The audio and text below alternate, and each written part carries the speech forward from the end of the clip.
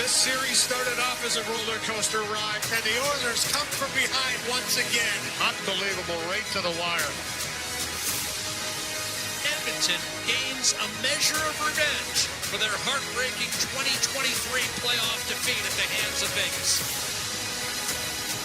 Skinner's shown the resilience of a champion. Now he tries to get this Oiler team that championship win.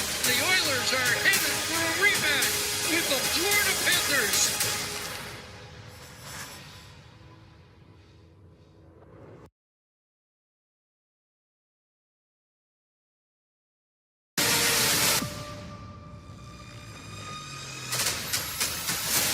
From game one, you can feel the hatred in the locker room, feel the hatred on the ice. Stunning turn of events. Wild game here in Sunrise, Florida. A dominating performance by the defending Stanley Cup champions Panthers move on, advance to the Eastern Conference Final for the third consecutive year. Panthers trying to become the fifth team in the last 30 years with a multi-goal comeback to clinch a berth. And all the big boys have shown up in this game tonight.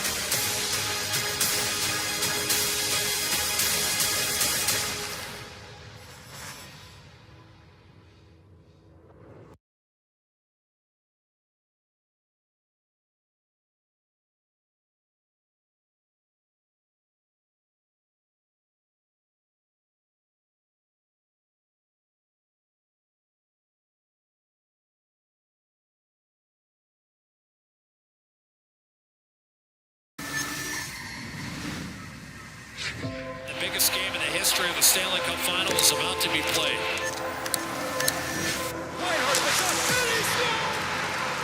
The Florida Panthers have won the Stanley Cup. Well deserved. We'll see you next year. You're a Stanley Cup champion. How does it compare to what you imagined? You can't put into words what it feels like to win a cup. There's just nothing that can describe it and explain how great it feels and the emotions that you feel and the pride that you have when you win.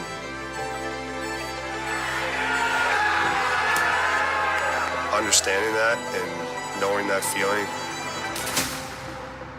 I want to win so bad. As this remarkable Oiler comeback falls one game short. It's tough to put into words right now. You're one period, one shot away from maybe winning. It's been 10 years now. Connor McDavid and Leon Draisaitl. Go through 82 regular season games again and play well enough to even get a kick at it. Here we go. The best time of the year has arrived. The 2025 Stanley Cup playoffs. Unbelievable! A legendary performance. You got to go through 4 high-end opponents, and you got to beat them 4 times.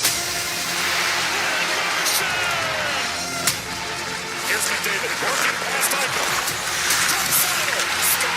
A star player making a star play. A big moment. It doesn't get any better than that. And the Florida Panthers are going to the Stanley Cup Final for the 3rd year in a row. They all play the same way. They're the standard. The aggressiveness. It's the attack mentality. That'll lead to a breakaway for Connor McDavid. A silencer here, and the Oilers are headed for a rematch with the Florida Panthers in the Stanley Cup Final. You have a chance to do something very few teams in NHL history have done. It's the toughest trophy to win in all of sports. For the 2nd year in a row, it's Edmonton and Florida in the Stanley Cup Final. Here we go. It's going to be a great battle, chomping at the bit to get another chance at it.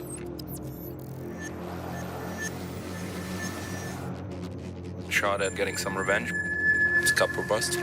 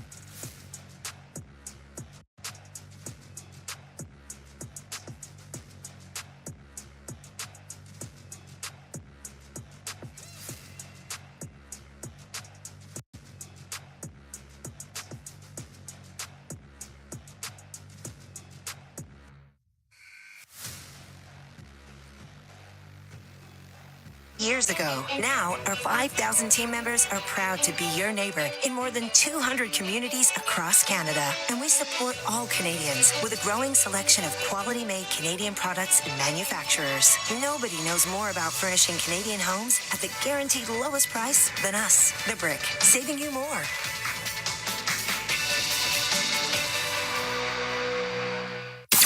You're listening to Rogers Game Night on the official voice of the Edmonton Oilers, 880 CHAD, and on the Oilers Radio Network. Just a bunch of 10 factors here. Physicality's one of them. All of them are going to be... They've got enough players there. That's not going to be an issue for them. They're physical. Like Boston was physical. Toronto got quite a bit heavier over the last couple of years. So it's... The margin between the two teams and the ability to be physical isn't that wide. I just don't think it's going to be that big a factor. We have a way to play. There's lots of teams that can play the game every way. We're just not one of them. We got to play it one way. All right, there you go. That is Paul Maurice, the head coach of the Florida Panthers. Welcome back, everybody. Rogers Game Night. And we're going to bring aboard our Inside the Game analyst, Rob Brown. So, is physicality going to be a factor, Rob, in this series? Well, it's always going to be a factor, but it's not going to be a big difference between the two teams. The Florida Panthers, as Paul Maurice said, play a certain way, and they do. But the Oilers are capable and are playing that way as well. The Florida Panthers are the bullies of the Eastern Conference. And I've said this for the last few years, the Edmonton Oilers are the bullies of the Western Conference. They are a big physical team. And the thing that's different about Florida and Edmonton than other teams in the National Hockey League, other teams have players that are physical on their team, but they're guys that play 8 to 12 minutes. If you look at the Oilers and the Panthers, their best players are physical. You go through, before Hyman got hurt, Hyman's physical. Connor McDavid is physical. Leon's physical. Kane, Nurse, Ekholm. And then that doesn't even count the Fredericks, the Colsons, the Kapanens, all those other players. And Florida has just as many. So this will be a physical series, but it'll also be a skilled series. The Oilers got superstars, and we all know them. Connor, Leon, Nugent Hopkins, Bouchard on the back end. Well, so do the Panthers. Barkov, Bennett, Kachuk, Reinhart, 50-goal scorer. On the back end, Ekblad, Forsling, Jones, and in net, Bobrovsky. So this is, to me, a dream series. It's the two best teams that are loaded and can play any sort of game that you want, and they're both coming in playing as good as they've played all season long. So the two best teams, Bob, are playing starting tonight. The two best teams are playing starting tonight. There was an old Western, Revenge is My Destiny. I don't know whether or not it's appropriate or not, Rob, but you get another crack at the team that vanquished your dreams. You do, but it's funny, and I thought that for the last little while. I wonder, is this going to be a revenge? Is that going to be in the back of their minds? And I'm thinking, you know what? This is a new story. This is a new chapter for Connor, for Leon, for all of these players. And it's like, last is gone. We don't have to worry about that, because if the Oilers beat the Panthers in this series, it doesn't change what happened last year. It doesn't take away the pain and the sting that they had all summer long. But what they can have this year is a type of exhilaration, because now they know what pain is. So it's different if you lose in the first and second round, or you don't make the playoffs, because everyone has a goal of winning the Stanley Cup. But those players, when they lose and they don't win the Stanley Cup, they don't know how close they were. The Oilers do. So they know how much it stung, just like the Panthers did before they won. So I don't think it'll be revenge. I just think that this is their new story, and they want to rewrite, and they want to finish this off. And you start thinking about all the different storybook endings, Cinderella stories from the Skinner, the Pickard, Kane coming back, everything. And it's all being led by Connor McDavid. Well, they're getting pumped up here. And, you know, you take a look at it. I had Wayne Gretzky on Oilers Now. We talked a bit about the Oilers losing the Islanders in 83, and there's no question better suited for 84 in the return engagement. And what about Stuart Skinner? He actually had a better save percentage, Rob, as you know, last year than Sergei Bobrovsky in the final. Well, he played well enough for the Oilers to win. His save percentage, he was a better goalie stats-wise through the series, and he was fantastic in Game 7. I think, and he talks about it, the sting of last year, everything he went through last year makes him a stronger goaltender mentally. And both of us know it is as much skill as it is mental when you are a goaltender. So I think Stuart Skinner is a better goaltender today for everything he went through last year, everything he's gone through this year in the playoffs as well. I don't think goaltending will be a factor in a negative sense towards the Edmonton Oilers. Rob, I got to tell you this right now. The Oilers they had the lead going into the third period of Game 3, gave up 4 shots against Dallas. Had the lead going into third period of Game 4, gave up 4 shots against Dallas. Had a lead going into Game 5. Dallas' season on the ropes, gave up 4 shots on goal. This team, Stan Bowman told me late October, Stoff, we got to get a couple guys that can move the puck to help get the puck up to our forwards. That's our strength. He did that. It's a different team with the additions of Klingberg and Wallman. They get Ekholm back tonight. I think this is the best defense Edmonton's had since they won the 1987 Stanley Cup, Rob. And that's saying something because those teams in 88 and 90 were good too. So is that Pronger guy in 2006. I better watch it. He might not do the show anymore. But anyways, I digress. Your thoughts on the Oilers' D being able to transition pucks to contrast that heavy forecheck? Well, the Florida Panthers, this is a great example of why you want to have Ds that can move the puck up. The Florida Panthers are a fantastic forechecking team. But if they don't get into forecheck before the Oilers move the puck out, well, you just took away one of the biggest strengths of the Florida Panthers. There will be times the Oilers get hemmed in because Florida is good, but they will not be hemmed in as often. This this Oiler team is good from top to bottom. They are professional. They understand what they need to do at what times. It's being led by offensive players that are teaching the rest of their team to play defense. Everybody has bought in, and both these teams understand how to win. And that's what makes this series so special, because you have the 2 best teams playing at their best and about to play 4 to 7 games. I hope it's 7. And on, Friday, June 20th, we are part of a Stanley Cup celebration with all the Edmonton Oilers fans. You have 20 seconds to bring me the Ford keys to the game. Ford, the official partner of the Edmonton Oilers, built Ford proud. Well, I think one of the things, these fans are going to be nuts here, and I think the Oilers are going to feed off the energy, but be smart. Do not get over-aggressive early. You do not want to give the Florida Panthers a power play because you were too aggressive early in the hockey game. And the other one, the biggest one, I think, is Bobrovsky is a superstar. Crowd him in the crease, get in the blue paint, make him fight to see the pucks, because if he can see it, he can stop it. But if you get in his way, he is just like any other goalie. Paul Coffey has done a great job in the defense, and Chris Knobloch knows how to build the crowd. He's going to start Connor McDavid's line here at home as we roar into the final 2 minutes of Rogers game night. We bring you the sound here in the building. In about 20 seconds time, the officials will step on to the ice here at the Terradome. A veteran, Wes McCauley, considered by many to be one of the best refs in NHL history, and Francis Charon as well. They are going to handle this game tonight. The Oilers' locker room door, dressing room door is about to open, and when it does, this place will go nuts. Stuart Skinner leads the way. We are at 110 decibels as we speak. You're ready to go, man. It's going to be awesome. Stuart Skinner has come to the ice. The Edmonton Oilers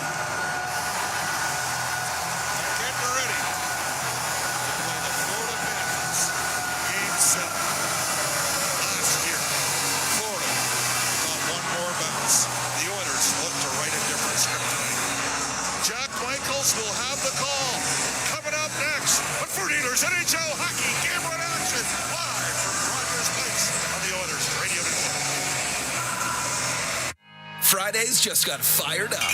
Prime rib for $20.99. Coors tankards for $9.99. And White Claw and Olay deals after 4 p.m. Only at the Canadian Brew House. Our house is your house.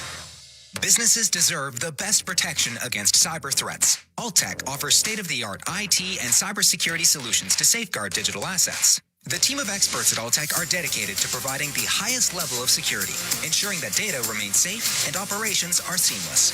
With Alltech, businesses can focus on growth while the rest is handled. From advanced threat detection to comprehensive data security, Alltech has it covered. Choose Alltech for reliable and effective cybersecurity. Visit alt-tech.ca now to learn more.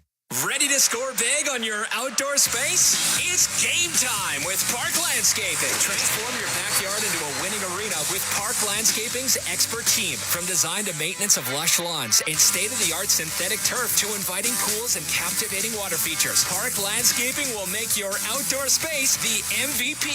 Don't sit on the sidelines. Get in the game with Park Landscaping. Call 780-486-2744 today or email info@parklandscaping.ca. Catch every goal, every hit, every moment of the playoffs. Live at the Canadian Brewhouse. Big screens, cold beers, and all the action. The Canadian Brewhouse. Our house is your house.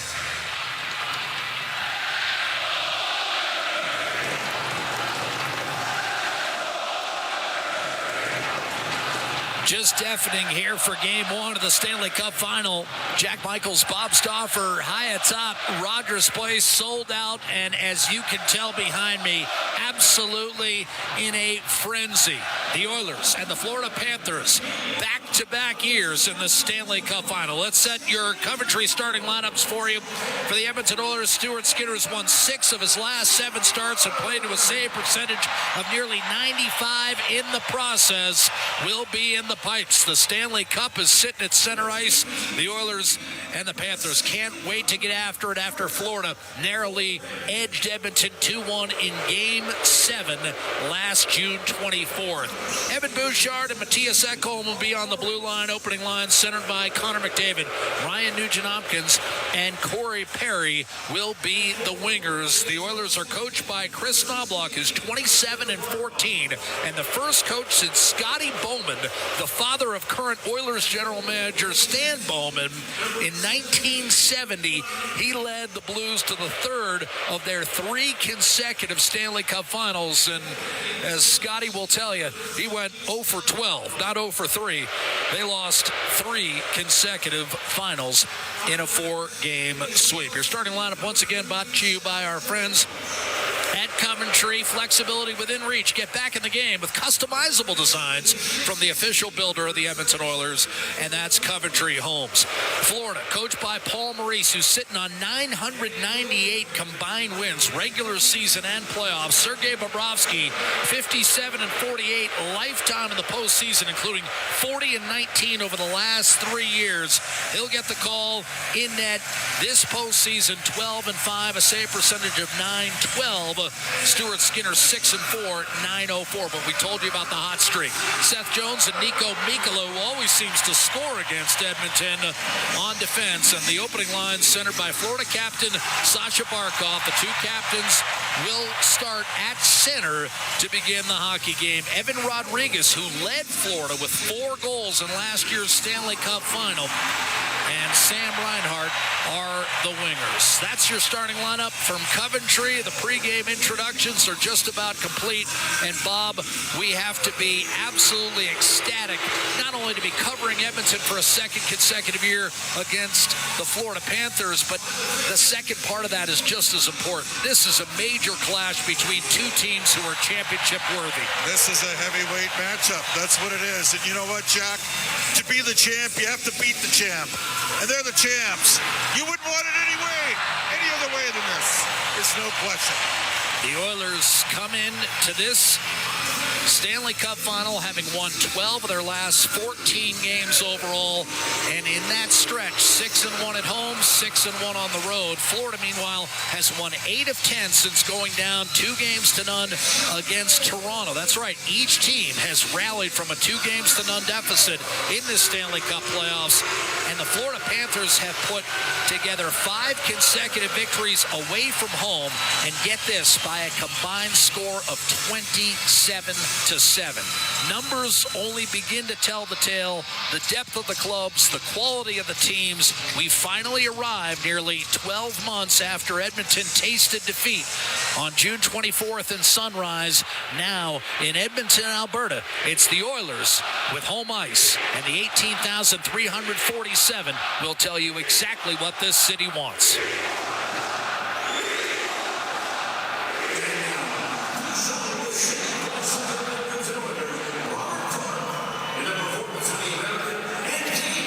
Bob and I set the table. Robert Clark takes you to puck drop. The Oilers, the Panthers, live from Rogers Place. Game 1 of the Stanley Cup Final, moments away. Oh, say, can you see by the dawn's early light what so proudly we hailed at the twilight's last gleaming, whose broad stripes and bright stars through the perilous this fight, or the ramparts we watched were so gallantly streaming, and the rockets' red glare, the bombs bursting in air, gave proof through the night that our flag was still there. Oh, say does that star-spangled banner yet wave o'er the land of the free and the home of the brave?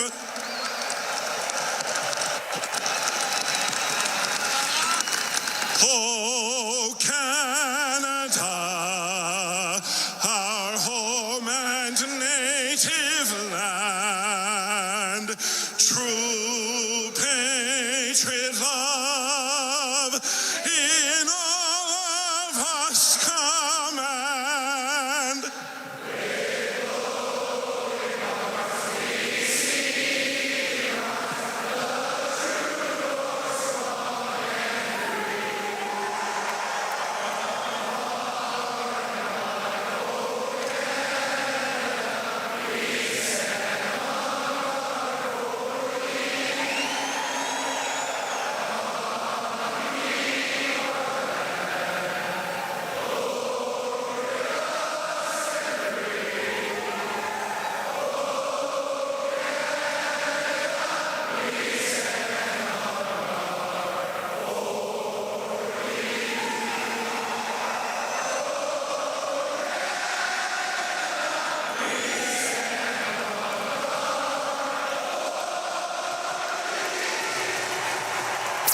Now, tonight's exclusive NHL broadcast. Shoots and scores! But now it's Draisaitl off to Connor McDavid. Centers Kane for the hat trick. He scores! All the action called by the voices who know the game inside and out. This crowd explodes! Bob Stauffer and Jack Michaels on the Oilers Radio Network.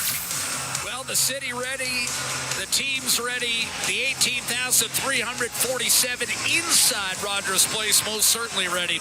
And Bob and I ready to bring in Game 1 of the Stanley Cup Final right here on 880 Chad, the Oilers Radio Network. Rob Brown and Bryn Griffiths. Welcome back, Bryn. So glad to have him back with us. Our referees, best of the best, Francis Sharon and Wes McCauley, linesman Trent Orr and Scott Cherry. And now, well, let's see, some quick math, Bob. Basically 345 days after we last did this, we do it again. We can't get along. It's time to get it on. Edmonton, Florida for the Stanley Cup. Should be a beauty. Best of 7. Here's McDavid and Barkov, who was just announced as having won his 3rd Selke Trophy in 5 years. We're underway. The Stanley Cup at stake and blasted in by Ekholm off a face-off win from Connor McDavid. The Oilers in the blue and orange, outlined in white.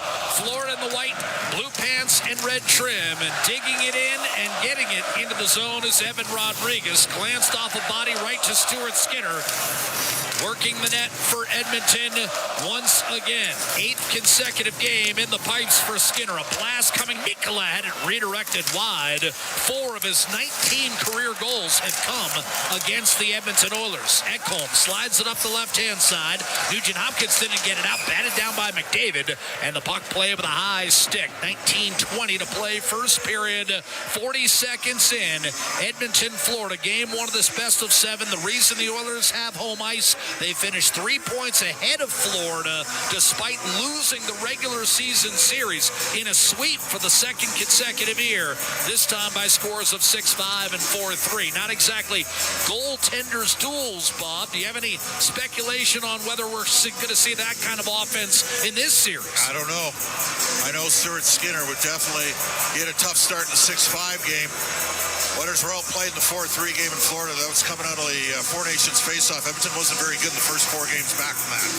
Draisaitl chased out of the circle, replaced by Evander Kane, who was not healthy in that Florida series. For that matter, Draisaitl wasn't much better. Kane did not play after game 2. He won the face-off, and the Oilers backhanded up the right-hand side. The Oilers start left to right in this first period. A reverse hit, and Forsling came thundering back on Draisaitl and took him against the boards after that reverse pop. Then Draisaitl shoveled it out. A one-timer, Jake Wellman, a save and a rebound. Score! Leon Draisaitl! 66 seconds in, it's 1-0 Edmonton. Well, that's how you get it started. Leon Draisaitl, who did not pick up a goal in the series last year. You mentioned we thought he was playing through an upper body and core issue. Wallman drills one on the net, and Bobrovsky could not control a rebound. And Draisaitl into a yawning cage, and the Oilers have a quick 1-0 lead. Kapanen will get an assist on it as well. He was net front and had a couple of whacks at that puck to keep it alive for Draisaitl. Jake Wallman with a shot, and Draisaitl eventually buries the second chance rebound. Off the draw, Nate Schmidt shoots it in. Ideal start for Edmonton. 1:06 in. Here's Brad Marchand, tucks it in front, and Stuart Skinner has the puck in his clutches, and here's the chance of Stu reverberate throughout Rogers Place. Draisaitl, who did not score at all in last year's Stanley Cup final, with his 8th from Wallman and Kapanen, and now Draisaitl shares the Stanley Cup playoff scoring lead with his teammate Connor McDavid. Well, we've already seen the Florida press forecheck create some turnovers here. Oilers got to manage the puck. The chance of Sergei all over the place. Here's Luo Sturinin against Darnell Nurse. He did not play all but 3 minutes of Game 5. He got hurt against Carolina, but is okay for this series. A.J. Greer cannot go for the Panthers, replaced by Jesper Boqvist. Open man Kulikov, originally drafted by Florida, second tour duty. A shot sent wide by Lundell, and then the rebound comes up front, and Lundell stopped by Skinner. But already evidence that Florida's third line is here to go to work. That was the major concern I had entering this series, is how would the Oilers, or for that matter, any team in the NHL, deal with this powerhouse third line for the Panthers? Well, they got a lot of support in that organization. Guys like Rick Dudley helping out Phil Zito, and man, the Marchand pickup, and then his role in the third line. And they have been dominant, Jack, as you know. Draisaitl against Nosek. And off the face-off, it comes free. Bouchard tries to put it up the right-hand side. Nosek choked it off, and now Boqvist goes back on the puck for the Florida Panthers. Comes free, though, and cleared out to Leon Draisaitl and sent in deep for Kapanen. He'll whip it behind the net. That's going to be picked up by Nosek. Lead pass on target. Nico Mikkola will shoot it in. That caromed off the corner boards and is tracked down by Evan Bouchard. He'll reset for Edmonton. Bouchard, who has picked up a reputation as having the hardest shot in the league from the blue line. And it all started when Dale Hunter down in London gave him Drew Doughty's stick. And the flex worked out for Bouchard, and now 7-8 years later, Bouchard at the top of his game, leading all defensemen in points. Panthers clear up the right-hand side. That's settled by Victor Arvidsson. Remains on a line with Matthias Janmark and Vasily Podkolzin, and here he wisely dumps it on net, forcing Bobrovsky to cover.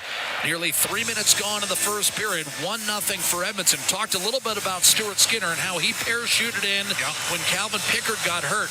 Sergei Bobrovsky, as recently as 2 springs ago, was not the starting goaltender for the Florida Panthers to open the postseason. Alex Lyon got Florida into the 23 playoffs with a late push in the final 3 weeks. Bobrovsky came in Game 3 of the Boston series and eventually helped the Panthers dig their way out of a 3-1 hole against the 65-win Bruins. And now, Bob, you don't hear anymore about how Bobrovsky can't get it done in the postseason. 100%, but think of Game 1 last year. Edmonton outshot Florida 32-18.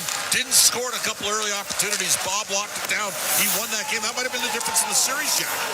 Oilers have scored early tonight. Icing waved off against the Panthers. Puck handled by Stuart Skinner up the right-hand side for Connor McDavid.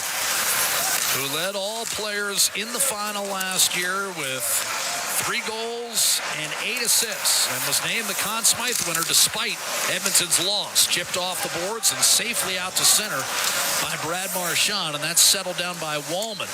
Wallman, whose great uncle is, of course, the Raging Bull, Jake LaMotta, has an assist on the Oilers' first goal. 1-0, 3.5 in. Adam Henrique shovels it down low, picked off by Matthew Tkachuk, and scooped back to center, settled by Darnell Nurse over to Brett Kulak, and it's another reset for Edmonton.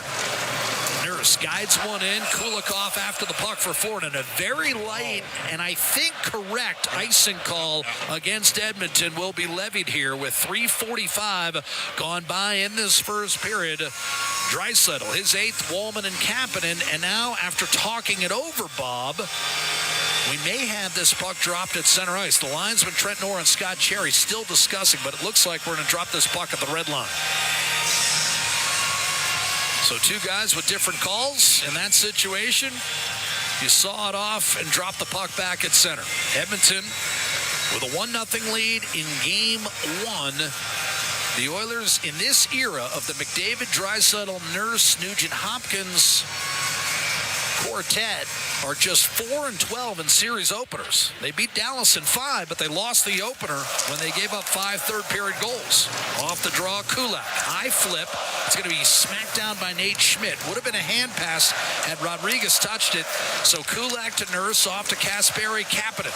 Cuts to his left is Leon Draisaitl. Kapanen just picked up his first assist of the playoffs and a clear by the Panthers back to the Oiler blue line. Got a big piece of Leon in that zone entry there. They're trying to cinch off the middle seam. And Forsling caught him earlier with a pretty good answer on that reverse hit that Draisaitl likes to employ to protect himself. Shovels it in against Sasha Barkov. One-timer ripped on net by Kapanen and kicked aside by goaltender Sergei Bobrovsky. Evander Kane lurking.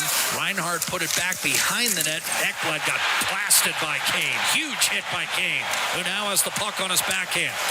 Ekblad at times bullied the Oilers last year. Well, Evander Kane's healthy, and he just steamrolled him. Gustav Forsling up the center, and he'll fling it off the end boards, and some more big hits landed around the ice. Ekholm back to gather for Edmonton. Lead pass Bouchard, taken by Janmark. He'll get through one man and then have it stripped by Nate Schmidt. A well-traveled defenseman, but nevertheless a valuable guy who can move the puck. Sent in deep by Bouchard, and the Oilers' hitting game elevated here as Podkolzin works in the corner with Janmark. Now Victor Arvidsson, right corner. Chris Knobloch loves this line over the last couple of weeks, although flattened behind the net was Podkolzin, and that will allow Florida a chance to move the puck up ice, which Brad Marchand does. Taken away by Bouchard at center. He then promptly turned it over, and Sam Bennett, league leader, 10 goals on the playoffs, and he half-fanned on a wrist shot. McDavid got back in time to disrupt that shot. Skinner kicked it aside, and the Oilers take an icing call. And the thing is, Bob, we always hear everybody hits, but also in the Stanley Cup playoffs, everybody back-checks, and McDavid with a good play there to deny Bennett a better chance. Yeah, Oilers with a little bit of a guilty turnover there. Face-offs, Jack. I know sometimes you think I talk too much about them. Well, the Panthers are not a great face-off team, though they are a strong possession team. Bennett's only at 33% in the playoffs. McDavid at 48.2 out here in this draw.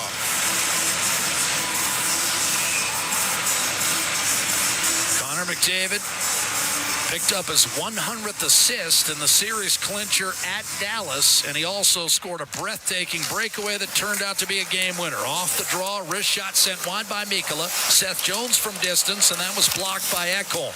Jones came over in a trade with Chicago. The Oilers will clear it up the left-hand glass, and that'll be another icing call with nearly 6 minutes gone by in this first period, and the Oilers having taken a 1-0 lead on Leon Draisaitl's 8th of the postseason. Kapanen and Wallman with the assist. 66 seconds in. Well, Draisaitl, Kane, and Kapanen have definitely got things going here early for Edmonton. 2 good shifts, a goal, and a huge hit from Evander Kane. Bennett wins the face-off. Back to the point. Mikkola And again, as you like to talk about Edmonton's strengths and Florida as a counterpoint, same can be said for the Oilers. If you want to call the Panthers physical, well, the Oilers are a different team. They're physical too. Big hit by Bennett created a look for Tkachuk, but the shot was spun wide. Carter Verhaeghe, who had a quiet regular season, sees the Oilers clear down the middle. He had 20 goals this season, more than double that as recently as 2 years ago. Aaron Ekblad up the right-hand side. Sam Reinhart, boy, has he been on a tear the last several years. 39 more goals this year. Rodriguez to the middle, broken up, however, by Wallman on a good read, and Connor McDavid skittering away and using a screen to advance through the neutral zone, but he was cut off as he hit the Florida line by Rodriguez. Up the right-hand side, Gustav Forsling sent around the boards. Corey Perry there for the Oilers, and now John Klingberg tosses ahead for McDavid. Forsling is on him and immediately poke-checked the puck away, and then perhaps a high stick was missed, or no, they got it on the backside. It's going to be called, and I think it was Corey Perry. Initially, they didn't get it, but the backside official had it, and the time will be 6:53 on this penalty. And when we come back, the Florida Panthers, who are 12 for 28 on the road, this Stanley Cup playoff run will have an opportunity to tie the game. Edmonton 1, Florida no score. Leon Draisaitl has the first goal of the Stanley Cup final, which you're listening to live on the Oilers Radio Network. Hey, Paul Brandt here. Big skies, rugged landscapes. Now that's Alberta in a nutshell. And if you're looking for an SUV that can keep up with this place, check out the Ford Bronco. Built for those who crave adventure, with serious off-road capability and style to spare. Whether you're hitting the mountain trails or exploring the back roads, it's the perfect ride for those who want to experience everything this province has to offer. The Ford Bronco. Adventure awaits at your Alberta Ford dealer. And tell them PB sent you. Rogers is Canada's largest and most reliable 5G network. We're made for Oilers fans. You can stream Leon scoring in Leduc. Watch Tide tie things up in Tofield. Or check out Connor doing Connor things in Kalmar. And even watch Stewart steal the show while you're in Sedalia. Try saying that 3 times fast. Rogers, proud partner and fan of your Edmonton Oilers. Hey, Edmonton. Ever think about who gets your hard-earned money when you buy groceries or gas? For all you know, it could be buying a second yacht or private jet. But at Co-op, they put it right back into the community. That's because they're owned by 120,000 everyday Edmontonians, not a corporation. Feel good about where your money goes when you shop Co-op. Visit in-store for details. All games, all season. You're listening to the Oilers Radio Network. Florida Panthers will be on the power play. It's a Napa Auto Parts penalty kill for the Oilers. 66% for the Stanley Cup playoffs.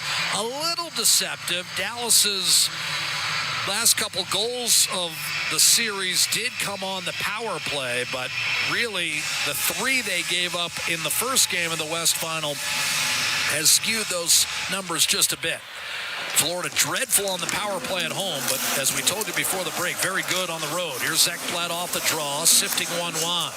Napa Auto Parts penalty kill. Henrique, Nurse, Nugent Hopkins, and Kulak. And an errant pass back to the point has to be retrieved by Matthew Tkachuk. He'll take a return offering and got hit hard by Janmark, but kept it onside. Now Ekblad will spin it back. Tkachuk a shot, blocker save. No screen there, and Skinner made it look routine. Jones back to Sam Reinhart, and now to the middle, redirected by Ekblad, out of the reach of Tkachuk, and funneled back up the left-hand side. Panthers go with 2 defensemen, and they move Ekblad around on their power play. Here's Alexander Barkov, often referred to as Sasha, Finland native, despite the Russian name. Gaining the line as Reinhart had his pocket picked, and that's what McDavid can do for you on the kill.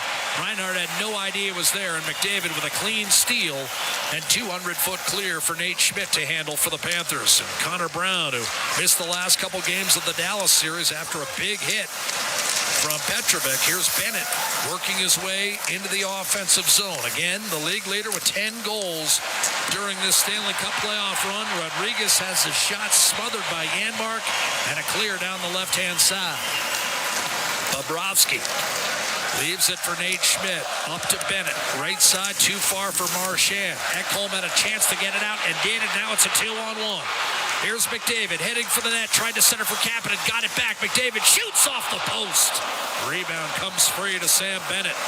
McDavid tried to feed Kapanen, and when it came back to him on the ricochet, he whistled one off the post. Now Draisaitl will steal on Sam Bennett, and Florida nothing on the power play. It comes to an end.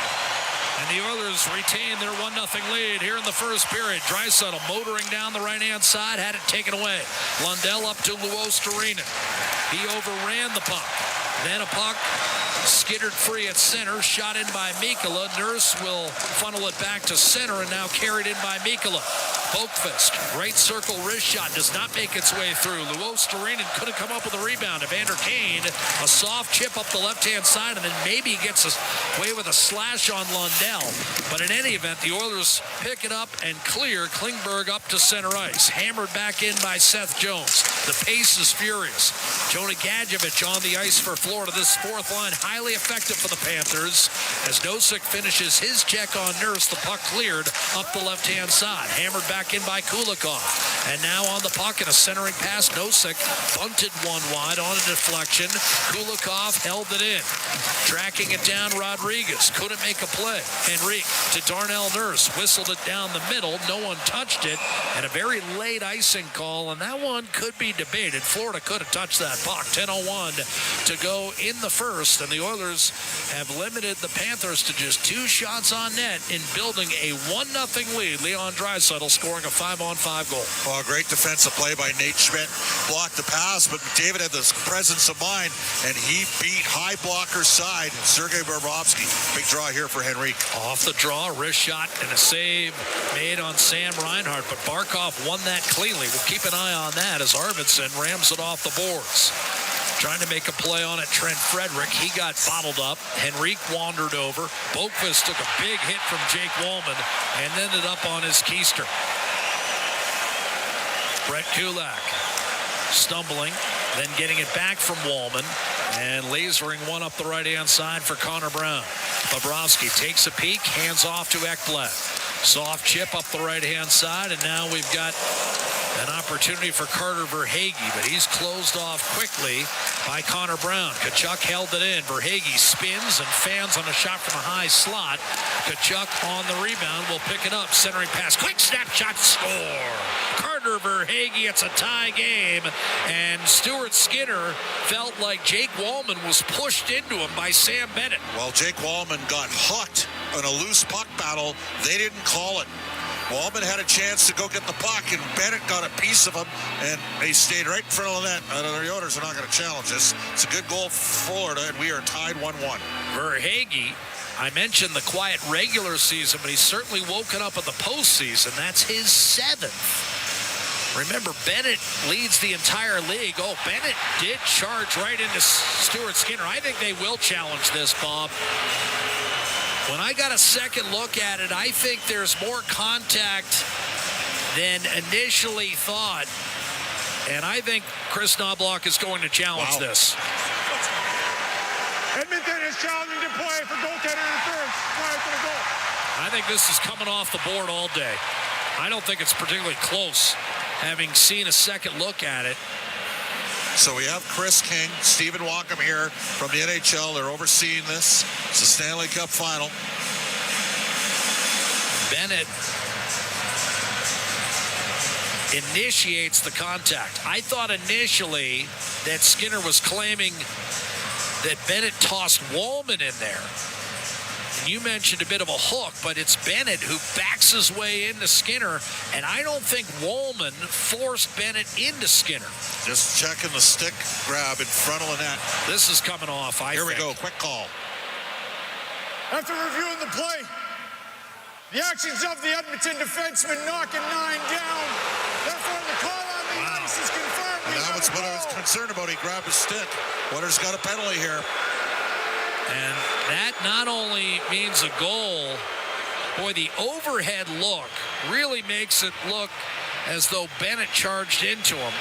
And their wrestling, as you said, there were kind of coincidental hooks, if you will.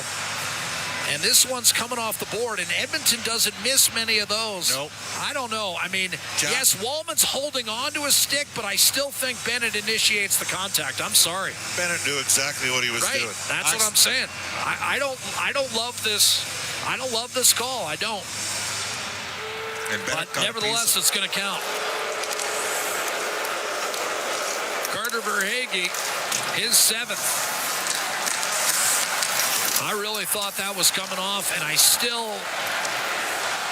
don't know. I don't know whether I'd go so far as to say the actions of the Edmonton player, but it matters not. On the call. Second power play of the game for the Florida Panthers. And it's Alexander Barkov down low, but more importantly, the game is tied at 1. Here's a knockdown and maybe another held stick, but this one goes uncalled, and Matthias Janmark will chip it behind the Florida defense. Seth Jones gives way to Barkov, and here come the Panthers. Perry serving it. He was in the box for high sticking anyway on that initial call. Up the right-hand side, McDavid, short-handed, cuts to his left. And the Panthers are able to angle him off. Verhaeghe played reasonably good defense there. Darnell Nurse rushes it back in left-hand side. A backhander up high held by Bobrovsky. He's able to keep the play moving even though Nurse was crowding him. 8 minutes to go in this first period. The game is tied at 1. Verhaeghe with the equalizer at 10:49. His 7th of the playoffs. Shot in by Bennett. Here's Kapanen. Backhands it off the glass and out. Down to 30 seconds on the Napa Auto Parts penalty kill. Nate Schmidt. Right-hand side. Rodriguez to Bennett. Knocked off his stick, but Rodriguez kept it alive for Schmidt. Left wing, right circle, wrist shot, score, and Florida's taken a 2-1 lead. Brad Marchand, the 37-year-old veteran with his 5th of the playoffs, and the Panthers, after spotting the Oilers an early lead, have roared back to take a 2-1 advantage with 12.5 to go in period 1. Well, they got 2 real good power play units. Rodriguez schemed the zone entry, and then Schmidt swung one across on the back door through the seam. Great pass. And Brad Marchand's going to finish that all day. And with that, he ties Corey Perry for 4th among active players with his 61st career Stanley Cup playoff goal. Time 12:30 on the power play, and the Panthers take a 2-1 lead. So they're able to convert the penalty that came off the failed challenge, and then McDavid right off the draw draws another penalty down the right-hand side. So just 10 seconds after Florida scores, McDavid is able to draw a penalty, and the Oilers will have a chance to tie the game when we come back. This is Game 1 of the Stanley Cup Final in Ford Dealers NHL Hockey, the Oilers Radio Network. Athletes know that to advance your career, you've got to be part of a winning team. So what about you? Are you working for a winning team? Well, here's your chance to do just that. Brandt is a strong and stable industry leader with career opportunities across Canada. We have hundreds of positions available right now, from parts, sales, positioning technology, heavy-duty mechanics, and more. Be a part of a winning team. Earn your stripes by joining Brandt today. Find out more at BrandtJobs.com. End of the Road Flooring Centers is not only Canadian owned and operated, but we've been your go-to flooring center since 1986. The reason is simple. We make your flooring project easier. Rather than a tiny sample, upload a photo of your room at endoftheroll.com and instantly see what your dream flooring looks like in your house. Thousands of styles just clicks away. End of the Roll Flooring Centers. We've been flooring Canadians for 4 decades. Visit endoftheroll.com. 12870 St. Albert Trail and now open at 580 Parsons Road Southwest. Did you know the RCMP polices over 99% of Alberta's landscape? From the oil sands to the Rockies to the prairies, the RCMP has a province covered. Providing policing services to more than 1,700 communities and with over 150 career specializations, the Alberta RCMP has something to fit everyone's goals and lifestyles. Visit rcmpcareers.ca and take the next step towards your career with the Alberta RCMP. A message from the Government of Canada. Listen on air, online, and on the Radio Player Canada app. This is the Oilers Radio Network. Face-off right side of Sergei Bobrovsky.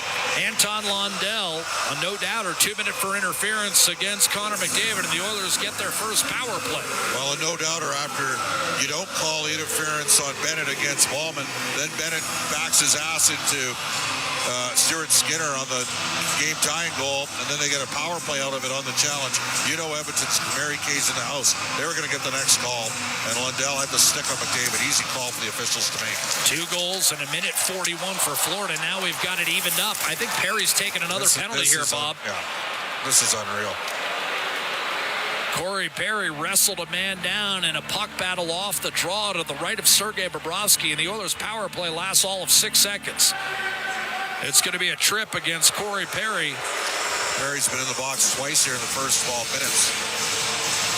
Well, actually, 3 times. He took a high stick, then he served the penalty for delay of game for the failed challenge, and now he's in there a 3rd time. Well, it'd be nice to have more than, of course, 6 seconds worth of power play time. Florida's had a couple power plays already in this game. Reinhart drew the call, face-off win for Leon Draisaitl. Is out there with McDavid in a 4-on-4. Ekholm and Bouchard round out the foursome. And now we've got Ekblad. He's going to take a penalty. And I think this might be a high stick on Leon Draisaitl. So this is going to end up being 4-on-3 for the Oilers. The hold is the call. Draisaitl was holding the bridge of his nose as though he felt like he had been high-sticked. But holding's the call. Number 5, minor penalty for holding. And this was something you picked up on during last year's Stanley Cup Final. The Panthers typically do a fairly good job. Oh, Ekblad, I mean, that's so obvious. Yeah. Typically, you thought in that series they did a nice job of subtle backside interference. Oh, yeah. The emphasis being on subtle. That was not subtle. That was a horse collar. The further you go in the playoffs, the further calls, the fewer calls you get. 4-on-3. We're seeing a little bit different tonight. Draisaitl and McDavid. Well, that was obvious. I mean, Ekblad can't do that. Middle of the ice, he wrapped both his arms around Draisaitl and threw him to the ice. So 4-on-3. McDavid wins the face-off, and now... Come on, drop the puck. Well, the linesman is acknowledging the fact that he should not have blown it dead there. That's Scott Cherry, yeah. Former UNB V-Red. Speaking of the Maritimes, Brad Marchand and Evander Kane have something in common. Yep. We'll get to that in a moment. Here's Bouchard off the draw. Little give and go with Draisaitl. Send it across. Connor McDavid, top of the left circle, in front. Redirected off the pads. As trying to guide that in that time was Ryan Nugent-Hopkins. Draisaitl peering across ice. He finds McDavid. Nugent-Hopkins, a net front presence. That's an area he's not accustomed to, and Bouchard's pass missed him behind his left skate. McDavid tried to slither it through heavy traffic to Draisaitl, got it back on a deflection, saucered across. Bouchard fires at a save made by Sergei Bobrovsky. Florida with a 2-1 lead. Edmonton trying to tie it up on a 4-on-3 power play, but that cross seam pass was deflected up into the mesh. 6 1/4 to go in the first period. Brad Marchand has the game's go-ahead goal, and of course Brad Marchand's dad Kevin played with Evander Kane's dad Perry in Nova Scotia back in 1981. Connections all over the ice. Draisaitl wins the face-off. Here's a blast coming. No, Bouchard faked it, gave it up to McDavid, but Seth Jones stayed with the Edmonton captain. Here's McDavid shooting, and that missed the net. Rebound, right side, Nugent-Hopkins. Saucered back to Leon Draisaitl. Here's McDavid. One-timer, Draisaitl clubbed it wide. Bouchard's got it back. Walking the line, peering inside. Had it poked off a stick, then got it back. Forsling showing shot block against McDavid. Edmonton will keep it up top on the perimeter. Here's McDavid between circles. To his left, cross ice. Draisaitl loads up, right face-off dot. Then gives it up for McDavid and sets a pick for him. One-timer Bouchard, and that was wide. Rebound, Draisaitl shoots, and that was blocked by Bobrovsky's glove hand. Out to McDavid. Left circle, no shot. Bouchard gives it back to him. One penalty is over. McDavid to Draisaitl in front, and a sprawling right pad save on Bobrovsky. Good read against Nugent-Hopkins. Tompkins. And now all the penalties are set to come to an end here in 10 seconds. Ekblad for the Oilers briefly at 4-on-4, then 5-on-4, and now about to be 5-on-5. Here's Kane shooting, and that was blocked as the Panthers officially come back to full strength. Kane had come down the left-hand side after a Florida clear, but nothing doing.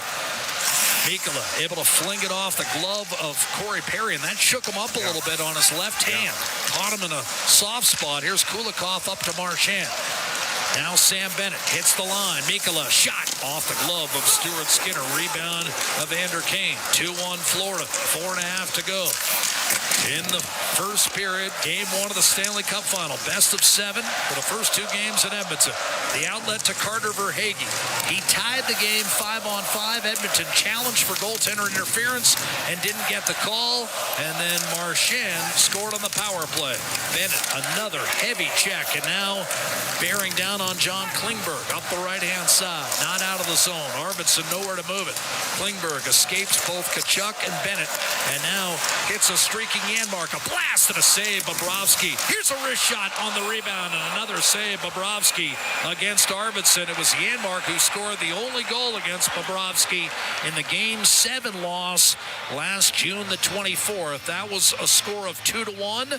That's our score right now. Florida 2, Edmonton 1, 3:52 to play in an exciting first period where the Oilers have outshot the Panthers 13-6, but have seen their 1-goal lead turn into a 1-goal deficit. This is Ford Dealers NHL Hockey, live from downtown Edmonton.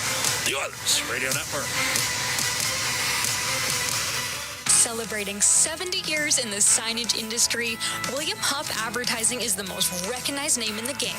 An in-house, one-stop shop for all of your design, print, and installation needs. William Huff provides quality graphic solutions for everyone. Here in our City of Champions and throughout the nation, they are the preferred signage partner entrusted by many of the biggest corporations, pro sports teams, and organizations to bring their identity to life. Recognize the name, get in the game. WilliamHuff.com. Real Canadian Superstore has more ways to save than any other major grocer. Check out their weekly flyer for PC Optimum offers, deals on club size, no name, and always low-priced everyday items. Visit in-store to find everything from fashion and home decor to toys and electronics. And don't forget their new Fresh Promise on produce. If your produce isn't fresh, they'll replace it and refund it. There are so many ways to save at Real Canadian Superstore. See their flyer for details. Bloom Benefits offers amazing coverage that even the toughest hockey players can get behind. With excellent coverage, they offer things like massage. You want to go? Counseling services. Let's go!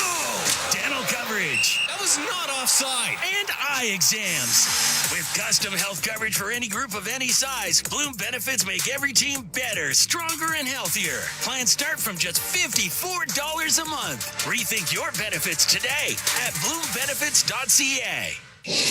All games, all seasons. You're listening to the Oilers Radio Network. 2-1 hockey game in favor of Florida. Panthers 2 goals on now 5 shots officially credited to the visitors. Bobrovsky 12 saves and a couple of good ones right before we went to break. Off the draw, won by Edmonton, offensive zone. Connor Brown put it back on Darnell Nurse's tape, sent around the corner boards to Brett Kulak.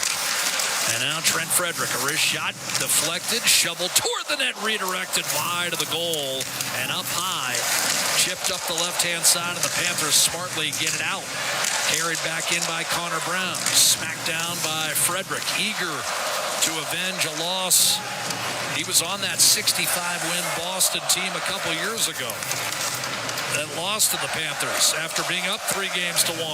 Brad Marchand in that series, Bob, had a chance to put it away with a late game breakaway. I think it was game 5. And instead they lose in 7. Here's Bouchard in front. Poke check Bobrovsky, and he's able to come up with it.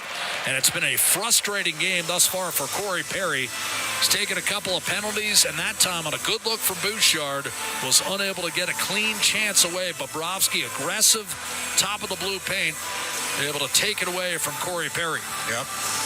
As you mentioned, real good read by Sergei Bobrovsky. 36 years of age, Sergei Bobrovsky. Prior to this run of 3 consecutive trips to the final for Florida, he was 17 and 29 in the playoffs. 17 and 29. He did fashion one of the greatest upsets of all time with Columbus. Right, and 4 of those 17 wins are what Bob is referring to when Columbus swept out a 62-win Tampa team in 2019. And the Lightning learned and won the next 2 cups. Here's Bouchard, a wrist shot. Clean look for Bobrovsky off the draw and a save made. A rebound swung in front by McDavid. That hit the side of the net. Big hack by Luostarinen trying to get it out of the zone. But the Oilers are buzzing right now. McDavid to Bouchard. Right point. Hesitates and then put it back down low. Corey Perry back to McDavid. Shakes off a check from Nico Mikkola. Centers, and Nugent Hopkins got enough on the puck to direct it on net. But I still think his stick might have been tied up a little bit by Luostarinen. Bobrovsky, nonetheless, Bob, he showed a lot of mettle here. You talked about Game 1 last year. We're seeing some of his best stuff again in the first period of Game 1 a year later. We're also seeing a defense that competes in front of their own net. It is tough to defend. The Oilers scored a goal early. Wallman shot. Kane and Kapanen running around, and Draisaitl picked up the loose change. Another conversation here, Corey Perry. Sam Bennett. 2:37 to go in the first. The shots on goal 16-5 in favor of the Oilers. But a 2-1 game for the Panthers. Draisaitl with Kane and Kapanen, Klingberg and Wallman. And off the face-off, a chance for the Florida Panthers to clear, and Tkachuk does take a hard hit from Kapanen. Another cross-check as he clears back to the Edmonton blue line. Wallman gets it back from Klingberg, and from center ice will flip it in. Off the stick, in fact, of Forsling, and that puck played with a high stick and thus whistled down. Gustav Forsling, so underrated, he becomes overrated at times. Plus 89 over his last 2 years for the Florida Panthers. So people talk about the advantages, you know, the no state tax teams have. Well, everybody could have picked up Gustav Forsling. And you know who did? You know who did? Florida. Awesome player to pick up on waivers. Chicago waived him. Otherwise, he would have been teammates with Seth Jones in a different city. Yep. Chipped up the left-hand side by Forsling and wristed down deep by Carter Verhaeghe. Here's Stuart Skinner up the left-hand side. Quick shot from the point. Oh, a painful block by Wallman. That one stung him, Bob. I'm not sure quite where it caught him. Gotta get the puck up the right-hand side. Klingberg does. Forsling knocked it away. Verhaeghe over the line. Wallman, for the time being, will remain on the Oiler bench. Losing his stick was Kulak, but he was able to smartly boot it over to Klingberg, who moves it up to Kasperi Kapanen. Kulak shovels it on to Vander Kane, looking for Kulak, who activated down the seam. He ends up winding it around for Leon Draisaitl. In the middle of the ice, taken away by Matthew Tkachuk. And he'll dump it behind his own net for Aaron Ekblad. Tkachuk did not play the last month of the regular season, really the last 2 months. He was injured at Four Nations. That's how they fit Marchand in, Jack. Here's a lead pass. Right-hand side, Ekblad going to be handled by Stuart Skinner. Run off the puck. The Panthers look to maintain. Boqvist and Gadjevich couldn't do it, and the Oilers send it up the left-hand boards. Nate Schmidt with 1:10 to play, up to Nosek.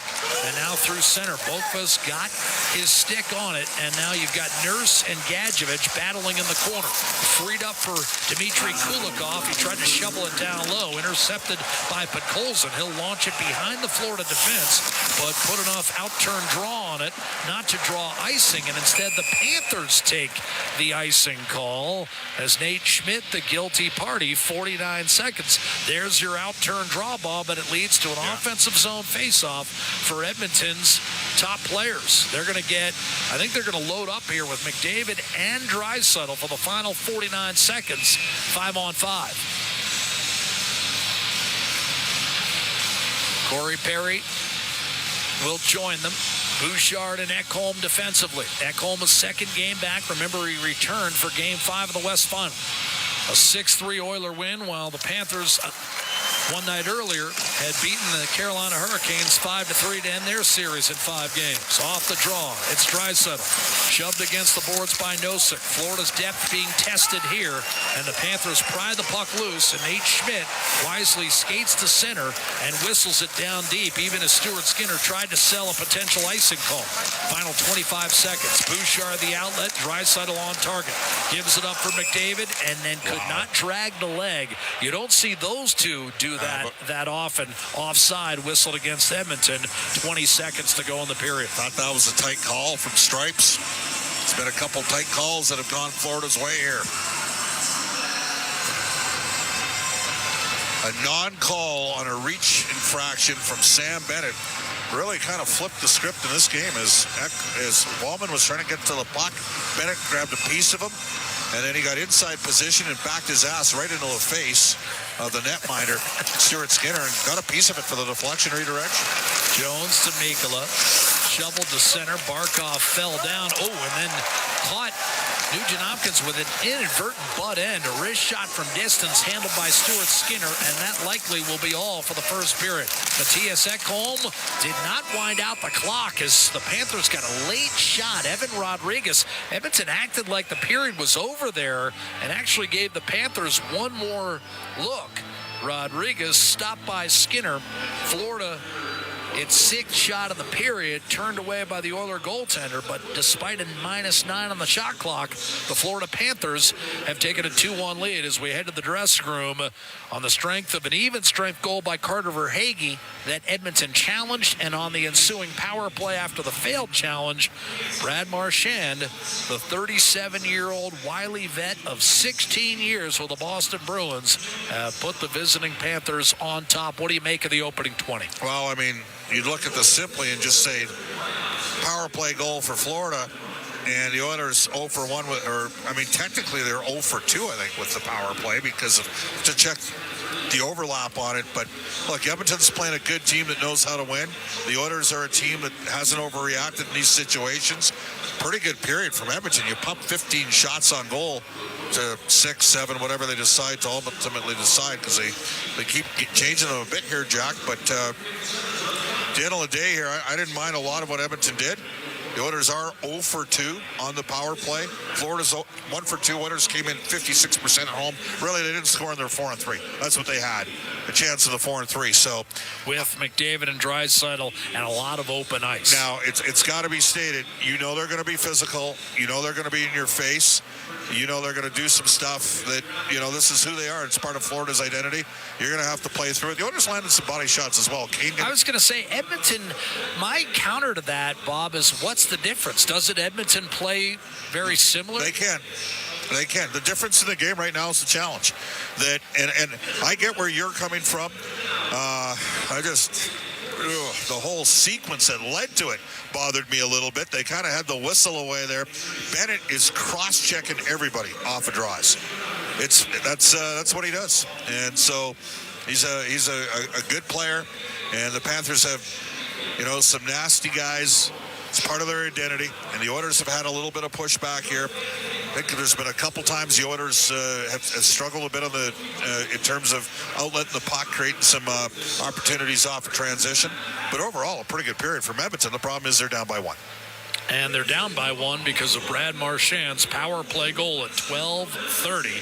Nevertheless, an electric atmosphere and a terrific first period to kick off this best-of-7 Stanley Cup final as the Oilers appear in a 9th Stanley Cup final. That is the most ever by what is considered a non-original 6 team. Now, of course, the original 6 really refers to an era for the NHL that occurred from the 1942-43 season through the 66-67 campaign. And, of course, you're talking Toronto, Montreal, Chicago, Detroit, New York, and Boston. So outside of those 6 teams, the Oilers have appeared in the most Stanley Cup finals, and they're tied with Philadelphia for most playoff series victories, with 44 having won their first 3 series. This one figures to be the toughest, and sure enough, the Panthers, despite being outshot by a greater than 2-1 margin, lead by the same score with which they defeated Edmonton last year in Game 7. That's 2-1 after 20. We'll be right back back. Bryn and Rob are next. This is For Dealers NHL Hockey, the Oilers Radio Network. It's our YEG with 880 Chad. There's something for everyone at the Alberta Circus Arts Festival, June 19th through the 22nd. Learn to juggle, walk on stilts, or take in shows from across the globe. Enter now at 880ched.com for your chance to win. Then, whether you're a hardcore gamer or a virtual noob, GameCon has something for every enthusiast. Get the joysticks out June 13th to 15th for a full weekend of fun. Enter at 880ched for a free play now. For details on these and more events, visit 880ched.com. The same AI-powered technology that helps Oilers fans move through security efficiently at Rogers Place is also available for Edmonton area schools, hospitals, and workplaces. Evolve Technology, proud partner of the Edmonton Oilers and official security screening partner of Rogers Place, helps identify potential threats and create safe experiences at hockey games and wherever people gather. Visit Rogers Place to experience Evolve live or check out evolve.com for more information. That's EVOLV.com. At the Intermission, brought to you by End of the Row Flooring Centers. Let's get flooring. Start left to right. In this first period, a reverse hit, and Forsling came thundering back on Draisaitl and took him against the boards after that reverse pop. Then Draisaitl shoveled it out. A one-timer, Jake Wollman, a save and a rebound. Score! Leon Draisaitl. 66 seconds in, it's 1-0 Edmonton. That's our Highlight Zone, brought to you by Century Casinos. All in, all games, all season. Century Casinos with 3 great locations in Edmonton, St. Albert, and right next door to the Edmonton International Airport. Welcome to the Winter Zone. Welcome to the first intermission. After 20 minutes of play, the Florida Panthers leading the Edmonton Oilers 2-1. Bryn Griffiths and Rob Brown up high on the 8th level. Well, your thoughts of that period? Well, a lot of good if you're an Oiler fan. The Oilers created a number of good looks, had some great opportunities. Bobrovsky, who is a great goaltender, had a very good period. The Oilers struck first what they wanted to do. They were physical. They created chances. They created turnovers in the offensive zone, but they were thwarted a number of times by Bobrovsky. Now, the bad part is the Oilers, their penalty kill, gave up a goal after you make a challenge. Yep. And that's a tough one. And then the power play. They have a 4-on-3 power play. And Mooner and I were down there talking during it. To me, a 4-on-3 power play is almost automatic. There's so much room on the ice. There's so many passing lanes, shooting lanes. And the Oilers moved around, and Bobrovsky made a couple big saves. There were 2 saves that they were almost pass shots that were made by the Oilers trying to hit backdoor Nugent Hopkins, and Bobrovsky got out in front of them. There weren't even shots on net. Right. They were probably about a foot higher than the far post, but Bobrovsky read the play, and that's what separates great goaltenders from all the rest, is they read the plays. So there was a lot of good in that period, but unfortunately the Oilers have found that the Florida Panthers are a good hockey club. Yes. And when they get good goaltending to great goaltending, they are a tough out. Okay, let's talk about their forecheck. I'm talking about Florida's forecheck here. Seemed to be disrupting play a little bit, but the Oilers can adjust. Well, it's funny. It was at times, but as aggressive as the Panthers were, and at times created turnovers in the offensive zone, they only got 7 shots. Right. So in a game, and they had, was it 2 power plays or 3 power plays? So they had 7 shots, 5-on-5. I don't know how many shots they had, probably 5 or less. So as much as the Florida Panthers are a good forechecking team, they really didn't create a whole lot of offense. And as much as they forechecked, they gave up 15 shots again, so they were in their own zone a whole lot. So Edmonton did a lot of good things in that period, but in that period, there was the goal that was scored by Bennett that was challenged. Okay. And it was, I can see both sides of the argument. Mooner and I are sitting together. Kulak clipped the back of Bennett's skate. That caused Bennett to fall. Did Bennett help himself a little bit further? Maybe, but he did get tripped. His skate got tripped by Kulak, and that's why he fell. So there's that goal, and then you challenge it, and then you give up the power play goal again. So really, it was about a 1.5-minute sequence of that first period that the Florida Panthers did their damage. For the rest, in large parts of that period, the Oilers were the better team. Sam Bennett falling into an Oiler netminder is a bit of a surprise, I'm sure, to most people. I mean, we saw that. Yeah, but we saw that in the last series. Corey Perry's good at it. Kane's. When you've got goaltenders playing very, very well, you talk in the dressing room, crowd them in the blue paint, bump them if you can. You don't want to take penalties, but you want to make it harder for them. And on that one there, Bennett was fighting for space in front of the net. He got clipped the back of his skate, and you're going to fall down. Now, did he go a little further? Maybe. But in all honesty, you're taught that as a player. If you're falling, well, if you're going to fall in a certain direction, you may as well fall towards the goaltender. To me, Mooner and I, we thought that it was be a goal after we watched that replay. Right. It was, and then the power play goal that Marchand scored. I mean, the Oilers did a really good job on the Florida Panthers' first unit, but the second unit all of a sudden comes out, and you got a Brad Marchand, who is a superstar and has been for years in this league. He's on the second unit, and he's not going to make any mistake. Great play by Nate Schmidt. Right. He froze everyone on the ice, including Stuart Skinner, and when he gave it to Brad Marchand, he had all the time in the world to hit an open net. Okay, so what kind of adjustments do you make? I thought the crowd kind of lost a little enthusiasm in the last 5 minutes, but why wouldn't they? I'm not worried about the crowd. I think that I don't know if there's a whole lot of adjustments. I mean, you controlled play. You limited a very good Florida team to 7 shots. Yeah. And the Florida Panthers had 2 power plays or 3 power plays. Had 2, they were 1 for 2. So they had 2 power plays, and you only gave up 7 shots. That's really good. You had 15 shots, you're on pace for 45 as a team. That's really good. The one thing I would think that they'll talk about, try to get in the eyes of Bobrovsky. A lot of the saves he made, he could see. Yeah. Bobrovsky's one of the best, if not, I would say he's probably the best money goalie in the world right now. 3 straight years to the finals probably helps my case on that.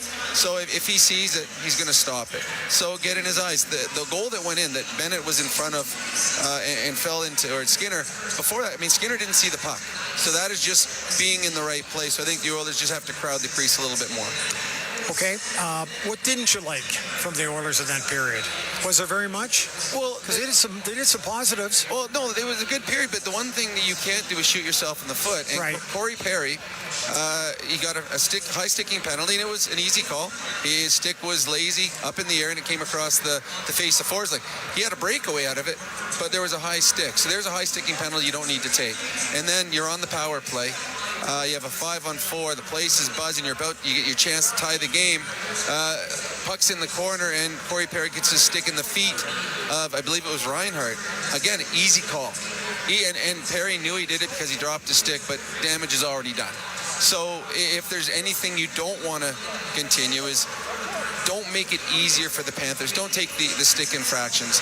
Those are penalties that, if you get a penalty for stopping a goal or stopping a scoring chance, if you get a penalty for being incredibly aggressive with physical contact, those are the ones you kill off. But when you get a penalty, a stick infraction for a trip or a lazy high stick, those come back and haunt you. So I think discipline, just a little bit better control of the stick as this game moves forward. Okay, Rob, thanks. We'll talk to you coming up at intermission number 2. At the Intermission is brought to you by End of the Roll Flooring Centers.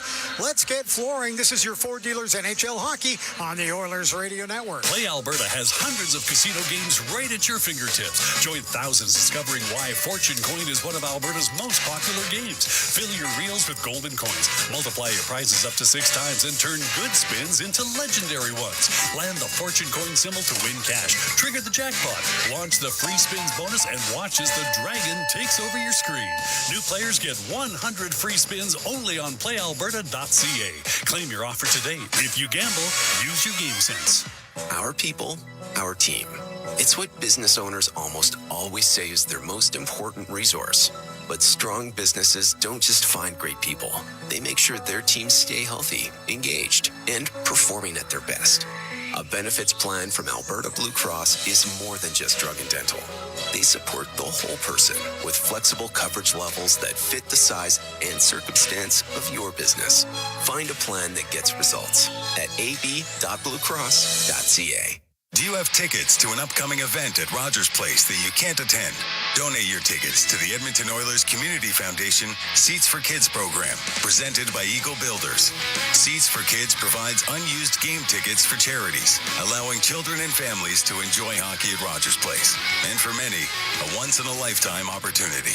To be a part of the Seats for Kids program presented by Eagle Builders, please email edmonton@kidsupfront.com. That's edmonton@kidsupfront.com.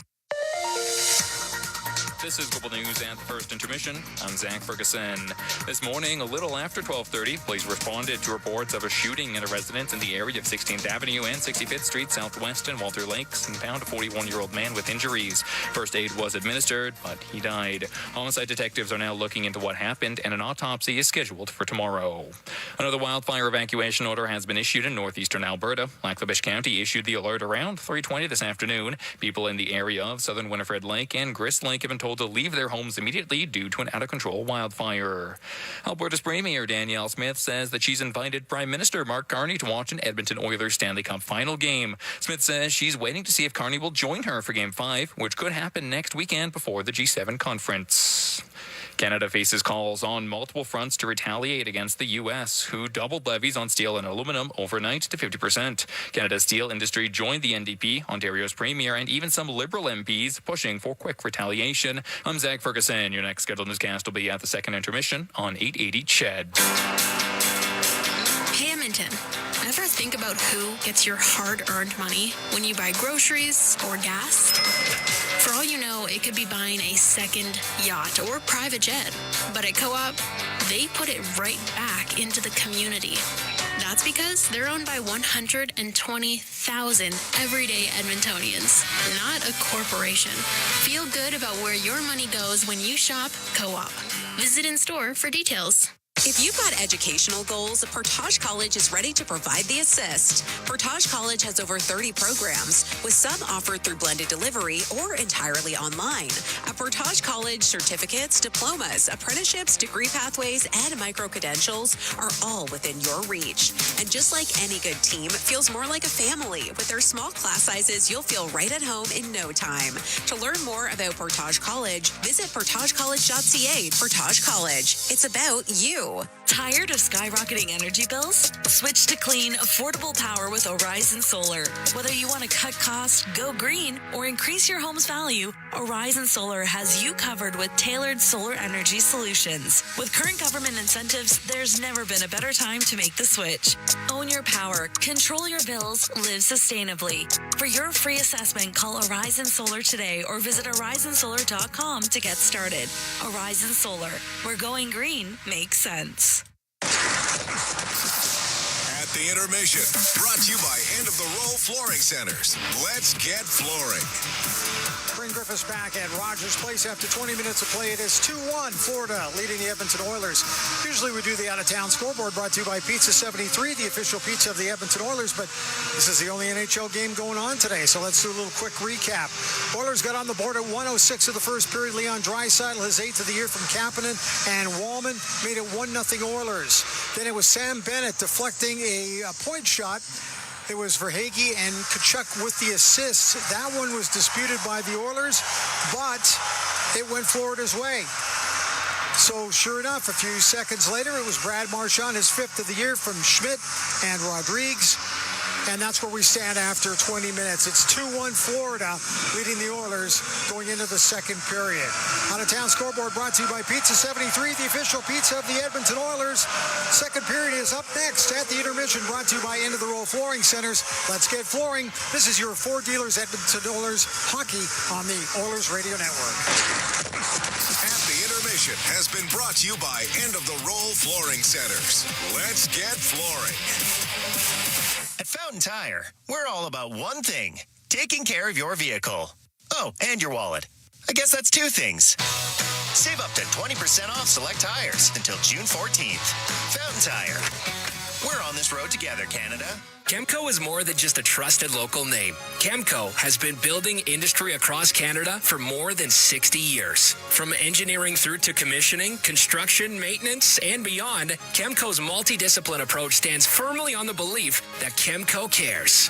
It's not just what they do, it's how they do it. Visit Chemco.com and discover how they can support your project today. Chemco, proud fans of the Edmonton Oilers, serving and supporting communities across Canada for over 60 years. Hockey season is back. And so are the deals at Boston Pizza. Cheer on your team while ordering off their game day menu, or come in and see what great promotions they have going on. At Boston Pizza, they always have something craveable for you to enjoy. Boston Pizza, proud partner of the Edmonton Oilers. Cheers to a great hockey season. At Fountain Tire, we're all about one thing, taking care of your vehicle. Oh, and your wallet. I guess that's two things. Save up to 20% off select tires until June 14th. Fountain Tire. We're on this road together, Canada. Listen on air, online, and on the Radio Player Canada app. This is the Oilers Radio Network.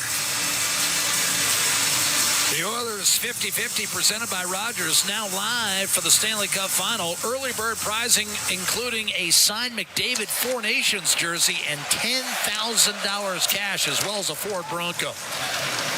Puck drop to start the second period, and the Florida Panthers pump it into the Edmonton zone immediately. Playing 5-on-5 with a score 2-1 in favor of the Panthers. Verhaeghe and Marchand for Florida, for Edmonton, Leon Draisaitl. Here's Corey Perry in from the right-hand side.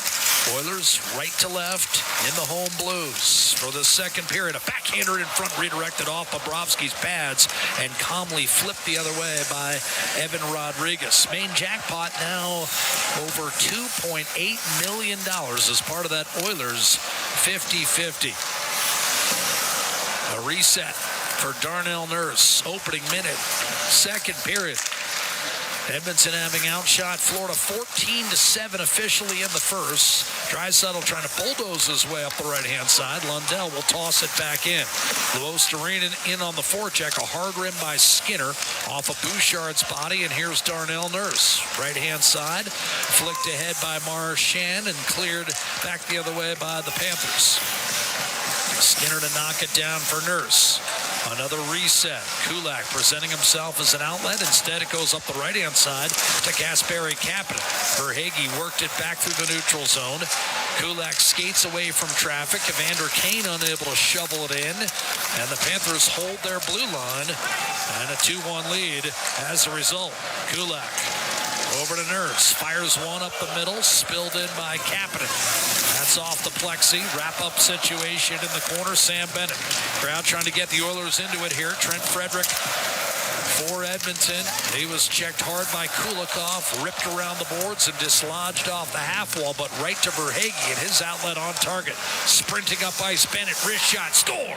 Florida extends to a 3-1 lead. Sam Bennett with his league-leading 11th. That was an exceptional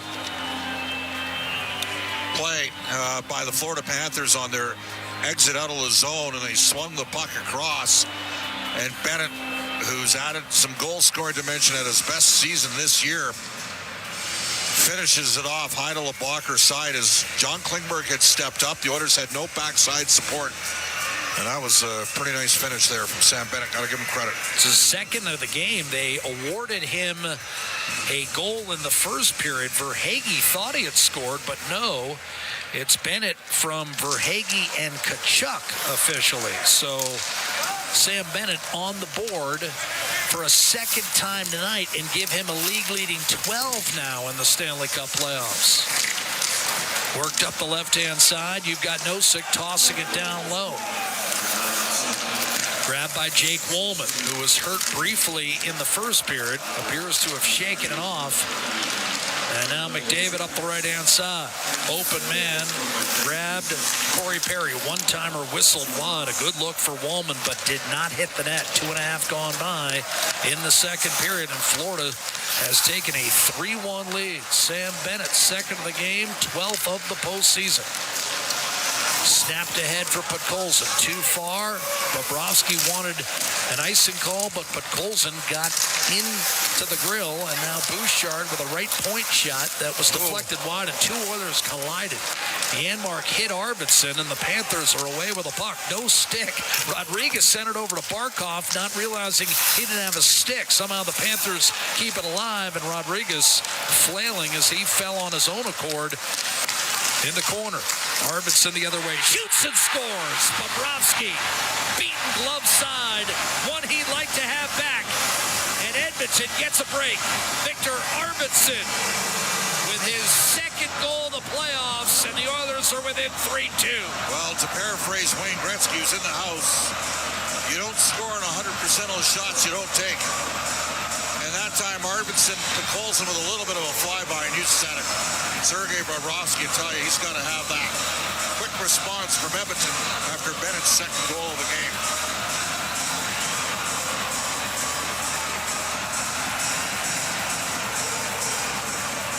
So Bennett from Schmidt and Verhaeghe, and the Oilers roar right back. Barely a minute later. Minute 17 between the goals. Bennett's game exactly 2 minutes into the second period. Arvidsson pulls the Oilers within 3-2. And now, of course, you're going to hear the crowd get all over Bobrovsky. Off the draw, the Oilers dump it in. Marchand, a good play off the half wall. Luostarinen gives way to Seth Jones. Wrist shot off the Russian to save Skinner in the rebound. That would not have counted, as that was played with a high stick and swatted wide. The Oilers come the other way, right to left. Kane to Leon Draisaitl. Bobrovsky with a handoff. A big hit laid on Mikkola down low by Evander Kane, and Draisaitl able to get going here. Off the corner and cleared by Luostarinen. But Colson and Bouchard with the assists on Arvidsson's second of the playoffs. Oilers dump it in. Get back to work on the forecheck. Brown pried loose by Matthew Tkachuk, who now owns possession of the puck, checked by Klingberg. Seth Jones carves it up to Sam Bennett, and it's cleared back through center. Panthers briefly held a 3-1 lead, but now, as you can tell, the crowd revved up behind me as the Oilers have pulled within 3-2. Wallman looking for the tying goal. He was hip-checked and sent flying by Kulikov, and Wallman's shaken up for a second time tonight. Oh, that was a trip. Klingberg fell down. Verhaeghe heads for the Oiler net. Backhander, and he never got it off. Had his stick lifted at the last moment. A tremendous defensive play by Connor Brown. Verhaeghe looked like he was in, Bob, but Brown got back, lifted the stick, and no shot ever materialized for Carter Verhaeghe, whose apparent goal in the first was tipped in by Bennett. So you've got a 3-2 game, and so you can tell behind me the crowd agreed with Bob's assessment of the non-trip. On the last sequence, Perry shoots it in. Nugent-Hopkins checked hard by Nate Schmidt. Nudged ahead for Sam Reinhart, and now Rodriguez left to right. They'll beat Ekholm at the blue line. Bouchard comes over to hack it away, and Ekholm launches ahead through the wickets of Nugent-Hopkins and settled by Forsling. Fired a dart down the middle intended for Rodriguez, and no puck touch, which means icing against Florida as Ekholm got back defensively. 14:15 to play, and a wildly entertaining game one. It was Wes McCauley that tripped John Klingberg that led to the scoring chance. Wes is an older official, and this is a fast league where everybody can skate. I mean, Wes has great poise, knows how to manage a game. And that time, just the heels clicked, and that created a scoring opportunity for the Panthers.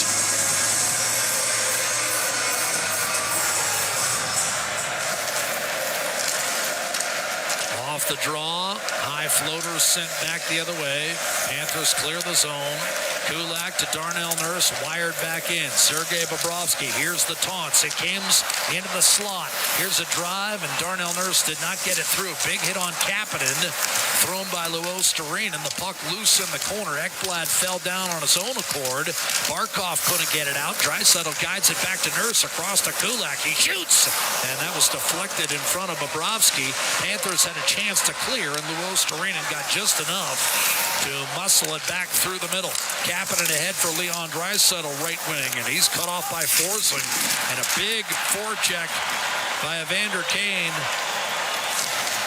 on Sasha Barkov. Sent up the right-hand side by Ekblad. That's twice Forsling has gotten a healthy chunk of Leon Draisaitl tonight at Rogers Place. 3-2 Florida. Oilers a hard rim around the boards. But Bolson, who set up the goal to Arvidsson, and he just missed a lead pass looking for Janmark in front of the Florida net. Panthers able to chip and charge the other way. Brad Marchand, who scored his 8th career goal in the Stanley Cup final. This is his 21st game in the final round of the Stanley Cup playoffs. That gave Florida a 2-1 lead, briefly 3-1, now 3-2. Wollman through the middle. Arvidsson back to the corner for Podkolzin. Matthew Tkachuk with a steal, and the Panthers come the other way. Bennett and Verhaeghe. Bennett stayed on side. I don't know how he did it.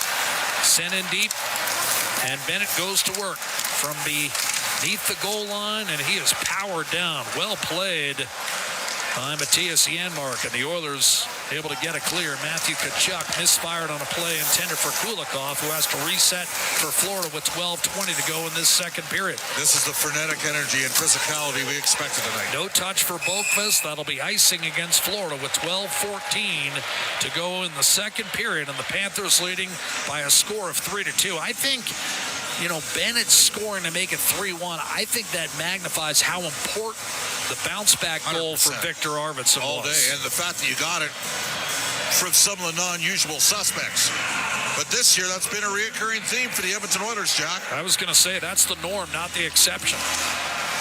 Off the draw. Oilers on the puck. Corey Perry looking for McDavid. Pursued by Nate Schmidt. This should be a matchup that favors Edmonton here. Nugent Hopkins closing quickly. Trying to clear the puck was Brad Marchand. Couldn't do it. Kulikov to Tomas Nosek. And he'll bring it up the right-hand side for Marchand. Puts the brakes on right half boards. Avoids a couple of checks. Bouchard, nevertheless, able to dislodge the puck. Kept alive by Nosek, and a quick off-balance shot taken by Boqvist on his way off the ice. Save Skinner. Ekblad on the rebound. Here's Barkov. McDavid right there to muscle the puck off his stick, and the Oilers will get it clear. Perry against Forsling. Racing up the middle as McDavid couldn't make a play. Sam Reinhart cuts left, shoots, and a save made by Skinner from the left circle. Bouchard comes up with a rebound and staggers his way to center, only to have his pocket picked by Rodriguez, who then got belted by McDavid, lifted back in by the Oilers. Everybody hits. Ekblad up the right-hand side. Took a weird hop off the boards. Reinhart couldn't get there, and the Oilers come up with a puck. It's Trent Frederick at his own blue line nearly halfway through the second period. Edmonton trailing 3-2. Wristed in deep by Kulak. Here's Trent Frederick with Lundell on him. Whipped around the right-hand side. Panthers will try to pin it in the corner.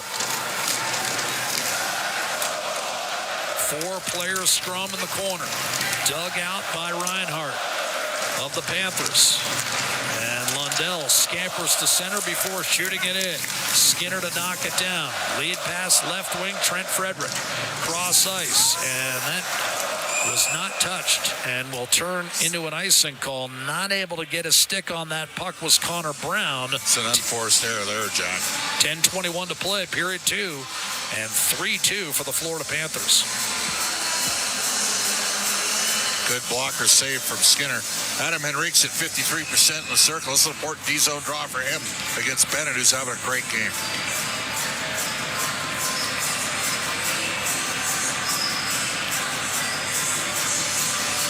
Sam Bennett, 2 goals tonight, 12 in this Stanley Cup playoff run, and now 37 in his career in the playoffs. Off the draw, the Oilers are going to be whistled for an icing. So we would watch him when he played with Calgary and wonder why he didn't fit. Right, like especially when Daryl Sutter got there. They ended up getting a couple second rounders for him, but he's got 37 goals in 102 career Stanley Cup playoff games, and again, he calls to mind Claude Lemieux with how his game seems to elevate when the Stanley Cup playoffs arrive. Better fighter. I mean, he's legitimately tough. Face-off win for Bennett. Gets it back from Tkachuk and hammered one off the collarbone of Skinner, and then Seth Jones shot one wide from the top of the right circle. Rebound, Connor Brown is on it for the Oilers. He'll give it up for Kulak. Lead pass looking for Frederick, intercepted by Seth Jones. Punch back inside the Oiler line, scooped up and cleared by Brown. Halfway through the hockey game. Game 1 of this best-of-7 Stanley Cup final. Bob and I will have Game 2, 6:20 Mountain Time on Friday night. Then the series shifts to Florida for 3 and 4. Evander Kane lifts it down the right-hand side. Kapanen, what a spin move by Draisaitl, but the last moment he was stripped by Tkachuk. Ekblad jumps up, and from center ice, he'll shoot it in for Florida. Panthers in the white uniforms moving left to right in period 2. Draisaitl able to bump it back to center. Kapanen throws it rink wide over to John Klingberg. Back to Draisaitl. Charging in against Forsling. Goes to a spirited battle in this game, and it's Draisaitl who finishes his check, and a blast by Wallman is swallowed up by Ekblad and cleared by Anton Lundell.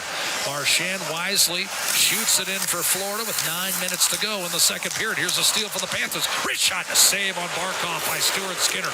Luostarina with a steal, a blast by Schmidt, save, and then a great stop on the rebound. Luostarina, rich shot. Reinhart had it blocked. And all of a sudden, the Panthers peppering the Edmonton net.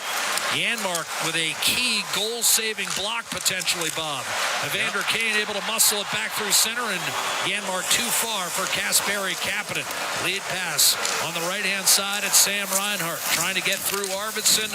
Unsuccessful in that endeavor. John Klingberg comes over to take control of the puck and hit Ekholm. Left wing shot, no. Deflected by Kulikov, and it floats wide. But Colson twists it around the boards for Ekholm. A shot, and that was elevated up off the plexi, handled by Rodriguez. Not out of the zone just yet. Kulikov will spin and locate a bouncing puck. Janmark's all over him. Quickly, Seth Jones tries to snap it up to center and does so, where it's settled by Ekholm of Edmonton, who dumps it back in. Jones to the middle for Evan Rodriguez. 8 minutes to go in this rapidly moving second period. Rodriguez shoots it in for the Panthers. Evan Bouchard over to Matthias Ekholm. Looks up ice. Corey Perry. He got flattened, a hard hit right in the small of his back by Ekblad. And a couple cross checks from Matthew Tkachuk on Corey Perry. Bouchard takes an outlet from Ekholm and sends one into the corner of the Florida zone. Ekblad mishandled it. And off that turnover, Nugent Hopkins up top. Shot deflected. Meanwhile, Perry is wrapped up with Ekblad. Was not available to grab the rebound, and the crowd felt he was held. Nugent Hopkins inside his own blue line. 7:15 to go in the second period. Just a cavalcade of sound here at Rogers Place. What an atmosphere for a Game 1 Stanley Cup final. Lifted in deep by Ekblad. Settled by Kulak. Up to Darnell Nurse. He'll shoot it in from the red line. That'll kick off the plexi. And it's Forsling with Connor Brown on him. Pitchfork safely out of the zone by the Panthers. And Wallman makes a nifty move around Brad Marchand. Nurse to Connor Brown. Poke checked off his stick. Adam Henrique is there for the Oilers, looking for the equalizer. Slap pass. Wallman, backhander, save made. Bobrovsky. Forsling went down to block it as well. Henrique up top. Wallman, slide step on Marchand with 6.5 to go in the second period. Shot, double deflection, and a save made by Bobrovsky. Frederick, the last man to touch the puck for the Oilers, and Bobrovsky somehow kept it out, atoning for that earlier soft goal he issued to Arvidsson. Here's a lead, look, and launch for the Panthers that's going to be whistled for icing as Ekholm got back. 6:18 to go in the second period. It's been a furious pace. Game 1 of the Stanley Cup final has lived up to its advanced billing, and it's hard to believe that it's matched the overhype. But Bob, I'll tell you what, we're not even 2 periods into this series, and it feels like an instant classic. And Vander Kane's trying to get Ekblad going. There's no chance Ekblad will take that fight.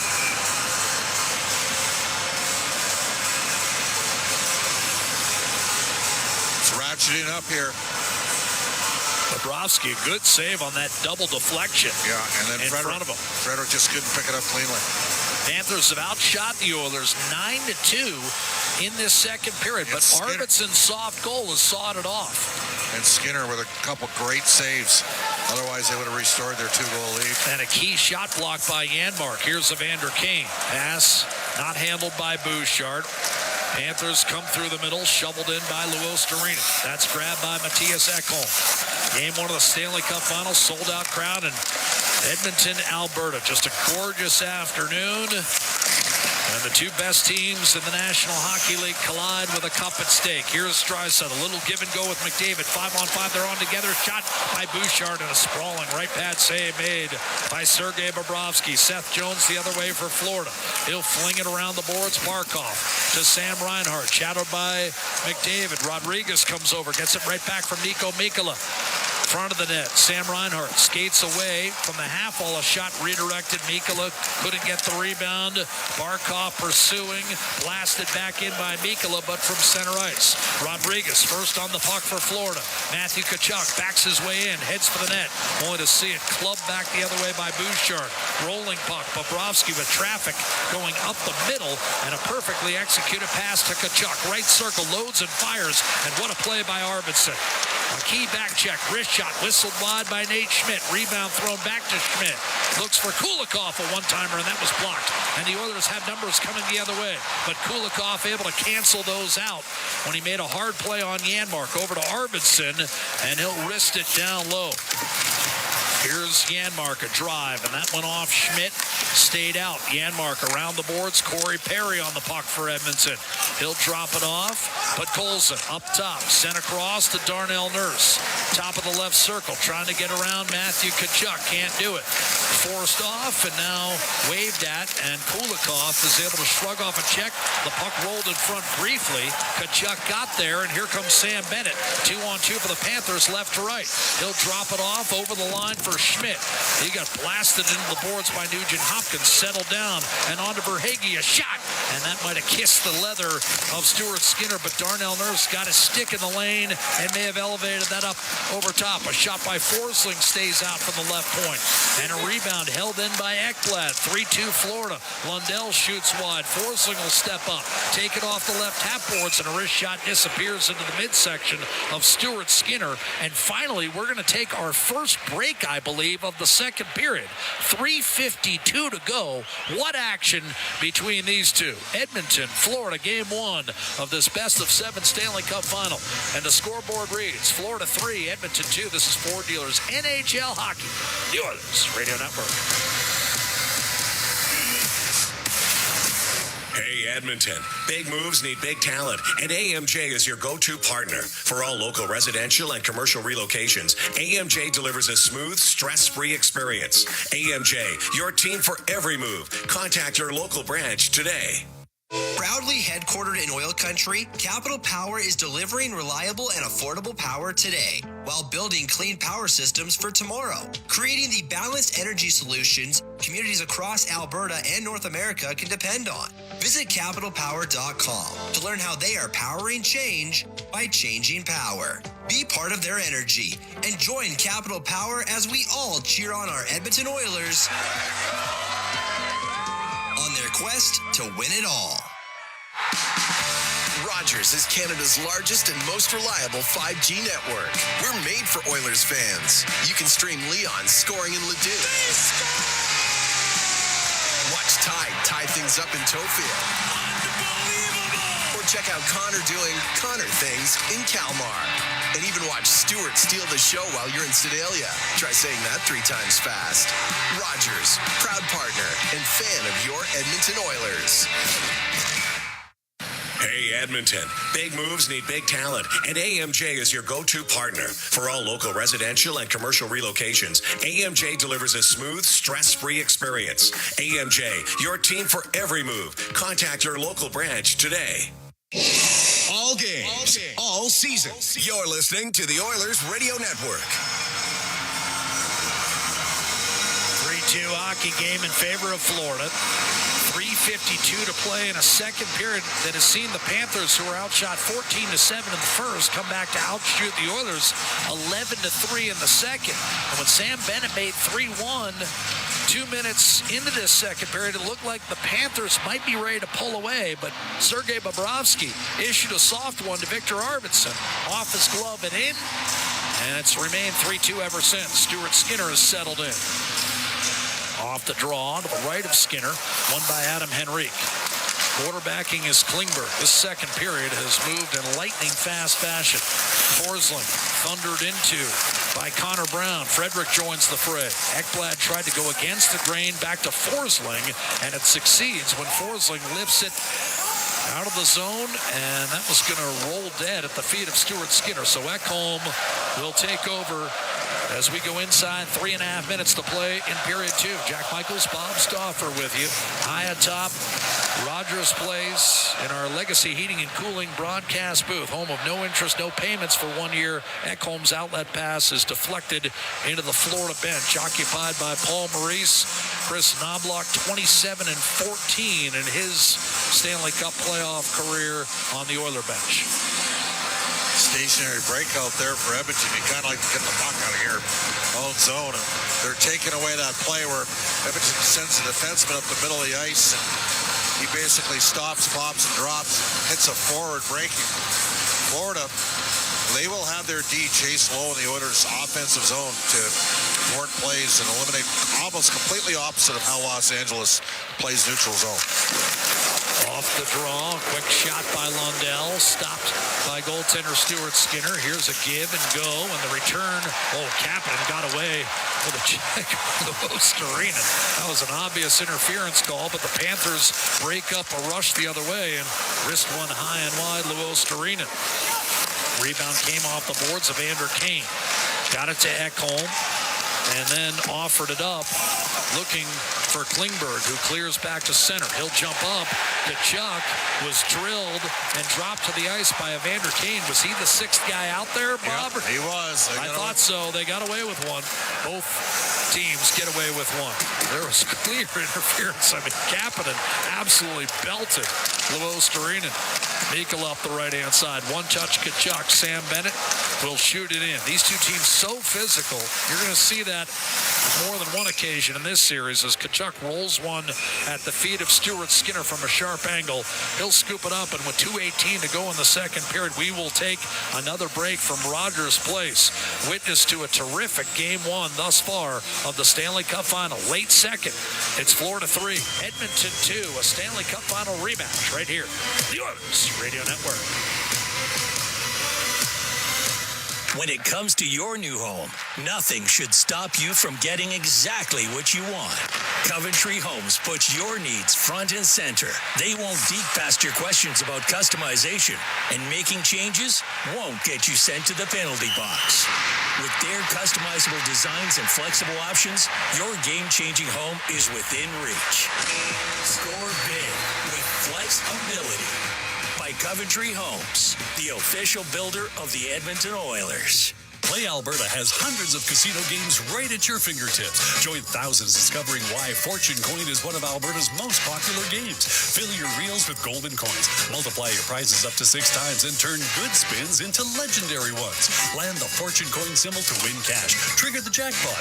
Launch the free spins bonus and watch as the dragon takes over your screen. New players get 100 free spins only on playalberta.ca. Claim your offer today. If you gamble, use your game sense. All right, give me something big. The Ford It's a Big Deal event is on. Bigger. Get a big truck and an even bigger deal. Love it. Now the details. Right now, lease a 2025 F-150 STX with the black appearance package from $220 bi-weekly at 0% APR for 24 months with $43.75 down. That's like $110 weekly. Now bring it home. Plus, there's a $750 bonus for eligible Ford owners. Hurry into your Alberta Ford store or visit Ford.ca today. Listen on air, online, and on the Radio Player Canada app. This is the Oilers Radio Network. With the buck set to be dropped to the right of Stuart Skinner, Connor Brown comes onto the ice to join McDavid and Nugent Hopkins in Perry's spot. Ekholm and Bouchard defensively. Welcome back inside Rogers Place. The energy cascading throughout this building for game one of the final. Florida 3, Edmonton 2. The Oilers scored 66 seconds in. Panthers got the next 3, and then Arvidsson scored off the glove of Bobrovsky to keep this a 3-2 game. Florida leading, having been outshot 14-7 in the first. The Panthers have come back and outshot the Oilers 13-3 here in the second. It's been a clinic from Florida in the second. Oilers are going to have to dig in here. Well, one guy who's digging in is we're having more puck drop issues in this face-off circle, which is frustrating for everyone involved. But Stuart Skinner has come up with the goods after we saw Bobrovsky make a number of quality saves in the first period. Skinner has done likewise here in the second. Draw one by Verhaeghe. Here's Forsling to Matthew Tkachuk. Wrist shot does not make its way through. Boy, Jake Walman's getting beat up in this game. That's a painful block for Walman. His second of the game. Here's Bennett. Has scored twice. Pursued by McDavid. One-timer Ekblad. And a save made by Stuart Skinner against the first overall pick in the 2014 draft. And Bob, it doesn't end there, does it? Well, there's 4 of them. First 4 players from that draft are in this game. Obviously, Sam Reinhart went second to Buffalo. And then Leon Draisaitl, considered the best player from that draft year, went third. And Sam Bennett tonight's been the best player. He's been directly involved in all 3 goals. Disputed goal, ended up getting a piece of it. That resulted in an Oilers challenge that they lost. They got a power play goal, and then he's got the go-ahead goal. Well, it's a 3-1 goal. And right now, he's been a huge difference tonight. And there's one other first-round pick from that 14 draft in this game. Here's a shot by Sam Reinhart that dribbles into the waiting arms of Stuart Skinner as the Oilers defend it well, and Reinhart did not get all he wanted on that shot. Skinner makes a routine save. Couple changes here. Arvidsson, who's scored a goal here, he is up with the Edmonton Oilers, Leon Draisaitl and Evander Kane. And that means the other first-round pick from 2014 has been dropped off that line for right now. Yep. Kasperi Kapanen went 22nd that year to Pittsburgh. They keep winning draws. Here's a drive and a redirect off of Nico Mikkola. Gobbled up on the rebound by Seth Jones, a wraparound, and that was kept out by a combination of Skinner and Nurse. Leon Draisaitl leaves it for Nurse, and then a weird hop off the stanchion right to the Panthers, and Skinner with a poke check on Barkov keeps it out. And the Oilers still trail just 3-2 with Kane and Draisaitl steaming the other way, and Kane just missed Draisaitl, who was slashed. This is going to be a penalty against Florida. Arvidsson behind the net for Draisaitl. Get worked over by Mikkola in the corner, and the action called to a halt with 1:13 to go. And Mikkola was exchanging forearm shivers with Leon Draisaitl, and then Evander Kane put an end to that. Darnell Nurse in support of Kane. And they're going to bring the face-off outside the zone because Nurse came beneath the circles. So this power play will start in the neutral zone when we come back. But the Oilers on a high stick, not a slash. My apologies. We'll be on the power play. That power play presented by Atco Energy is on the way. Evan Rodriguez to the box. Panthers 3, Edmonton 2. This is Ford Dealers NHL Hockey. Live coverage of Game 1 of the Stanley Cup Final. The Oilers Radio Network. Today you can score at A&W. Enjoy a juicy grass-fed beef mama burger and fries for only $5. Available in-store or on the A&W mobile app at participating locations in OilCountry. This fantastic deal is available all day today at A&W. Get ready to live sky high. Sky Signature Suites offers remarkable units for rent featuring sophisticated floor plans, designer finishes, and breathtaking views. Experience resort-like amenities including a full-time concierge, yoga and fitness studios, golf simulator, plus indoor and outdoor lounges for you to live your best life. Visit SkySignatureSuites.com and make your home high above the ordinary. Today you can score at A&W. Enjoy a juicy grass-fed beef mama burger and fries for only $5.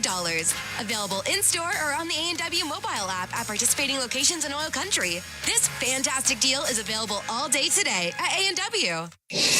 All games, all season. You're listening to the Oilers Radio Network. Well, Sam Bennett has tied an NHL record. 11 of his 12 goals in this Stanley Cup postseason have come on the road. Only Mark Scheifele for Winnipeg back in 2018 had ever done that, helping put the Panthers ahead 3-1. But Arvidsson got one back in this second period, and now Edmonton will look to tie it before we head to the third. Minute 13 to go. Rodriguez in the box for high sticking, and the Oilers on the Atco power play. McDavid, Draisaitl, Nugent Hopkins, Perry, and Bouchard. Your Atco Energy power play quintet. Atco, your trusted Alberta retailer, and Draisaitl will take the draw against Barkov, and of course, he won't. Chased off the dot, replaced by McDavid. It's a neutral zone faceoff because Nurse came beneath the circles to help Evander Kane muscle Nico Mikkola out of a confrontation involving Draisaitl. McDavid won a faceoff, tried to dance around Sam Reinhart, couldn't do it. Now McDavid dialing it up against Bouchard. Right-hand side, he'll give it up to Evan Bouchard from Draisaitl over to Nugent Hopkins. Bouchard high slot, 1 minute to play, period 2. Edmonton looking for the equalizer. Bouchard a shot and a save made. Sergei Bobrovsky. Rebound sent to the corner for McDavid, who trades spots with Nugent Hopkins. Top of the left circle, sidecar is Bouchard. Over to Leon Draisaitl, outside the right circle, close to his office. Bouchard, McDavid, left face-off dot. Bouchard to Draisaitl, one-timer, and that stayed out. A deflection to McDavid, guided back. Here's Bouchard, McDavid, left circle, Nugent Hopkins a shot and a save made. Sergei Bobrovsky, Draisaitl the rebound to McDavid. Draisaitl and a one-timer block. Draisaitl got it back, calling for it. Bouchard, he'll give it to him high slot. 15 seconds to go in the period. McDavid, Draisaitl, one-timer. Bouchard, save Bobrovsky. Rebound. Barkov turns and whips it up the right-hand side, and that'll be all for period 2. The Oilers will have a fresh sheet of ice and approximately 47 seconds on the Atco power play, while Florida will try to extend a winning streak that has now reached 30 in a row. 30 straight victories for the Florida Panthers when leading after 2 periods in the Stanley Cup playoffs. You don't get to 3 consecutive Stanley Cup finals without a few of those statistics. And the Panthers, the defending Stanley Cup champions, take a 3-2 lead to the dressing room after a pretty solid second period turned in Florida. Edmonton had a good first. Florida out shooting the Oilers by a count of 17-8 in the second period. But much as Sergei Bobrovsky kept it close in the first, well, Stuart Skinner did the same in the second. Sure he did. And Jack, at one point the shots were 17-4 before Edmonton got that power play at the end of the period. I like that power play. They got a lot of shots on the net, but Bobrovsky made some solid saves. So, look, they're playing a heck of a team. That was, if I'm Paul Maurice, you couldn't ask for a better second period other than the goal against Arvidsson. Really, Florida should probably be up by 2 in this game. I mean, that is an atypical goal given up by Sergei Bobrovsky. That said, the Oilers have got a little bit of time here, 47 seconds to work with the power play. They got to get desperate. They got to know that they got to fight for space in tight more. This is a different animal than they saw against Dallas and, frankly, against Vegas. But the one thing we have seen some resiliency from the Oilers this year. It's a one-goal game. It's a one-bounce game.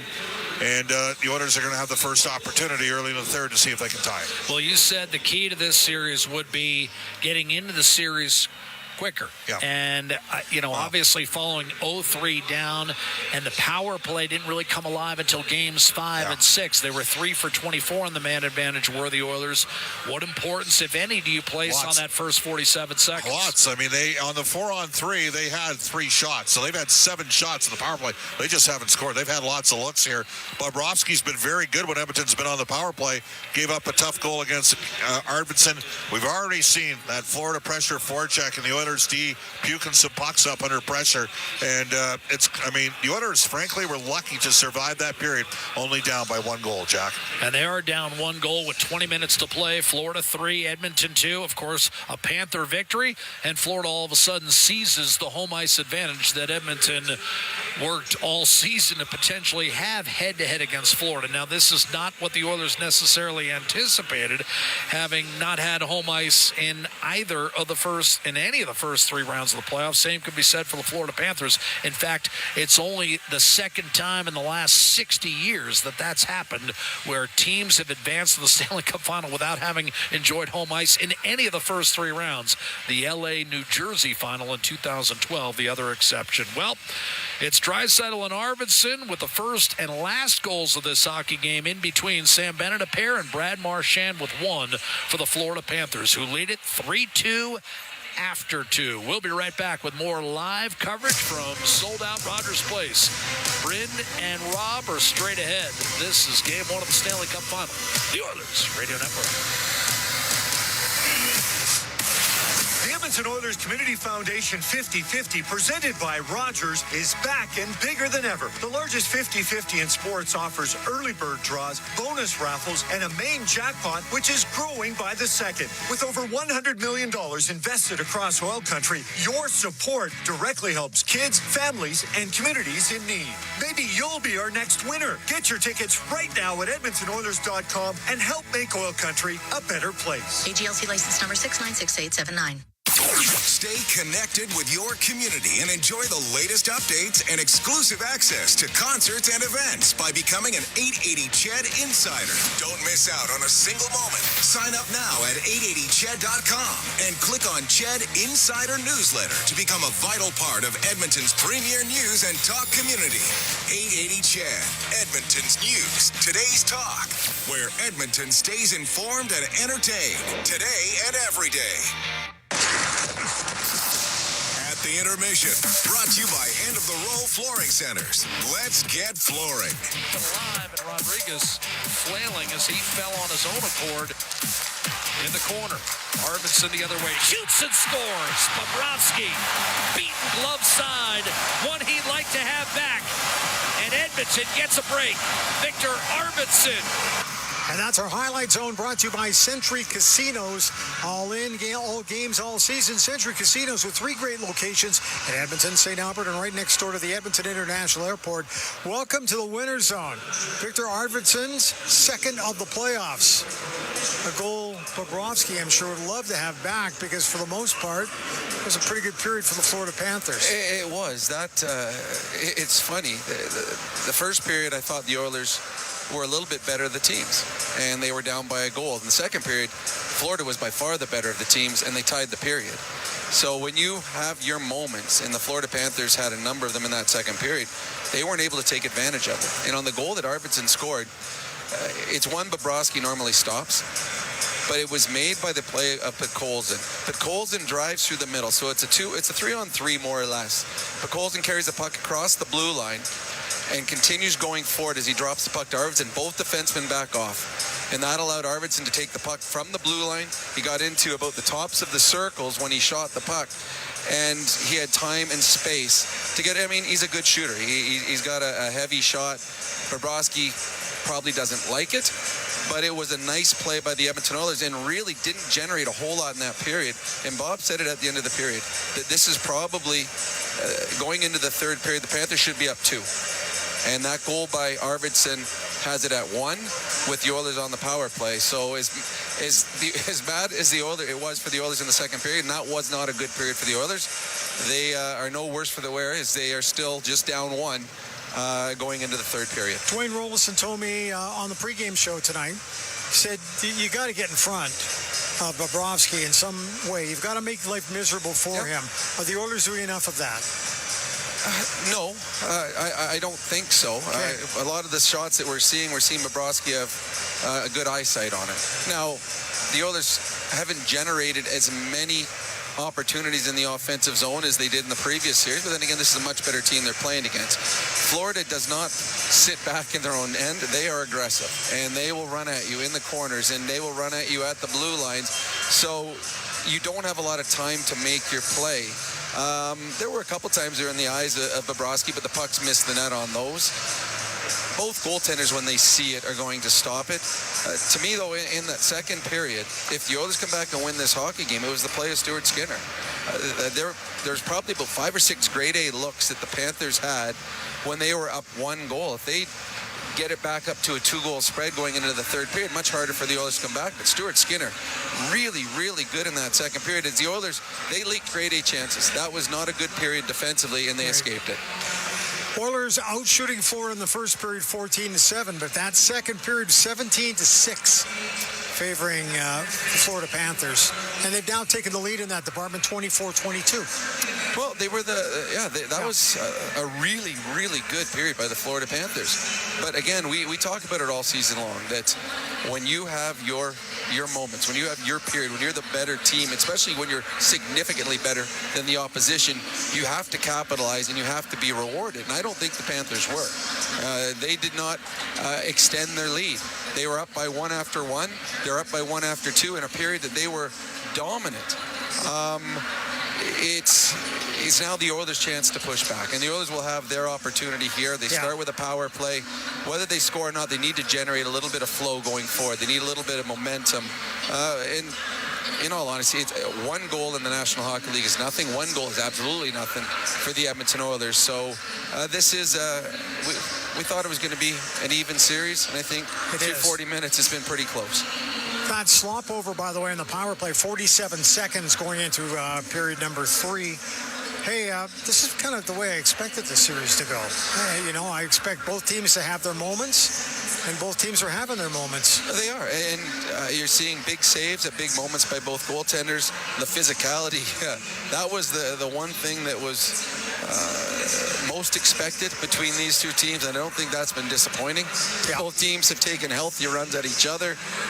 It's funny, the penalties that are called are these little stick infractions that where the stick is it slides across the visor. I mean, Corey Perry did it one way, and then I think it was Rodrigue did it the other way.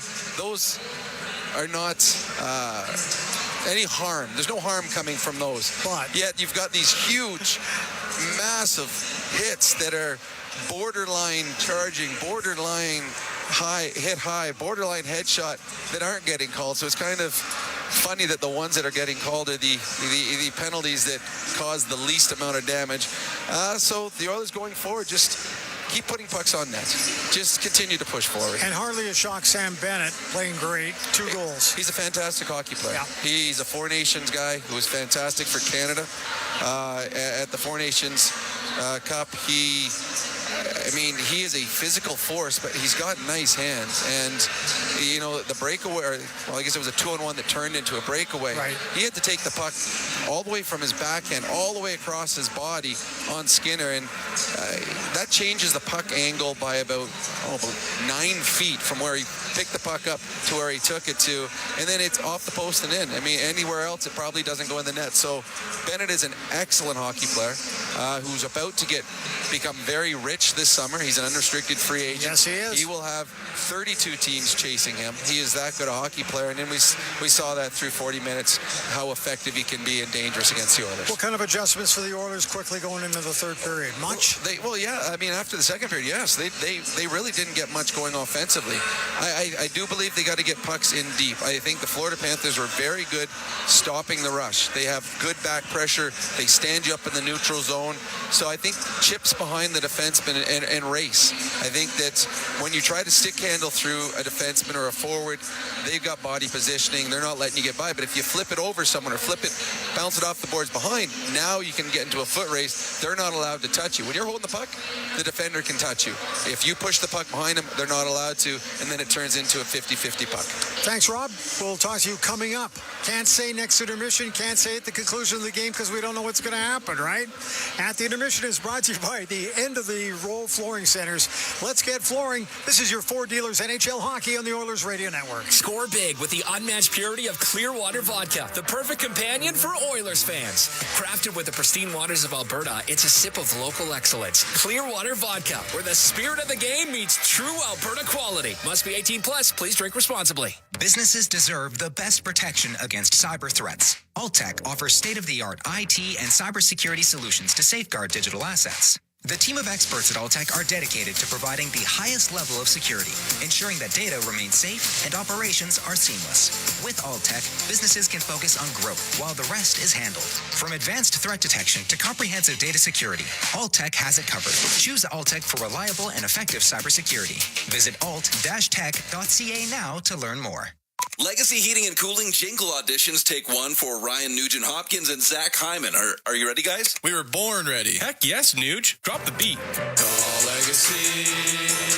Call Legacy. We freaking killed it, Nuge. That's what I'm talking about, Zachary Martin Hyman. Nice guys. We're going to sell a lot of air conditioners. Hey, doesn't Legacy offer no payments and no interest for a year on those? Yeah, well, thanks for the assist on the copy points there, Nuge. It's just what I do. Legacy Heating and Cooling. Score big with the unmatched purity of Clearwater Vodka, the perfect companion for Oilers fans. Crafted with the pristine waters of Alberta, it's a sip of local excellence. Clearwater Vodka, where the spirit of the game meets true Alberta quality. Must be 18 plus. Please drink responsibly. This is Global News at the second intermission. I'm Zach Ferguson. Homicide detectives are looking into what happened at a residence in the area of 16th Avenue and 65th Street Southwest in Walter Lakes early this morning. Police officers responded to reports of a shooting at the residence and found a 41-year-old man wounded when they arrived. Paramedics did their best, but he later died. As smoky air becomes more of a problem in the warmer months, it seems there are concerns about the effect it has on our lungs. Health Promotion Coordinator with Alberta Lung, Jamie Happy, says kids can experience harsher symptoms from breathing it in, and she recommends staying indoors once the air quality index hits 7. The National Voice of Canada's billion-dollar steel industry says the federal government needs to take swift action as it faces an existential threat from the increased United States tariffs that took effect today. The Canadian Steel Producers Association's Catherine Cobden says the industry will become a deeply weakened sector in short order if 50% levies remain. Mark Garneau, the first Canadian in space who went on to become a high-profile federal politician, has died, with his wife saying he passed surrounded by family. I'm Zach Ferguson. Your next scheduled newscast will be after the game on 880 Ched. Hey, Paul Brandt here. You know, Alberta's a special place. From the Rockies to the Plains, it's a land of hard work and big dreams. If you're going to tackle it all, you need a truck that can keep up. That's why I can't say enough about my Ford F-150. It's more than a truck. It's a partner. Rugged toughness, serious capability, and smart features that make your life easier, like available Pro Power onboard. The Ford F-150. Get yours today at your Alberta Ford dealer and tell them PB sent you. RS Breakers and Controls, Canada's leader in new, used, tested, and obsolete circuit breakers, MCC buckets, bus plugs, and switches. They have everything you need to maintain your aging electrical infrastructure, ensuring it operates as good as new. Their 24/7 emergency response gets you back up and running quickly, saving valuable time and money. Minimal generators or modifications needed, and like-for-like replacements mean no special inspections. Don't replace, repair your legacy equipment with RS. Visit rsbreakers.com. MIC is a leader in medical imaging and the official medical imaging provider to the Edmonton Oilers. Make MIC your choice. Whether you're a professional athlete or a weekend warrior, the game doesn't stop for injury. MIC's sports medicine imaging specialists can help you get back in the game with a timely and expert diagnosis.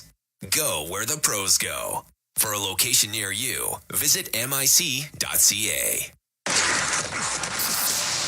The Intermission, brought to you by End of the Row Flooring Centers. Let's get flooring. Bryn Griffiths back at Rogers Place. It's 3-2 Florida after 40 minutes of play. Taking a look at the out-of-town scoreboard, brought to you by Pizza 73, the official pizza of the Edmonton Oilers. This is it, the only game. I can tell you that after the first period, Florida holding a 2-1 lead. Goals by Bennett and Marchand and Draisaitl for the Oilers. And in the second period, Sam Bennett scoring his second of the hockey game at the 2-minute mark. And then a minute and 17 seconds later, Victor Arvidsson with his second of the season. So that's where we are after 40. Florida leading it 3-2. Out-of-town scoreboard brought to you by Pizza 73, the official pizza of the Edmonton Oilers. At the intermission, brought to you by End of the Row Flooring Centers. Let's get flooring. This is your Four Dealers NHL Hockey on the Oilers Radio Network. At the intermission has been brought to you by End of the Row Flooring Centers. Let's get flooring. Get paid to stay with Edmonton's best hotels. Book through edmontonsbesthotels.com and receive up to $225 in gas, meal, or cash cards. There's over 52 hotels to choose from. Edmonton's best hotels. Get paid to stay.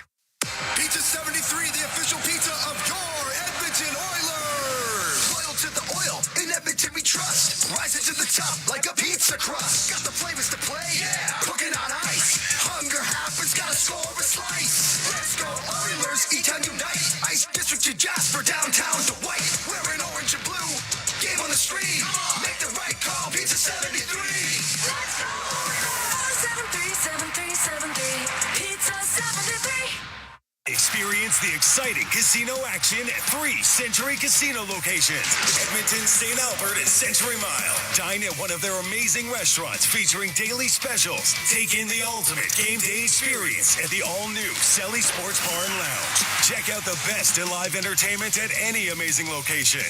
Plus, enjoy a great selection of casino gaming options and off-track betting. Feel the thrill of live horse racing at Century Mile Racetrack. Don't miss a second of the action at Century Casino. Get paid to stay with Edmonton's best hotels. Book through edmontonsbesthotels.com and receive up to $225 in gas, meal, or cash cards. There's over 52 hotels to choose from. Edmonton's best hotels. Get paid to stay. Listen on air, online, and on the Radio Player Canada app. This is the Oilers Radio Network.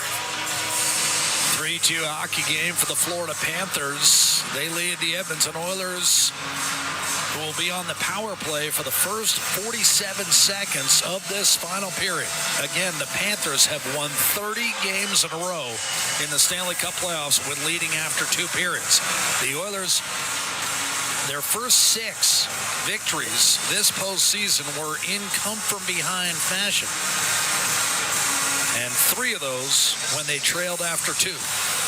Draisaitl wins the face-off from Nosek, and our Atco power play resumes. Jack, Bob, Bryn, and Rob with you live from Rogers Place, Game 1 of the Stanley Cup Final. Panthers with a 3-2 lead, and McDavid's pass to the left wing was deflected. Bouchard put it behind Nosek, race for the puck. Bobrovsky did not make contact with it, kept alive for Draisaitl, and now Bouchard high slot.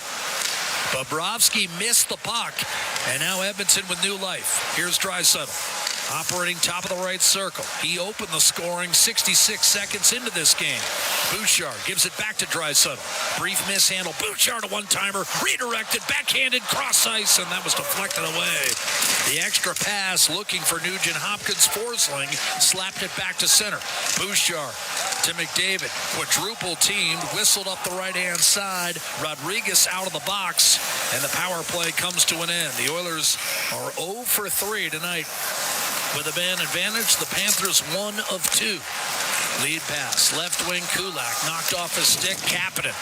But the team's now skating 5-on-5. Big hit, Mikko Mikkola, and the puck squirted free. Mikkola found it first. The Oilers lost sight of that puck for a while, and Reinhart was able to shake off Kapanen to make certain of a clear in deep. Barkov put it behind the net. That eluded Evan Rodriguez. Evander Kane gave it right back to Rodriguez. From center ice, he'll shoot it in. Line change, Florida. Oilers with a puck. Kulak gets it back from Darnell Nurse. 90 seconds into this final period. Florida 3, Edmonton 2. The Oilers left to right, chipping and charging, but Colson in on Kulikov, who brushed him off up the right-hand side, out of the reach of Matthew Tkachuk. Last year, a shutout for Sergei Bobrovsky in Game 1, and Edmonton lost 3-0 despite outshooting the Panthers by a count of 32-18. Ekholm off the left-hand side. Bennett will drop it for Kulikov. We have not seen a shot on net in the first 2 minutes of the final period. First 2 periods. First was 14-7 for Edmonton on the shot clock, then 17-8 for the Panthers, who dump it in on net. Sam Bennett watches that 2-bouncer disappear into the glove of Stuart Skinner. But Bennett, a smart play, because Florida now will get an ozone draw. Difference in this game right now, the challenge and then the subsequent power play and the lost challenge by Edmonton on what was awarded a Bennett goal. And they opened up a seam on Edmonton's PK. Florida 1 for 2 in the power play. The Oilers are 0 for 3. And in a one-goal game, that's enough to be the difference. Oilers with 16 players back from last year's team that lost in 7 to Florida. The Panthers with 14. Chipped off the glass and out, looking for Connor Brown left wing. Was hacked away from him. Pitchforked the other way by Aaron Ekblad. Grabbed by Luos Storinen. 2-on-2. Anton Lundell. Poke check. Delivered by Klingberg. And off that loose puck, Klingberg burrows his way in to Anton Lundell. Luos Storinen hovering close by. Puck came free. Ekholm on his backhand. He'll lift it safely back to center where it's settled by Ekblad. Up the right-hand boards, and that's controlled by Corey Perry. On to Frederick. He lost the handle. Chipped ahead for Brad Marchand. Centering pass. Backhander. Luos Storinen missed the net. What a setup, and Luos Storinen busting down the seam, unable to finish. Got to make sure of it, puck maintenance-wise. And just 9 goals during the regular season, but 4 here in the Stanley Cup playoffs. Draisaitl weaving his way in and sending it in deep. Perry and McDavid on the ice as Bob, it remains to be seen. I wonder for the rest of the game, unless the Oilers tie it up, 16:40 to go here in the third period. Is it just one shift or is it rest of the game? Wallman a shot, and that missed high glove. Draisaitl knocked it down for Bouchard. A high toss, a leaping play by Perry. Here's Connor McDavid directly behind the net. Tried to find Draisaitl, broken up, and here comes Evan Rodriguez working his way through the neutral zone. Partially checked by Bouchard, puck shaken free for Jake Wallman. Bouchard to reset for Edmonton. So Florida plays an aggressive forecheck, a 1-2-2 in the neutral zone aggressive, and then they play man defense, but they always leave one defender in front of the net. Boquist up the right-hand side, fourth line on for Florida. He'll jam it in deep. Jonah Gadjevich in against Kulak, who fended him off effectively with Kapanen up the left-hand side. Puck rolled off his stick. Here's Nate Schmidt. He'll bring it to center and shoot it in. They're going to give him the red line. Darnell Nurse coughed it up. On the puck first and off balance was Gadjevich. Boquist shielded from the puck by Adam Henrique, and a clear by Evander Kane. Chases Florida back to its own blue line. Darnell Nurse at the blue looking for Evander Kane. Double teamed, and Matthew Tkachuk came up high with a forearm, and Kane did not like it at all. Here's Ekblad, right side for Carter Verhaeghe. Swung at and missed by Matthew Tkachuk. Mishandled briefly by Arvidsson. And now swooping in with a steal. Carter Verhaeghe, drag move, shot.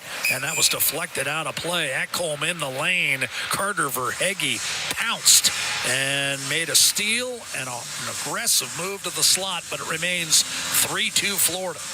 Right now, the Florida Panthers have the Oilers in the shrink wrap in the neutral ice. They are funneling and giving the Oilers no time and space. It's almost the exact opposite of neutral zone that the LA Kings run, and it's effective. Now, they got good defenders that can skate. That's part of the reason why they can do it, and they're masters at it. And this has been, Jack, really for at even strength in the last 25 minutes of this game, this has been a clinic from Florida, other than the one bad bounce goal from Victor Arvidsson on Bobrovsky. They have really taken away any kind of flow and tempo and pace from the Edmonton Oilers. Well, the good news for Edmonton, 15 minutes remain. Off the draw, Darnell Nurse looking for Kulak. He's got it. Lost the handle. Florida able to pry it loose. Brad Marchand to Lundell. Poke checked at the line by Nurse. Shot back in by Lundell. Skinner will leave it for Brett Kulak. Marchand with pressure. Luos Storinen tried to feed Marchand, and now cleared up the right-hand side and out. Ekblad fell down. Connor Brown lost the handle. What a chance. The Panthers were down a man there. Shot in by Barkov. Overrunning the play was Sam Reinhart. Connor Brown back to center, and another man fell. This one, Mikkola. So all of a sudden, the Panthers are toe-picking all over the place, and Edmonton will jam it right back into the Florida zone.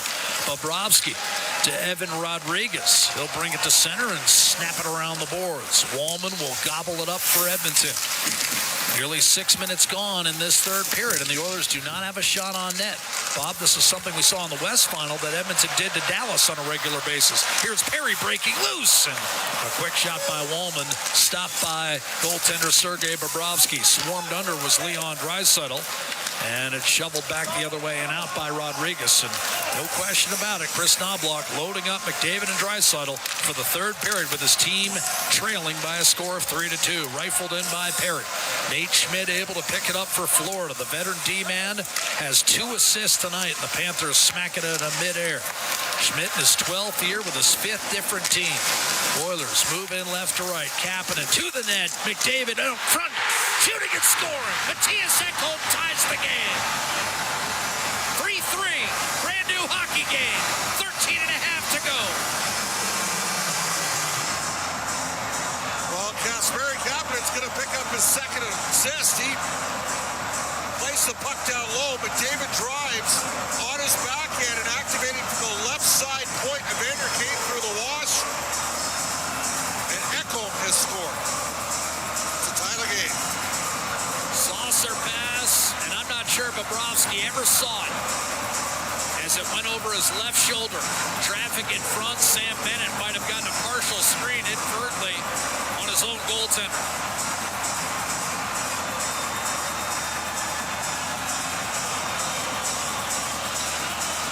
Oh, Jack, look at those shots. It's 25-24 in Florida. We're tied 3-3. We said it was going to be a heavyweight tilt. Off the draw, Edmonton controls. Kapanen on a lead pass, powering his way through Nate Schmidt. Edmonton has rallied from 3-1 down in the second period to tie it up.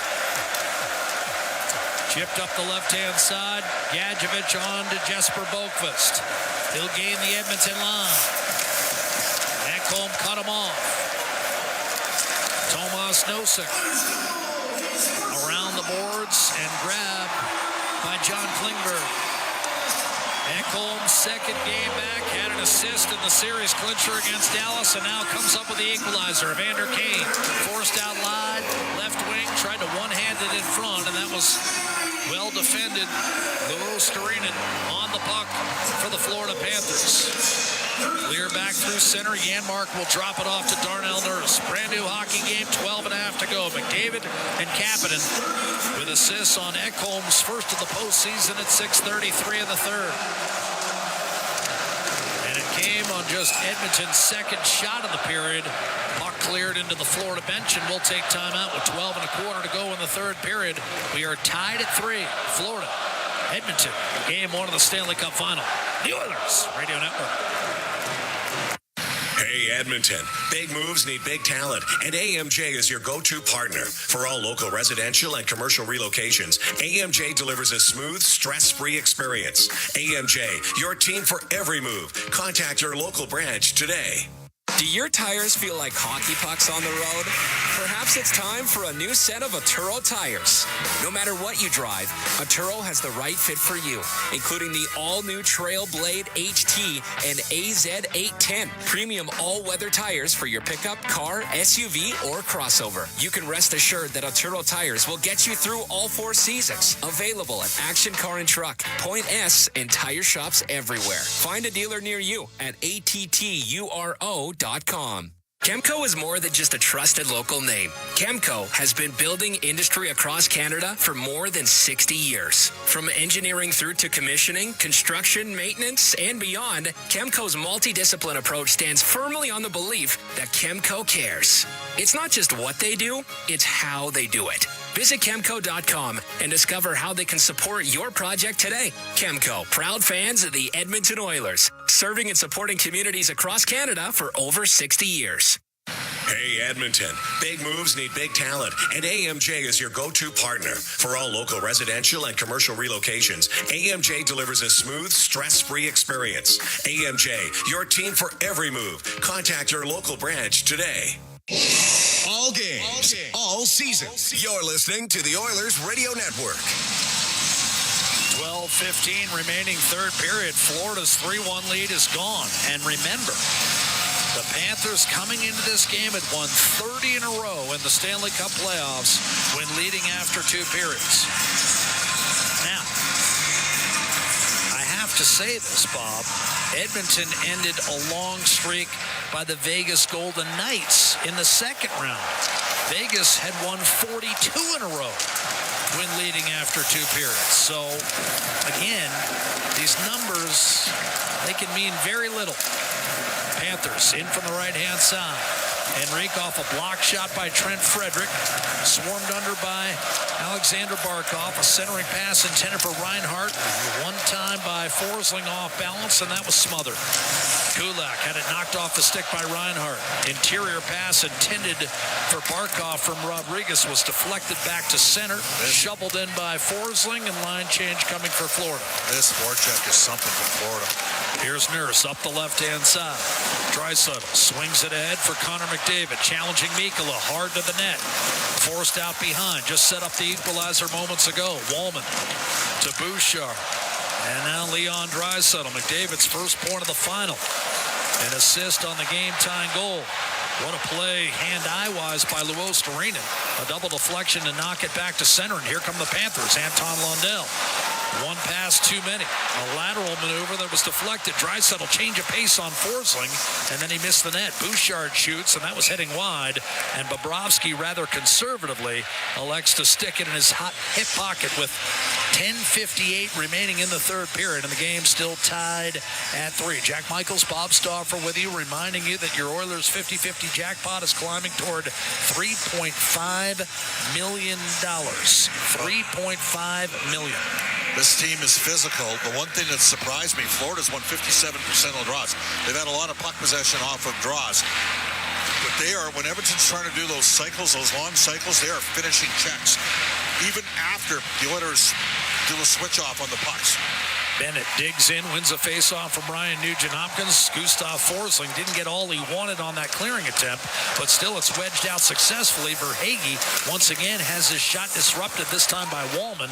The Oilers hack it back the other way, and that'll be an icing call with 10:42 on the game clock. We are threes wild. 3-3 in the third. Florida, Edmonton. Florida's third straight trip to the Stanley Cup final. The Edmonton Oilers making a return visit after losing in 7 games to the Panthers last year. 43% against 33% in the circle here in the playoffs. Nugent-Hopkins against Bennett. And Nugent-Hopkins wins the face-off. Bouchard tried to clear, knocked down by Verhaeghe. Wallman came over to make a play. Vander Kane tripped up by Ekblad. The battle ensues along the half wall. Kane has the puck wedged underneath his body, carved out of there by Verhaeghe, but Wallman's there to seal him off. Breaking free is Ekblad, but he's on his backhand. And all he can do is float it out of the reach of Matthew Tkachuk. Bouchard reverses back behind for Jake Wallman. Lead pass broken up by Tkachuk. Florida riding a 5-game winning streak on the road in these Stanley Cup playoffs. 8-2 overall away from home. Kane smashed into by Ekblad. Bennett trying to cut around Jake Wallman. The puck remains available. Carter Verhaeghe will chip it back to Forsling. Right point. He'll send it around the boards. Verhaeghe double teamed, and then the puck still loose. Tkachuk put it back into bodies, and finally Nugent-Hopkins escapes only as far as center ice. Ekblad able to guide one over to Forsling up the left-hand side. This should be icing against Florida, and there's the whistle with 9:37 left in regulation. The game tied at 3, and with an offensive zone face-off upcoming, it's McDavid, Draisaitl, and Perry over the boards, sent by Chris Knobloch to join what looks to be a pairing of Matthias Ekholm and John Klingberg. It looks like Wallman's playing more with Bouchard. Yeah, they've kind of started to go in that as this game has wore on. And we saw that a little bit during the regular season when Wallman first joined the team. Acquired via trade with San Jose. Nosek against Draisaitl. Face off to the right of Sergei Bobrovsky, who started off a little wobbly in this postseason.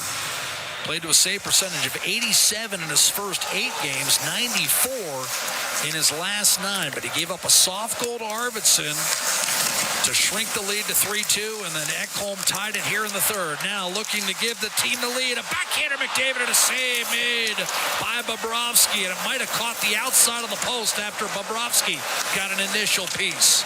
Wristed down deep by Reinhart. If it did, that would be McDavid's second pipe of the night. Here's Draisaitl on an outlet pass to McDavid, challenging Seth Jones. A wrist shot and a glove save made. Sergei Bobrovsky with 9:01 to play in the third. The shots 26-25 for Edmonton. The score 3-3. Panthers, Oilers. Game 1 of the Stanley Cup Final continues in just a moment with Ford Dealers NHL Hockey. The Oilers Radio Network. Oilers playoff ticket giveaways are on at the Canadian Brewhouse. Plus $1 off tankards of Molson Canadian and Coors Light during every game. The Canadian Brewhouse. Our house is your house. Rogers is Canada's largest and most reliable 5G network. We're made for Oilers fans. You can stream Leon's scoring in Ledoux. Watch Tide tie things up in Tofield. Or check out Connor doing Connor things in Kalmar. And even watch Stewart steal the show while you're in Sedalia. Try saying that 3 times fast. Rogers, proud partner and fan of your Edmonton Oilers. Steelhaus Triton, 2 legendary oilfield services brands, 1 powerful partnership. Rooted in innovation, reliability, and a steadfast commitment to excellence, Steelhaus is proudly 100% Canadian-owned and locally manufactured. With over 15 field service locations across the prairies and up to the Rockies, they deliver world-class energy solutions with unmatched responsiveness, helping their customers thrive in the most demanding environments. Steelhaus Triton, engineered for performance, built in Canada. Visit steelhausinc.com for more information. Patio season is on at the Canadian Brewhouse. Grab your crew, sip something cold, and hang out on the best patio in town. The Canadian Brewhouse. Our house is your house. Listen on air, online, and on the Radio Player Canada app. This is the Oilers Radio Network. 9 minutes to play. Game 1 of the Cup Final tied at 3. Highly anticipated rematch between the Oilers and the Panthers. Adam Henrique, offensive zone face-off to the right of Bobrovsky coming out of the break. Brown and Frederick as line mates. It's tapped back to Kulak. A shot and a stop made by Bobrovsky, and then Frederick had his stick tied up by Barkov on the rebound. Bob, we just found out why Barkov's won 3 Selkies in the last 5 years. He just pulled the bull out of the net is what he did. Stop Frederick and get a clean look. Great play by him. Darnell Nurse lasers one up the left-hand side. Henrique stood up by Kulikov. Right side, you have Barkov squeezed against the boards right in front of the Edmonton bench by Nurse. The puck remains available at the blue line. Marchand tried to center for Nate Schmidt. Spins away from traffic. Right circle, wrist shot, save. Skinner, rebound available for just a moment. And played by Brown behind his own net. Kulak disrupted. Here's that third line of Florida we talked about is so key to negate. Shot by Kulikov doesn't make its way through. Schmidt, 2 assists tonight, holds the zone for Marchand. Snapped it in front. Florida couldn't get there. Lundell from the corner fires off the outside of the post. That wasn't going in. Might have sounded closer than it actually was. And Nurse will wind it up the right-hand side. Schmidt was on his way off for a change and instead will send it up the middle. Luostarinen left it for Kulikov, backhanded toward the Oiler net. And now with 7:45 to go, it's a reload for Evan Bouchard. Off the boards, Janmark got it off his skate to Wallman. Arvidsson turned it over at the line, and it was immediately whistled back in by Janmark. Jack Michaels, Bob Stauffer with you. Legacy Heating and Cooling broadcast booth. 3-3 in game 1. Here's Verhaeghe looking to give Florida the lead again. His wrist shot was flubbed. Panthers trailed 1-0 early, battled into a 3-1 lead. They've coughed it up, and Edmonton has gotten this game even. Podkolzin to Victor Arvidsson in the corner, trapped by Ekblad. Podkolzin stolen away by Matthew Tkachuk, and here's Sam Bennett up to center. He bumped it off the stick of Klingberg, settled by McDavid, and now Connor McDavid, who set up the game-tying goal for Ekholm here in the third period, gives way to Klingberg. He shoots on net, and Bobrovsky, with nowhere to move it, forced to freeze it with 6:53 to play in the third. The Oilers 3 and the Panthers 3. Well, that third line, Jack, every time they're on the ice for Florida, they are tilting the ice. Lundell's a great two-way player. Let's face it, he's a second-line center playing in the three-hole. And then Marchand. And we've seen him play in the one-hole often. Whenever Barkov's out, Lundell plays there. Yeah. And as good as Barkov is, you don't miss much with Lundell there. Obviously, you have to think that with Bennett being a UFA, he's going to get paid. My guess is he gets paid in Florida. There's no way they can afford to lose him. He's arguably their second most effective forward. Off the draw, and I think inarguably at playoff time. Here's Rodriguez, drilled by McDavid. Draisaitl snapped it across. Wallman to Bouchard, loading up, shooting, and a save made by Bobrovsky on a wrist shot. Mikkola just boxed the Oilers' Corey Perry right out of the play. Panthers, Evan Rodriguez as far as the Edmonton line. Soft toss by Ekholm was grabbed and snapped up ice by Seth Jones. Turned over at the Oiler blue line. Here's Leon Draisaitl launching it toward the Florida net, and coming out to field that like a center fielder was Sergei Bobrovsky. Picked it up off the ice surface with 6:16 to go in the third, and a faceoff will come to his left, and McDavid and Draisaitl will change here with the game tied at 3. Well, Florida won here 6-5 back in December the 16th. That was a high-scoring game. Stu Skinner tell you probably should have had one of the goals back. And then 4-3 when Edmonton was not playing very well coming out of the Four Nations face-off, and the Oilers were outplayed by Florida that night.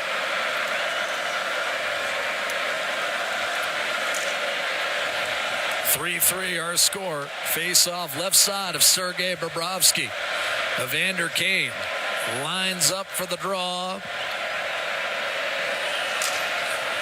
And Lundell waits and then wins the draw from Kane.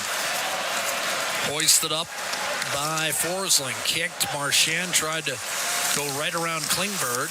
Nugent Hopkins gives it back to Wallman, on to Klingberg. Launch back toward the Florida blue line and quickly swept by Ekblad back toward the Edmonton blue. Klingberg to Kasperi Kapanen, who's assisted on 2 of the 3 Edmonton goals tonight, his first 2 assists of the playoffs. Bobrovsky off a dump it, nearly turned it over, jabbed at, and played back to Klingberg. Klingberg a shot, and Bobrovsky did not hold it. Wow. It came free. One-timer Wallman, and this time Bobrovsky will hold it, and an extra jab by Kane will draw the attention of the Panthers. Kane and Ekblad pawing at one another. 5:36 to go in the third period. Down the stretch in Game 1 of the Stanley Cup Final. We are tied at 3. The Oilers have battled back from a 2-goal deficit in Game 1. We'll have the final 5.5 in regulation on the other side. This is Ford Dealers NHL Hockey, the Stanley Cup Final. The Oilers Radio Network. Hey folks, Paul Brandt here. Around these parts, we work hard, play hard, and we demand the best. Sometimes you need a truck that's a cut above. The Ford Super Duty. Tough enough for any job with the style and luxury you deserve. It's as powerful as it is refined, with cutting-edge features that make every drive a pleasure. In short, this ain't your everyday pickup. The Ford Super Duty. Drive the finest truck Alberta has to offer today at your Alberta Ford dealer. And tell them PV sent you. Going back to school can be as scary as taking the winning shot, but it doesn't have to be. Northern Lakes College is here to help you meet all your goals and cheer you on. Explore programs in academic upgrading, apprenticeship trades, business and administrative studies, health, human service careers, resource technology, university studies, and more, including a wide range of courses available through continuing education. Score a great future with Northern Lakes College. NorthernLakesCollege.ca. Everywhere you need them to be. Did you know that there are 9 Napa Auto Parts stores serving the greater Edmonton area and have been doing so for more than 50 years? Since Napa first opened in Edmonton, the community has grown and vehicles have changed, but you can always trust Napa Auto Parts to provide you with the expert know-how and the best vehicle parts. And if that isn't enough, every time you visit a Napa Auto Parts store when you present your AMA card, you receive an additional 10% discount on all retail parts and accessories. Visit your local Napa Auto Parts store for more offers and expert know-how. Napa Auto Parts is a proud fan of the Edmonton Oilers. All games, all seasons. You're listening to the Oilers Radio Network. Well, it's been 6 straight years a team from the Sunshine State has represented the Eastern Conference in the Stanley Cup Final. First 3 to Tampa. The Lightning won 2 of those, and the Panthers trying to win their second in their 3rd straight trip to the Stanley Cup Final. This is game 1, and the Panthers and the Oilers have forged a 3-3 tie after 55 minutes. 5.5 to go. The Panthers off the draw, dump it in. Kulak's going to be guilty of icing here, and the whistle goes with officially 5:23 remaining in the 3rd period. A 3rd period that has seen the pendulum swing back toward the home team. 1st period all Edmonton, 2nd period Florida. And Bob, what have you seen here in the 3rd? Well, the shots speak for themselves. It's 11-3. Another Nugent Hopkins versus Bennett D-zone draw for the Oilers. Ryan's got to win the puck here. And he does so. Darnell Nurse from behind his own net. Missed Kane. A drive by Ekblad. Redirected. Bennett could not get it cleanly on the tape of Carter Verhaeghe, and the Oilers send it in deep. Kapanen, Ekblad to reverse up the left-hand side. Verhaeghe not out of the zone, held in by Kulak. Verhaeghe tripped up, lying prone on the ice, could not get it out. Kapanen will roll toward the net, back pass, and short side. Nugent Hopkins couldn't bury it. Verhaeghe this time floats one through the neutral zone. Going to be picked up by Darnell Nurse. He'll take a skate with 4:45 left in regulation. The tension oozing from the ice surface throughout the building. Nurse shoots it in off a skate. Landed high up on the plexi. Rodriguez and Nurse collided in the corner, and out of the fray comes Alexander Barkov, who is yet to get on the score sheet tonight for the Florida Panthers. Barkov, though, with a steal, a shot, blocked, rebound. Barkov tried to center, and Skinner denied him. Rebound, Bouchard. Barkov was given a gift and did not take full advantage. He was drilled as he got it to the Edmonton blue line. Ekholm not getting impatient. Threw it over to Bouchard. He'll, in turn, whip it around the boards. Adam Henrique, Connor Brown, and Trent Frederick on the ice. Henrique to Woolman. A shot deflected into the glove of Sergei Bobrovsky with 3:53 to play in the 3rd. And the Oilers and Panthers still tied at 3. Again, Draisaitl opened the scoring a minute 6 in. Bennett scored twice, and Marchand a power play goal to give the Panthers a 3-1 lead through 22 minutes. But a key goal issued by Bobrovsky, a soft one, off his glove from Arvidsson, put Edmonton right back in the game at 3-2 early in the 2nd. And Ekholm was tied it here in the 3rd. Face off to Bobrovsky's right. Henrique against Lundell of Florida. Off the draw, gathered Lundell. Frederick pestering. Forced back behind the net, Luo Starinen. He half-fanned on that clear. And it's held in by Henrique to the middle of the ice, and he missed Connor Brown. Nate Schmidt working it up the right-hand side. Brown needed a new stick. It was shattered, and Florida was able to clear. Wallman over to Klingberg, and it's another reset for Edmonton. All of a sudden, they've gone back to Wallman and Klingberg as Chris Knobloch, Paul Coffey, and Mark Stewart continue to shuffle the pairs. Here's Nosek. Up to Boqvist. Brad Marchand reeled in from behind by Matthias Janmark. By the time he scooped it up at the blue line, Florida needed to tag back up. Ekblad to Gustav Forsling and bumped in by Boqvist. Bouncing puck. Skinner out to handle it. Smacked away from Nosek. Victor Arvidsson on the puck for Edmonton. He'll put it off the boards in front of the Edmonton bench. Boqvist looking to regroup and counter. Can't do it. Oilers with a chance now. It's Podkolzin. He beats Forsling to the net. Save Bobrovsky, and somehow the puck stayed out on the rebound. Kapanen looked to get it back. What a hard net drive by Vasily Podkolzin, who now joins Kapanen in on the forecheck. Ekblad able to pry it loose. Put too much on it. This could be icing. No, waved off at the last instant by Scott Cherry. Reset for Darnell Nurse. 2:20 to play in regulation. And the game tied at 3. The outlet pass in and deep. Oilers, Kapanen moving in right-hand side. Reverse back behind. Kulikov tried to shovel it out. Couldn't get it out. Held in by Nugent Hopkins. Put behind the net. Out of the reach of Evander Kane. Panthers lead pass. Sam Bennett to center. That's going to be settled by Evan Bouchard. Right side, Corey Perry. Sends one trickling toward the Florida net. Nico Mikkola for the Panthers. Put it up the right-hand side, and Matthew Tkachuk will snap it in deep. That's going to be knocked down by Stuart Skinner. Fired up the boards, but Seth Jones cuts it off at center, and then a weird hop off the stanchion, glanced off the back of the net. Skinner left it for Ekholm, turned over, and here's Evan Rodriguez for Florida with 90 seconds to play in regulation. We're tied at 3. Panthers pressing for the go-ahead goal. Rodriguez, it's basically a sudden death situation right now. Ekholm to Draisaitl, and the Oilers on the counter. Here's McDavid, tried to put it behind Seth Jones, couldn't get it done. Here come the Panthers. It's Reinhart up through center. Slowly advances to the blue line, and that's all. He'll dump it in. Wallman over to Klingberg for the final minute of regulation. Edmonton has come back from 2 goals down to tie game 1 of the Stanley Cup final at 3. Bobrovsky off a dump in, steers it over to Forsling. Brad Marchand did not get his stick on the puck. This is an icing call against the Panthers with 50 seconds to go, and Edmonton will go for it right here. Game tied at 3. Yep.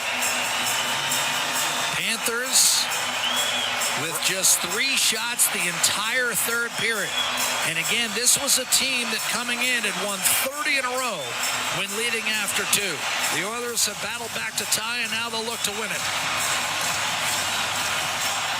Brown out there with McDavid and Draisaitl. Draisaitl will take the draw against Lundell and win it.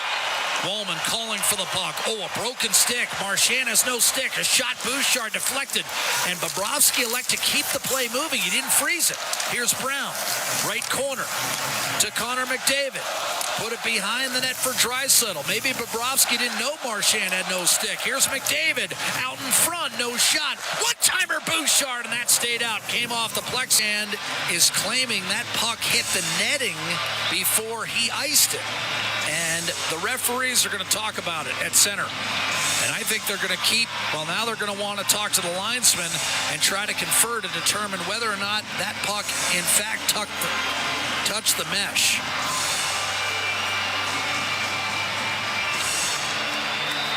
Very tough to tell.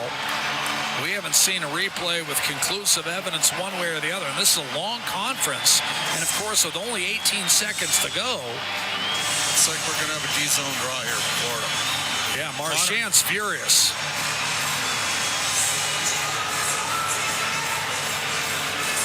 But they're going to allow Florida to change, though. Now, that's odd. Is that hedging your bets? Now they're going to talk with a timekeeper and see if any extra time rolled off the clock on the icing. But I don't understand. If it's icing, you wouldn't allow Florida to change, which they did. Yeah. And they're going to review it. Well, wouldn't you think the faceoff has to come outside the line if they're able to complete a change? Well, if you're allowing Florida to change, then yes, the faceoff should come outside. Or at center, if you're not sure. Yeah. But instead, they're going to get a look at it and check with the timekeeper. They're putting 7 seconds back on the clock. Really? So what they're saying is the icing comes off the board. The puck did go out of play into the mesh, but because it was in the Florida zone, you'd allow them to substitute freely. 100% right, Jeff. Draisaitl and McDavid off the face-off, and it's a tie-up. Squirts free. Evan Rodriguez turns, and a soft flip through the neutral zone is eventually touched by Ekholm, and then Rodriguez brushed it out of play into the Florida bench with 14.5 seconds separating us from the end of regulation and a Stanley Cup overtime situation. Panthers have played just one overtime game and won it. The Oilers are a perfect 3-0. Draisaitl with 2 game winners and Kapanen the series-ending goal against Vegas. Neutral zone face-off. Draisaitl set to take it against Alexander Barkov, who won it for Florida. Seth Jones tried to nudge it up the right-hand side, couldn't get that done. Barkov on his backhand, got it back through the neutral zone. Draisaitl tried to charge his way in around Seth Jones. Barkov trying to contain. McDavid a shot, and that was wired wide as the horn goes, and we'll have to settle this one in extra time. 3-3 at the end of regulation. The Oilers at one point trailed by 2 goals, but they outshoot Florida, and they outshoot them decisively in the third period by a count of 14-3, and in doing so tie it up 6.5 minutes in. Mattias Ekholm with assists from McDavid and Kapanen. 3-3. We head to overtime. I just told you neither club has lost a Stanley Cup playoff game in overtime. And this one, especially with Edmonton down 2 at one point in this game, feels like, again, in a 7-game series, it's hard to tell how much the opener means. All of a sudden, it seems like it means a lot more because if Florida coughs up a lead and lets one get away, that'll be a huge missed opportunity for the Panthers. Well, the Oilers, you got to give them credit. I mean, they were aided and abetted by a tough goal against from Sergei Bobrovsky on Victor Arvidsson, but they earned their goal in the third period. Is Kapanen with his second assist, and he chipped it down low, and McDavid threaded the needle on an activating Mattias Ekholm, who can absolutely hammer the puck, and we know that. And so we get ourselves a tie game, and I think if you're an Oilers partisan, you're going 14-3 shots. You would have liked to have had one more. McDavid just squeaking one off of Bobrovsky, wide of the net, almost ricocheted in off the post. Earlier, he hit a post in this game. Now, the one thing I will say is I think Edmonton's gone to the whip here a bit with McDavid, Draisaitl, and Perry together. Nugent Hopkins important minutes with Kane and Kapanen. Kapanen's had a good game. He's had some moments. What do you expect in OT? Do you think he'll stay with McDavid and Draisaitl together? Yes, I do.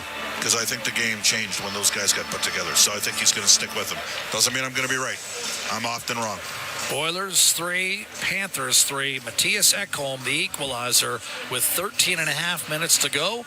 And we go OT in Game 1 of the Stanley Cup Final. We had a hunch this could be an all-time classic series. And, well, through 60 minutes, it is yet to disappoint. Shots in regulation, Edmonton 36, Florida 26. Draisaitl opening the scoring. Sam Bennett with a pair, and Brad Marchand with a power play goal to make it 3-1. But as Bob talked about, 1:17 after the second of Bennett's 2 goals, Victor Arvidsson scored a softie. Little wrist shot that fluttered off the glove and into the back of the net off Sergei Bobrovsky. And that meant when Mattias Ekholm scored early in the third period, there was no cushion left for the Florida Panthers. We'll decide this one in a Stanley Cup playoff overtime. Tied at 3 after 60. Bryn and Rob are on deck. This is Ford Dealers NHL Hockey, the Oilers Radio Network.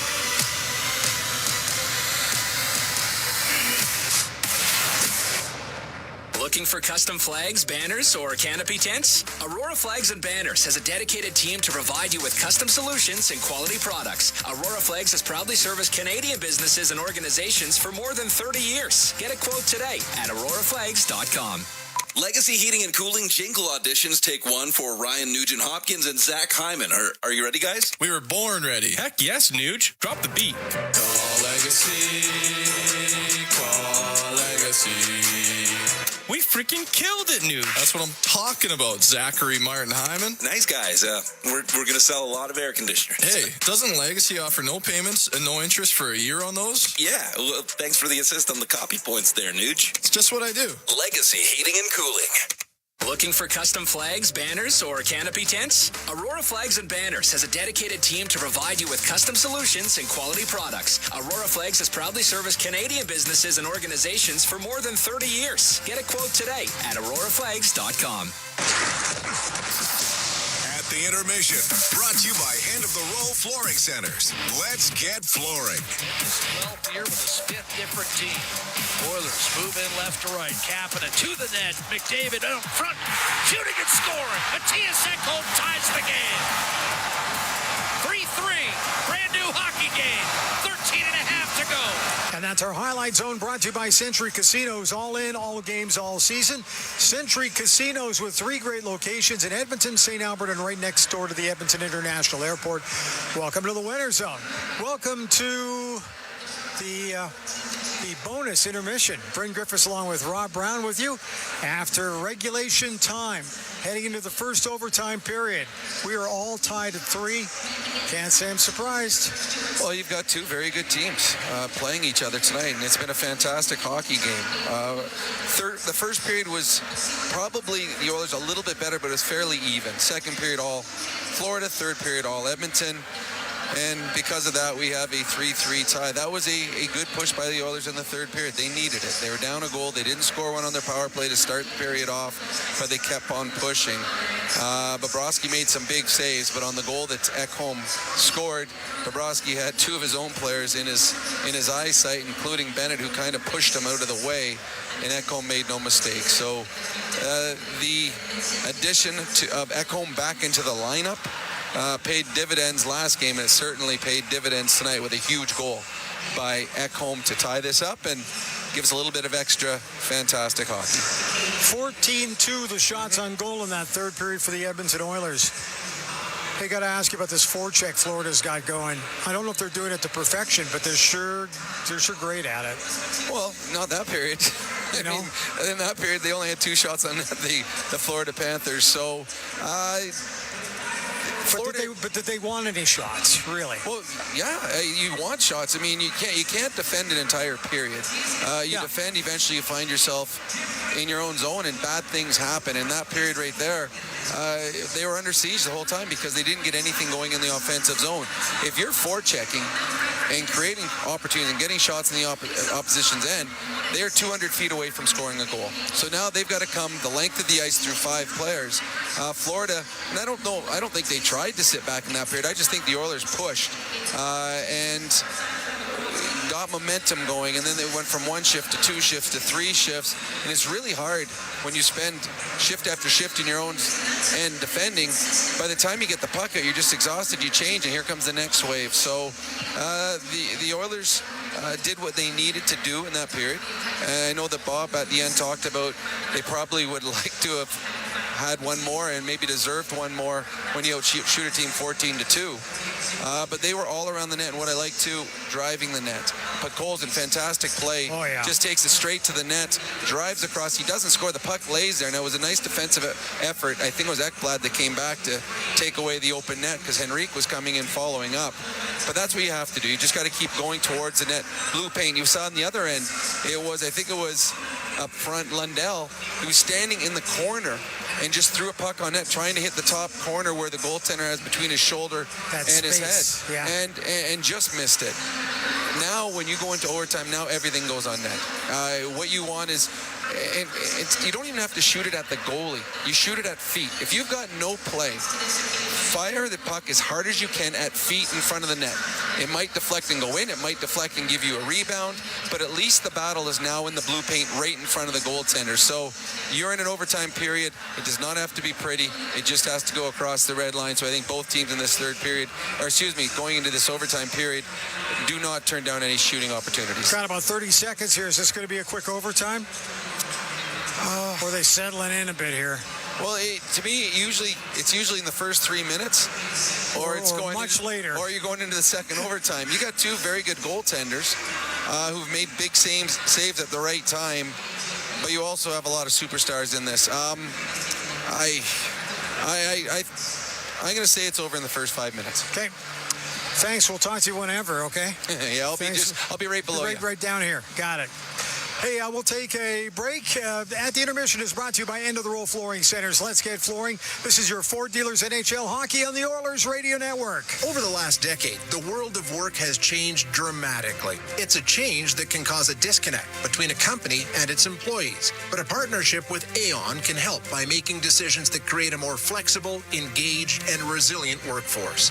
Aon's experience and expertise, global understanding, and advanced analytics ensure that every client is better informed and better advised so that they can make better decisions.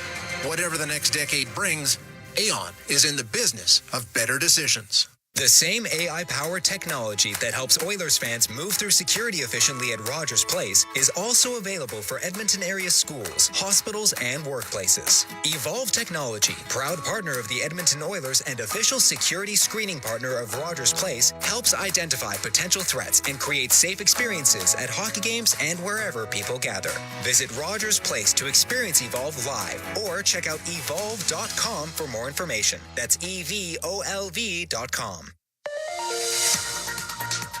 This is Global News heading into overtime. I'm Zach Ferguson. Homicide detectives are looking into what happened at a residence in the area of 16th Avenue and 65th Street Southwest in Walker Lakes early this morning, just after midnight. Police officers responded to reports of a shooting at the residence and found a 41-year-old man wounded. Paramedics tried their best, but he did later die. As smoky air becomes more of a problem in the warmer months, it seems there are concerns about the effects it has had on our lungs. Health Promotion Coordinator with Alberta Lung, Jamie Happy, says kids can experience harsher symptoms from breathing it in. Happy recommends staying indoors once the air quality index hits 7. The national voice of Canada's billion-dollar steel industry says the federal government needs to take swift action as it faces an existential threat from increased United States tariffs that took effect today. The Canadian Steel Producers Association's Catherine Cobden says the industry will become a deeply weakened sector in short order if the 50% levies remain in place. I'm Zach Ferguson. Your next scheduled newscast will be after the game on 880 CHED. Blue-collar work deserves big-dollar perks. Get a heavy wallet with Heavy Metal Equipment and Rentals. Heavy Metal Equipment and Rentals is hiring heavy equipment technicians, maintenance supervisors, PM servicemen, maintenance coordinators, and pretty much every other position that makes Alberta go. We help move the earth that makes Alberta grow. So why not work for a company that makes your bank account grow too? Visit heavymetalequipment.ca to find your new career. Heavy Metal Equipment and Rentals, helping you move the earth. Hey, Paul Brandt here. Big skies, rugged landscapes. Now that's Alberta in a nutshell. And if you're looking for an SUV that can keep up with this place, check out the Ford Bronco. Built for those who crave adventure, with serious off-road capability and style to spare. Whether you're hitting the mountain trails or exploring the back roads, it's the perfect ride for those who want to experience everything this province has to offer. The Ford Bronco. Adventure awaits at your Alberta Ford dealer. And tell them PB sent you. At the Intermission, brought to you by End of the Row Flooring Centers. Let's get flooring. Bryn Griffiths back live at Rogers Place. We are going to a first overtime. We are tied in this hockey game tonight. It's been an interesting matchup. It's tied at 3 shots on goal through 3 periods of play, favoring the Edmonton Oilers 36-26. The weird part is Edmonton outshot Florida 14-7 in the first. Florida outshot the Oilers 17-8 in the second, and then the Oilers 14-2 in favor of the Edmonton Hockey Club. It's just been a back and forth hockey game, and we're getting ready for more. Are you ready for more? Yeah. Overtime on the way. This is the exact way we kind of thought this was going to go. At the Intermission is brought to you by End of the Row Flooring Centers. Let's get flooring. This is your Ford Dealers NHL Hockey on the Oilers Radio Network. At the Intermission has been brought to you by End of the Row Flooring Centers. Let's get flooring. Looking for custom flags, banners, or canopy tents? Aurora Flags and Banners has a dedicated team to provide you with custom solutions and quality products. Aurora Flags has proudly serviced Canadian businesses and organizations for more than 30 years. Get a quote today at auroraflags.com. Pizza 73, the official pizza of your Edmonton Oilers. Loyal to the oil. In Edmonton, we trust. Rising to the top like a pizza crust. Got the flavors to play, yeah. Cooking on ice. Hunger happens, gotta score a slice. Let's go Oilers, E-Town unite. Ice District to Jasper, downtown to White. Wearing orange and blue, game on the street. Make the right call, Pizza 73. Let's go Oilers! 737373, Pizza 73. Legacy Heating and Cooling Jingle auditions take one for Ryan Nugent Hopkins and Zach Hyman. Are you ready, guys? We were born ready. Heck yes, Nuge. Drop the beat. Call Legacy.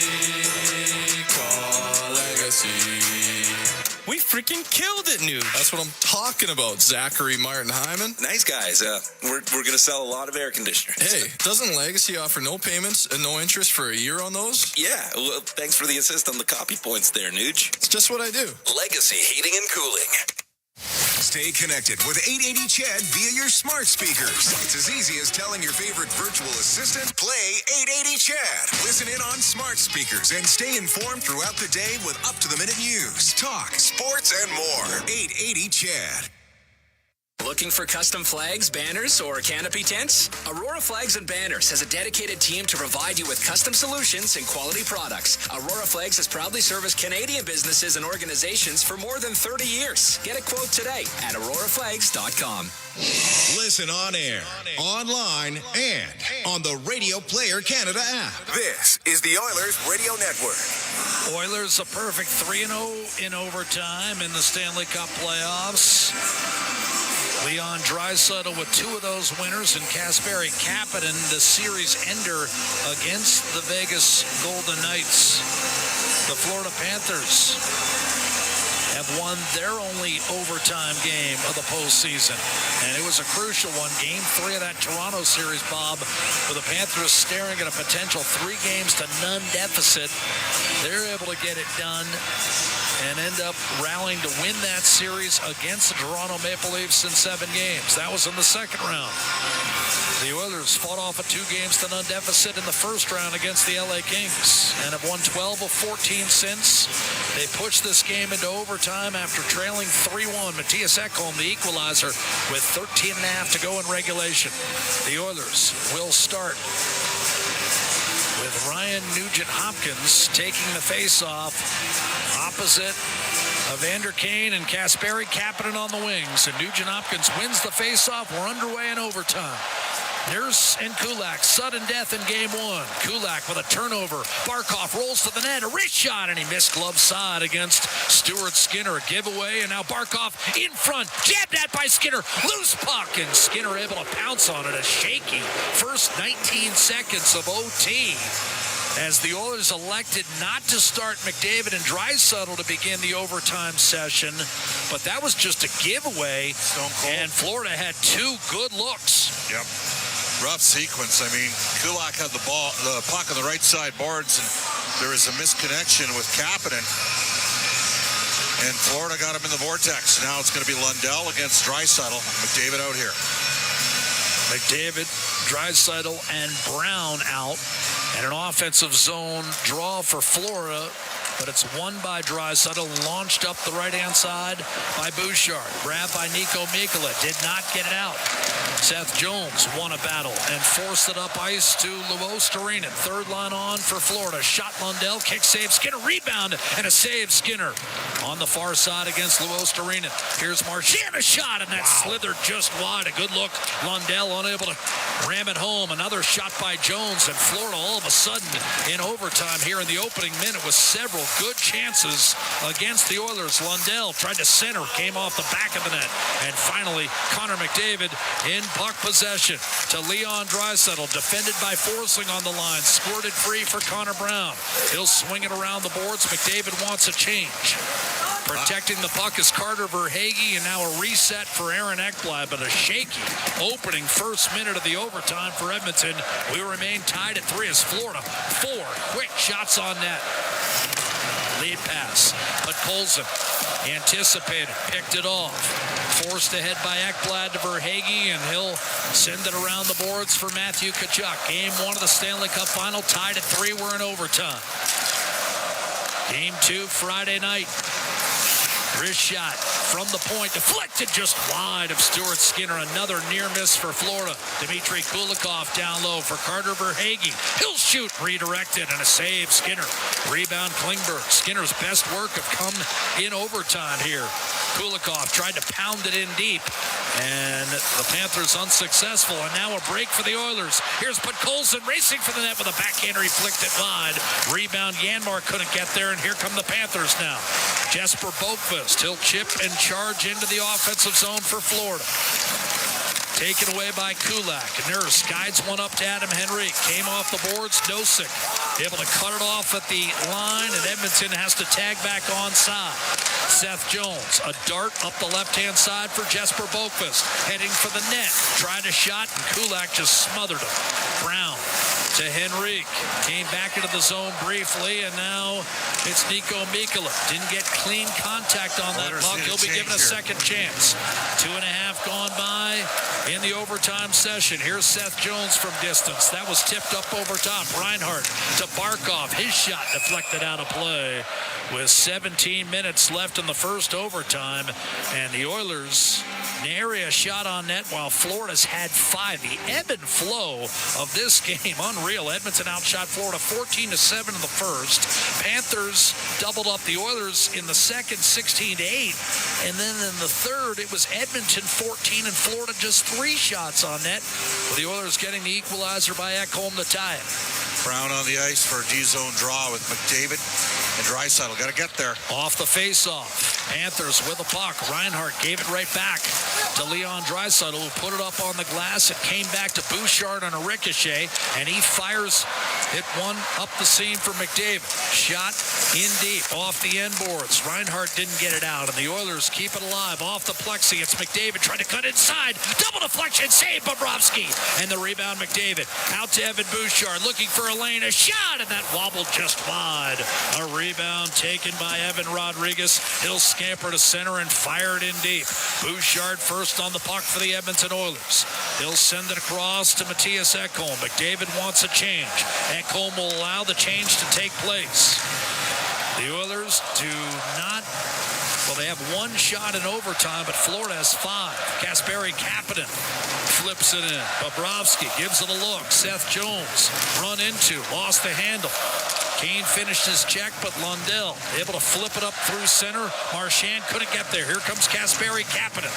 Remember his overtime goal against Vegas. Here's Kane off a turnover. Bobrovsky, a one-timer, and a block shot, selling out to get his body in front of that one was Luostarinen against Jake Wallman. 4 minutes into OT. We remain knotted at 3. What a courageous block from Luostarinen. But the Oilers, Jack, you could assert that they have been lucky to survive the first 4 minutes of this OT period. A couple helter-skelterish moments, and Florida creates some looks and chances. Vander Kane, a smart play from a sharp angle. It's never a bad play to throw a little shot at the goaltender's feet. And Bobrovsky issued a juicy rebound. And as you pointed out, Luostarinen with a shot off his right kneecap, and Wallman can really fire it. Off the draw, Matthew Tkachuk trying to jam it in deep. Wallman takes over for Edmonton. He'll fling it up the boards, but Colson to the middle of the ice. Janmark gave it away. Panthers, big hit on Verhaeghe. Wallman flattened him. But Colson rifles a pass up the middle looking for Janmark, well covered by Aaron Ekblad. Up the left-hand side, and that was ruled to have hit the Florida bench.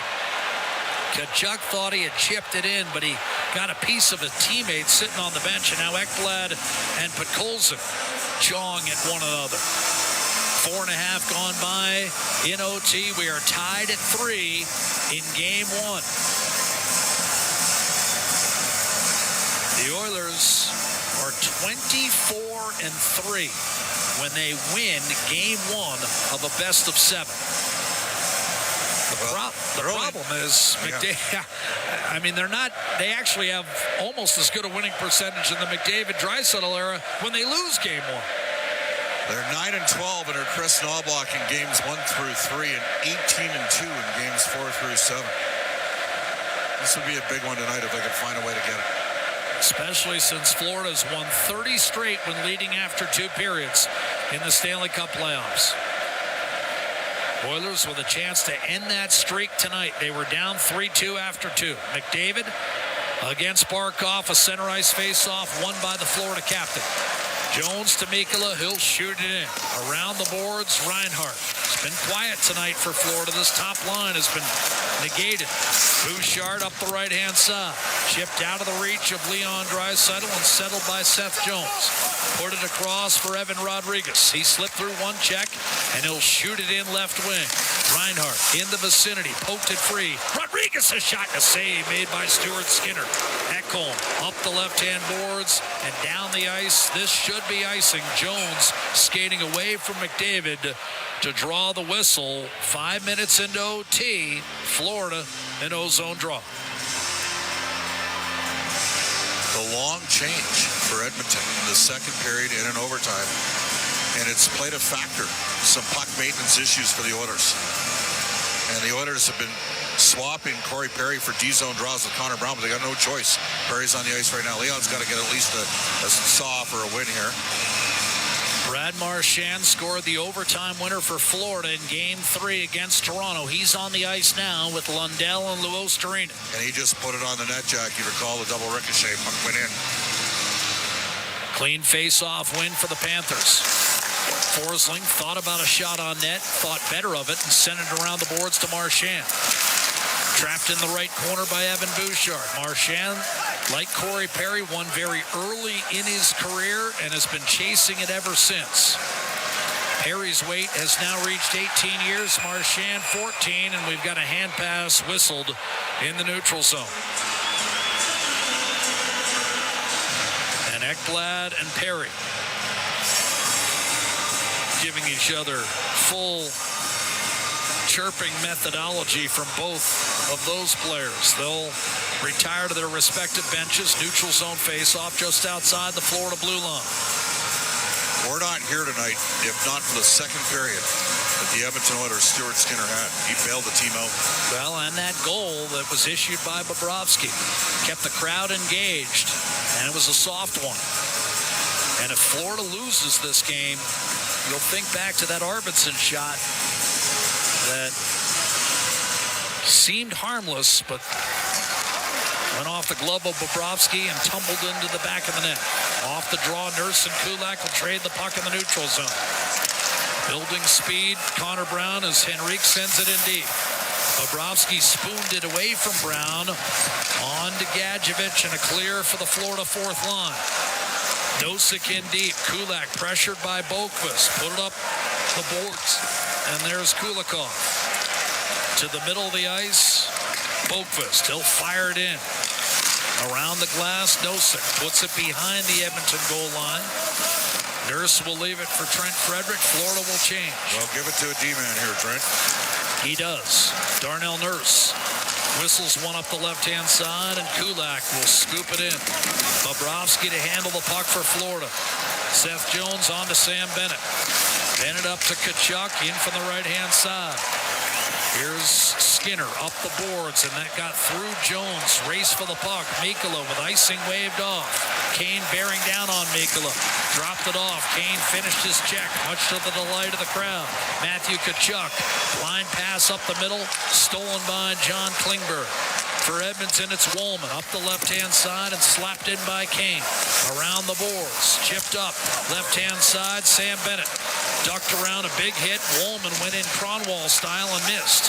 Klingberg takes over as Florida dumped it in, but a long change. Here's Kapanen looking to take advantage. He's in.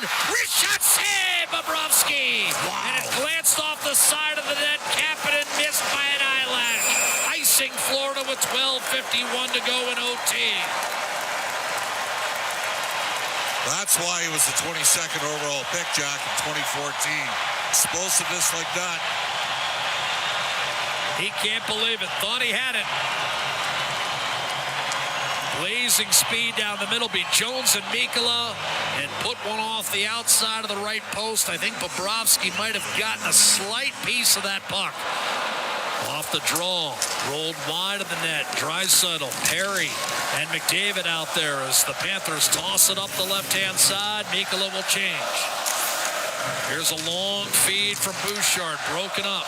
Ekholm is on it. McDavid sets a screen. Cherry went down the lines with one-timer Ekholm, and that was redirected lob. Draisaitl, left corner, put it around the boards. Evan Bouchard walking the line. Ekholm calling for the puck. Shoots, and a blocker save. Juicy rebound in the slot, and Florida will ice it. They had to. 12:14 to go in OT. Edmonton's top line remains on. Bobrovsky did not handle that puck from Ekholm well at all, and it trickled right into the slot. Florida with a panicky clear. Puck hit the referee on the zone entry, and it created a second chance opportunity for Edmonton. It was going to be a hard rip. Went right to the Oilers. Fortuitous kick. Draisaitl in for the face-off. Beaten off the draw this time. Put up the boards. Bouchard did well to hold the zone.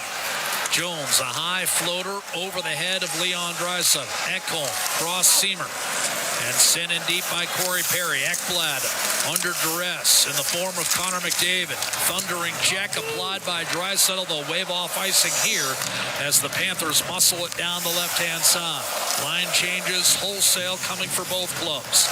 Nearly halfway through this first overtime period, tied at 3. Edmonton, Florida, game 1 of the Stanley Cup Final.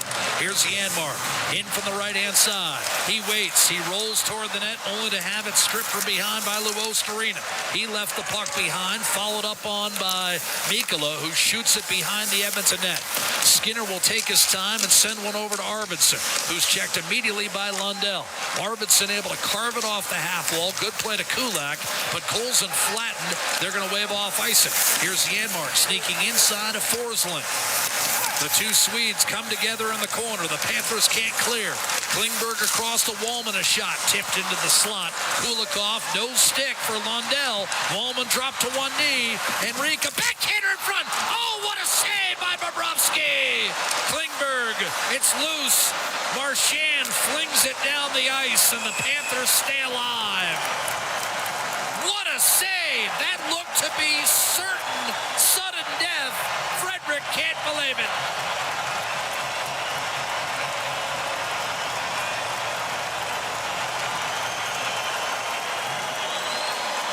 What a save, Sergei Bobrovsky. And what a play by Adam Henrique. Adam Henrique, yeah. So now, offensive zone draw. Nugent Hopkins will take it. Lundell, a tie-up situation. Nugent Hopkins out to Wallman. Across Klingberg. Wallman, left point. High slot, Nugent Hopkins a shot. That does not make its way through.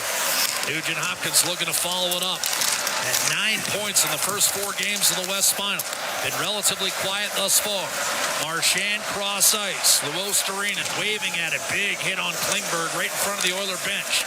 Kane comes over to try to power it back into the offensive zone. Nugent Hopkins comes away with it and drops it for Kasperi Kapanen, and Wallman will reset.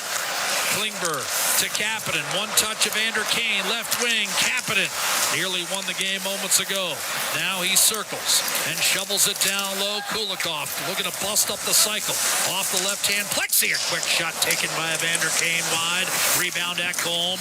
He'll put it off the glass one more time. Verhaeghe does not get it out. Cross ice. Ekholm's open. Slap shot save made by Bobrovsky. Overtime continues, tied at 3. It's Perry to McDavid. Oilers can feel it. McDavid drop pass to Leon Draisaitl. One-timer up top and a save. Bobrovsky, who did well to freeze it. That's a smart play by Bobrovsky to allow his team to take a collective breath. Early on in OT, it was all Florida. And like the rest of the game, it's been an ebb and flow. The last 5 or 6 minutes have belonged to Edmonton, but the game right now belongs to neither team. It's 3-3 in OT, and game 1 of the Stanley Cup Final continues in just a moment. The Oilers Radio Network. Blue-collar work deserves big-dollar perks. Get a heavy wallet with Heavy Metal Equipment and Rentals. Heavy Metal Equipment and Rentals is hiring heavy equipment technicians, maintenance supervisors, PM servicemen, maintenance coordinators, and pretty much every other position that makes Alberta go. We help move the earth that makes Alberta grow. So why not work for a company that makes your bank account grow too? Visit heavymetalequipment.ca to find your new career. Heavy Metal Equipment and Rentals, helping you move the earth. All games, all seasons. You're listening to the Oilers Radio Network.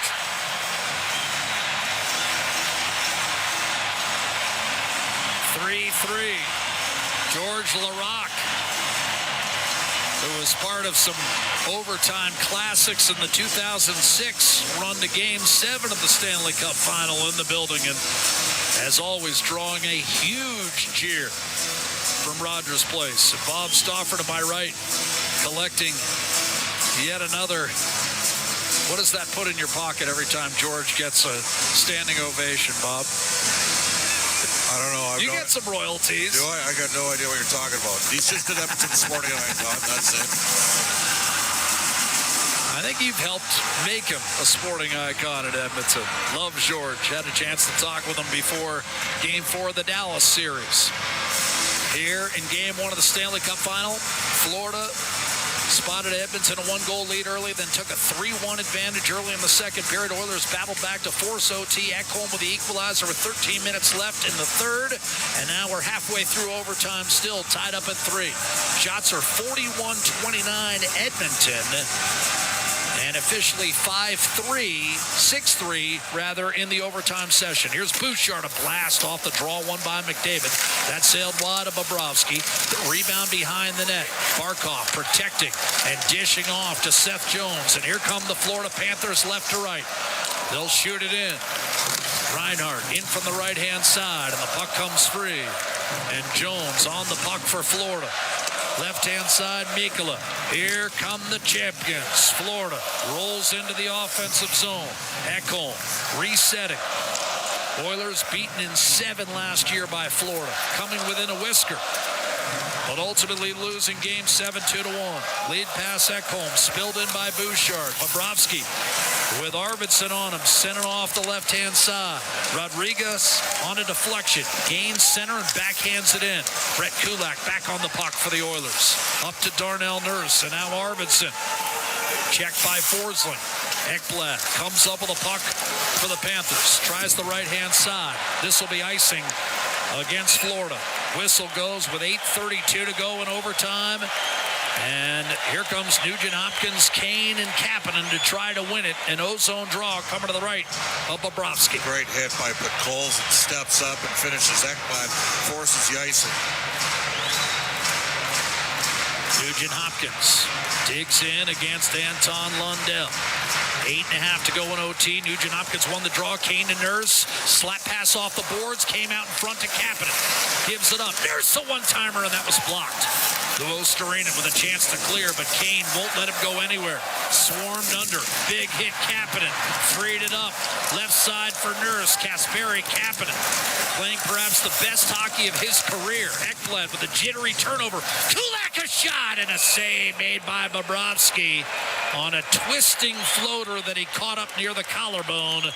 8:07 to go in OT. How about Kane and Kapanen on that shift? Yeah, those guys have been really good. They look like second liners in this game. I mean, Kapanen is just flying.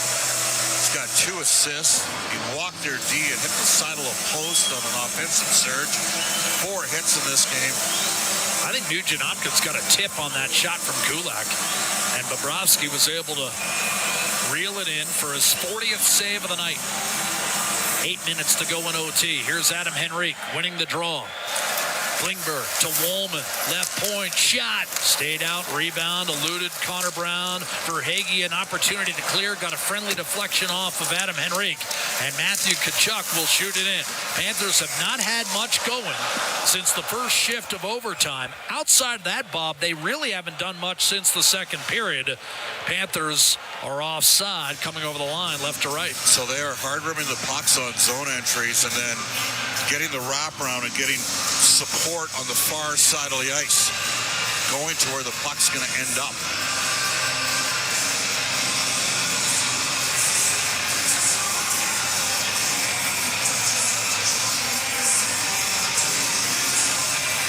D-zone draw, Brown out with McDavid and Draisaitl.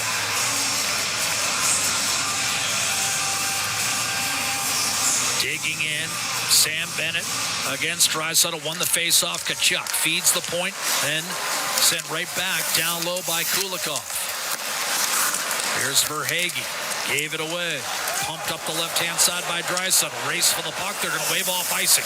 Nate Schmidt digging in as Connor Brown. Kulikov swung it free for Sam Bennett, and here come the Panthers. Bennett staggers his way in. Beautiful move around Draisaitl. Backhander deflected up and out of play. Well read that time by Evan Bouchard, who stayed with him. Sam Bennett. He's been their best player. Well, and again, on a team with Matthew Tkachuk, Alexander Barkov, Ekblad, and Forsling, a top pair. It's amazing. Each Stanley Cup playoff year, all of a sudden, Bennett is at front and center.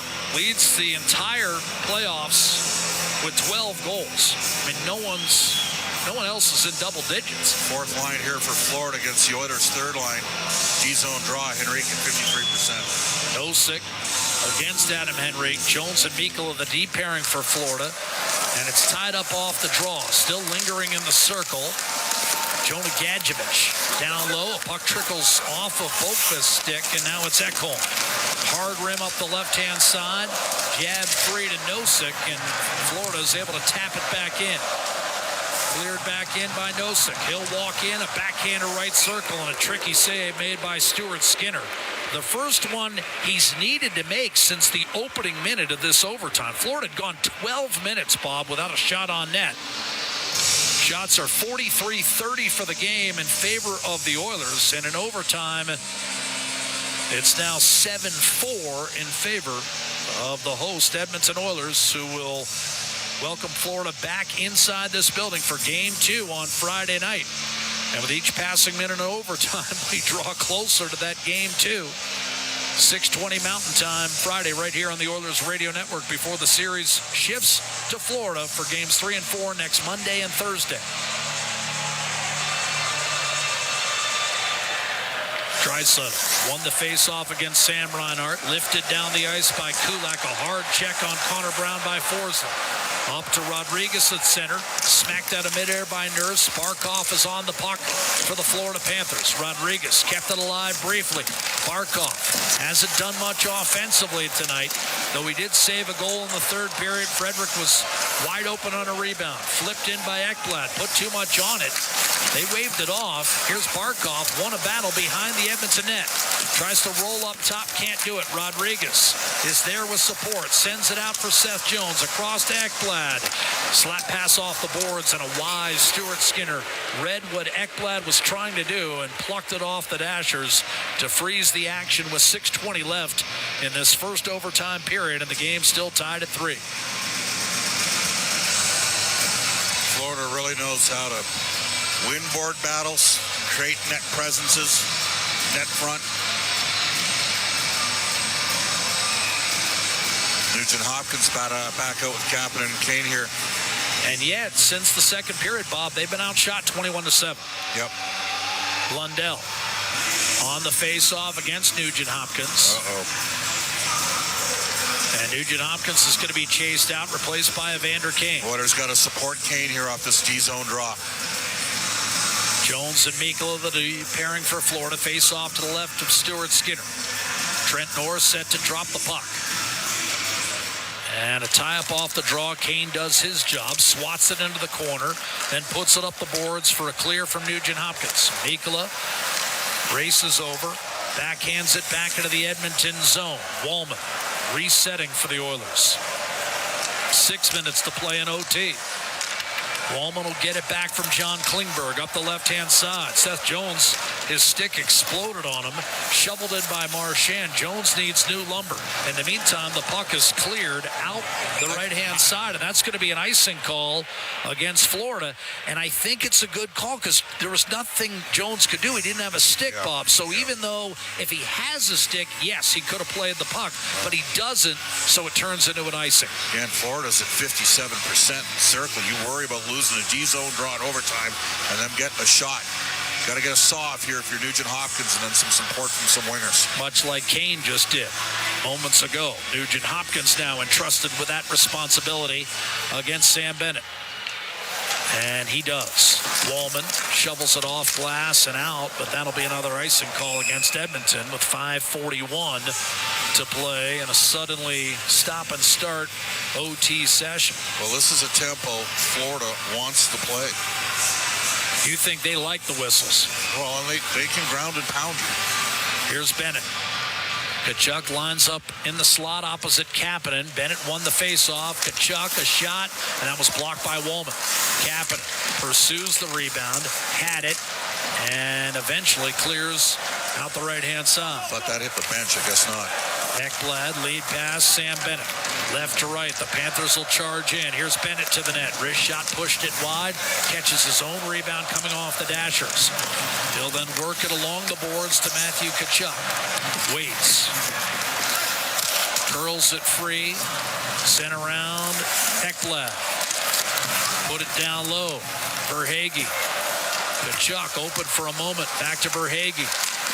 And he was stripped. Good play by Vasily Podkolzin, who's had a strong game one here in this Stanley Cup final.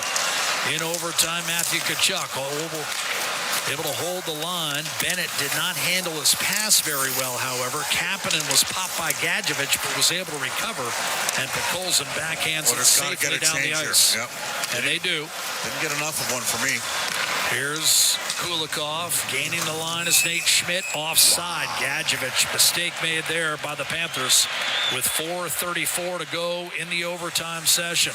Gadjevich stepped in when he didn't need to.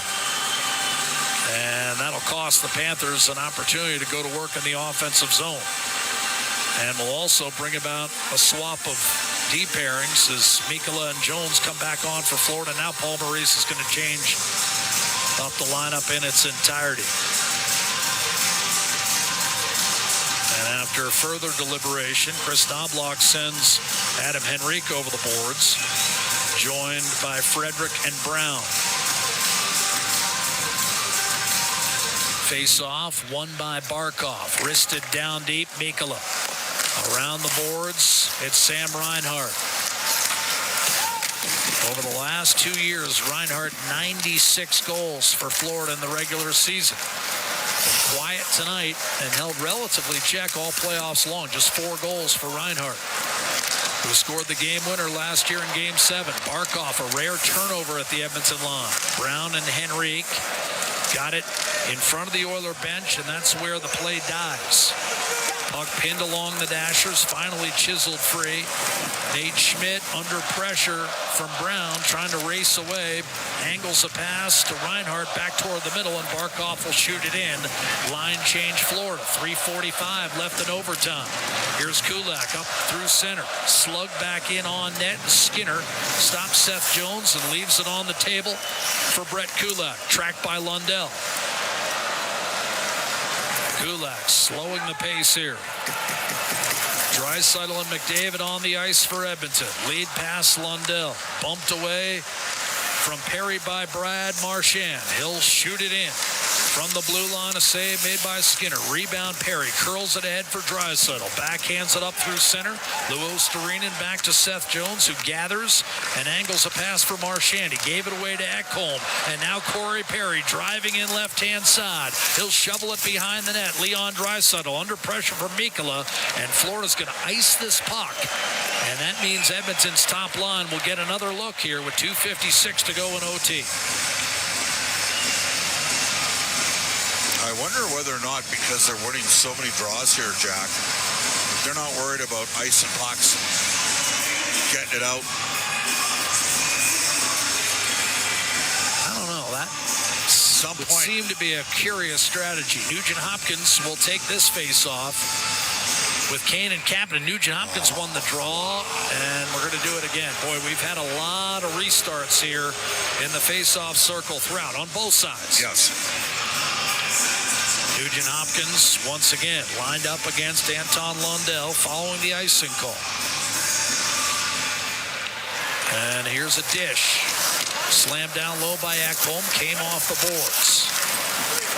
It's Luos Starina. Lead pass, Marchand will try to skate into it. He does. From the right circle, through one toward the net. Steered behind by Skinner to Ekholm, and now Nugent Hopkins. He'll launch one into open space. That's an obvious icing call. I'm not sure what Nugent Hopkins saw there on the breakout, but it was not completed. And it's Florida who will get an offensive zone faceoff. I think he thought Kapanen was going to cut to the middle. And Kapanen ran a post or a flag instead of a post. That's one way to put it, and an accurate way to put it. So a miscommunication. And now the Florida Panthers with an offensive zone face-off. 2.5 minutes remaining in the first overtime. We'll play until there's a winner. It's sudden death in Game 1 of the Stanley Cup Final. Panthers will send it around the boards. In pursuit, it's Aaron Ekblad, right point, down low. Bennett couldn't make a play on it. Ekholm ducks around a hit from Matthew Tkachuk. Florida, which led 3-1 in regulation, trying to put it away finally in overtime. Oilers looking to complete the comeback. Nugent Hopkins head to Bouchard. He beats Forsling. He's in. Stopped. Point blank. Bobrovsky stopped him. He dragged it back, and Bobrovsky stopped him on a partial break. Wow. Tkachuk shovels it in. Lead pass. Arvidsson gets it back from Podkolzin. Drag move. Wrist shot stopped by Bobrovsky. Rebound Podkolzin. Put it behind the net. Tomas Nosek there for Florida, and he put it out of play. Delay of game. Tomas Nosek has set Edmonton up with a power play. For the final minute 43 of overtime, the Oilers can win it. What a mistake. But it's the forechecking pressure that creates it. You start to feel pressure where there was none. Nosek was not in trouble there. But Colson was nearby, but Nosek was not in a vulnerable position. But to your point, Vasily Podkolzin has done that all game long. And he set the Oilers up with a power play to win it. They're 0 for 3 tonight, but sometimes it has nothing to do with how many you get. It's when you get them. The Oilers to win it at overtime on the Atco power play. Draisaitl, McDavid, Nugent Hopkins, Perry, and Bouchard. Minute 43 left in the overtime. Nosek in the box. 2 minutes for delay of game. Here's McDavid. Won the face-off cleanly. Nugent Hopkins on his backhand. Persistent pressure up top. Gives it up for Bouchard in the high slot. Leon Draisaitl. Back to Bouchard. Across to McDavid. Left circle. Nugent Hopkins. McDavid backs off. Waits and dishes off. Bouchard returns to McDavid. Shot! And that was deflected out of play. Perry just about deflected that hole. Got worked over in front for it. McDavid, of course, a memorable overtime winner to end the Battle of Alberta playoff series, Game 5 in 2022. Evan Bouchard, an overtime winner in Vancouver last year. And Draisaitl with a pair this season. And Corey Perry, an overtime specialist. As you know, only 2 players in the history of the game have more overtime goals than Corey Perry, who scored 1 against Edmonton, Game 5, 2017. And once again, we'll have to sort out who takes the draw here. Draisaitl sent out, and McDavid will take the face-off against Anton Lundell. Draisaitl in the high slot, Perry stacked in the paint. Oh, God. Dropped the puck. 1:20 to play in overtime. There will be a 17-second carryover if the Oilers need it. Off the draw. The puck remains on the face-off dot. Ekblad slams it off the glass and back to center where Bouchard catches it and then will take a skate against Luos Starina. Bouchard to McDavid. Oilers entering the final, 56% at home on the power play. Here's Nugent Hopkins taking off the puck. Lou Ostarinen short-handed. He hits Forsling, who snaps it behind the Edmonton net. That's settled by Skinner with 50 seconds to play in the overtime. Oilers looking to win it. Turn back to McDavid. Against Marchand, uses a screen. McDavid dishing off. Nugent Hopkins waits and bumps it back for Bouchard. Nugent Hopkins on the left half boards under pressure. Turns and gives it up. Beautiful pass. McDavid in front. One time and score! Leon Draisaitl! 4-3 Edmonton in overtime!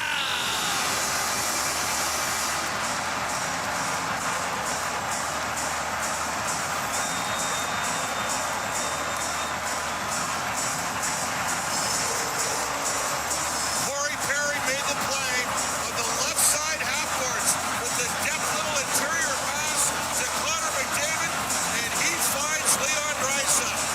Corey Perry behind the back pass, and Draisaitl was awaiting the feed from Connor McDavid, and Edmonton has roared back from 3-1 down and beaten the Florida Panthers in overtime.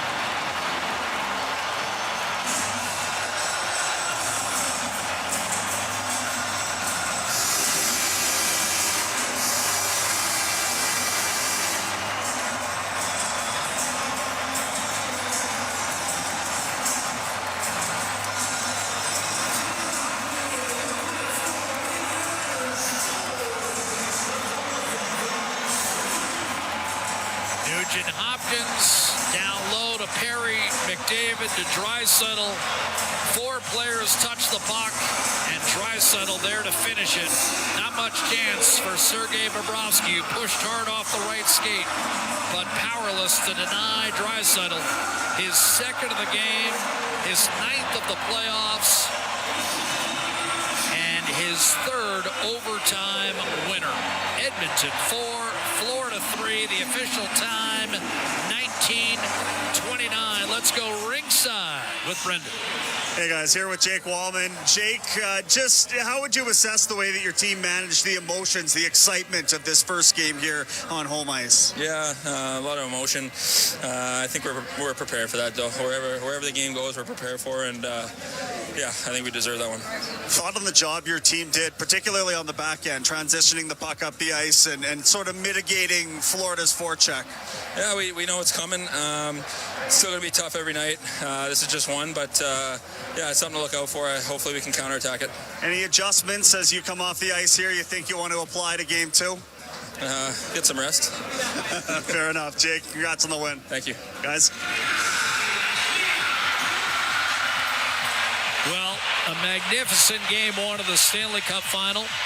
Fantastic hockey game. And the Florida Panthers, for the first time in 31 games, lose a game in the Stanley Cup playoffs when they lead after 2. A thrilling finish, to be sure. Ekholm tied it early in the 3rd period, and Draisaitl, his 3rd overtime winner of the postseason. Perry and McDavid with the helpers. Leon Draisaitl had not scored in overtime in the playoffs prior to this season. Well, he's got 3, and Edmonton is now 3 wins away from its first Stanley Cup since 1990. Well, as you know, going back to 2017, of all of the people to score, he didn't score a lot for the Oilers in the playoffs, Jack, but it was Leon Draisaitl setting up David Desharnais for the game winner against San Jose in Game 5 when the Oilers rallied on the Oscar Klefbom game-tying goal. And then in 2022, when the Oilers vanquished the Calgary Flames in Game 5, it was Leon Draisaitl feeding Connor McDavid and putting a dagger in the hearts of all the Flames fans in Southern Alberta. Hey, I didn't mean to suggest he'd done nothing in the postseason. I'm just saying he hadn't scored an overtime winner. How about the play by Corey Perry, though? That was, I mean, he had a tough night. This game did not start off well, but Corey Perry is a pro. The one thing about a 20-year career, you're not going to worry about a tough first period in Game 1. All 5 guys touched the puck in the game-winning goal in overtime. And, you know, a fourth-line center in Noshik flips the puck out of over the glass, partially because of an effective, very effective sequence with Vasily Podkolzin. And I thought Vasily Podkolzin and Kasperi Kapanen were huge tonight for the Edmonton Oilers. Obviously, Arvidsson got a goal as well. But I think the thing you got to love if you're an Oilers partisan, the Oilers were down 3-1, but the quick response goal, and it was a bad one, by Victor Arvidsson against Sergei Bobrovsky. I thought it was the turning point of the hockey. So do I.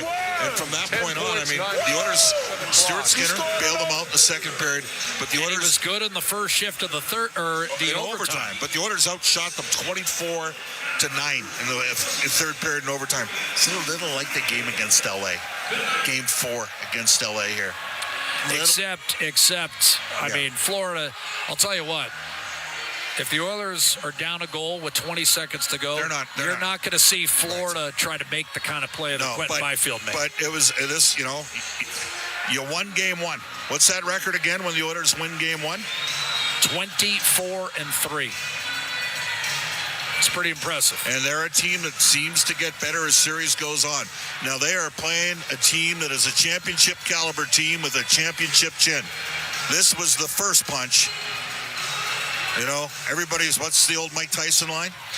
Everyone's got a plan until you get punched in the mouth. Well, the Oilers got punched in a quick sequence after they built up the 1-0. Debatable goal, disputed goal. They didn't get the favorable ruling. It didn't get pulled off the board. They ended up getting a penalty. And you know what? If you're Paul Maurice, you're saying, how did the Oilers get 4 power plays and we got 2 in this game? But they handed Edmonton a couple of them. Doesn't matter. I know this. Edmonton's going to be needed to be better on Friday because Florida's going to be better on Friday. They're a real, you know, this is a team. This is nothing for the Panthers. They've been right there all the time. The Leafs had them down 3-1, 2-0 in the series, and 3-1 in the middle of the second period. It appeared to be dead in the water in Sunrise, and Florida swung back and landed several big bombs. There's a lot of work left still done in this series.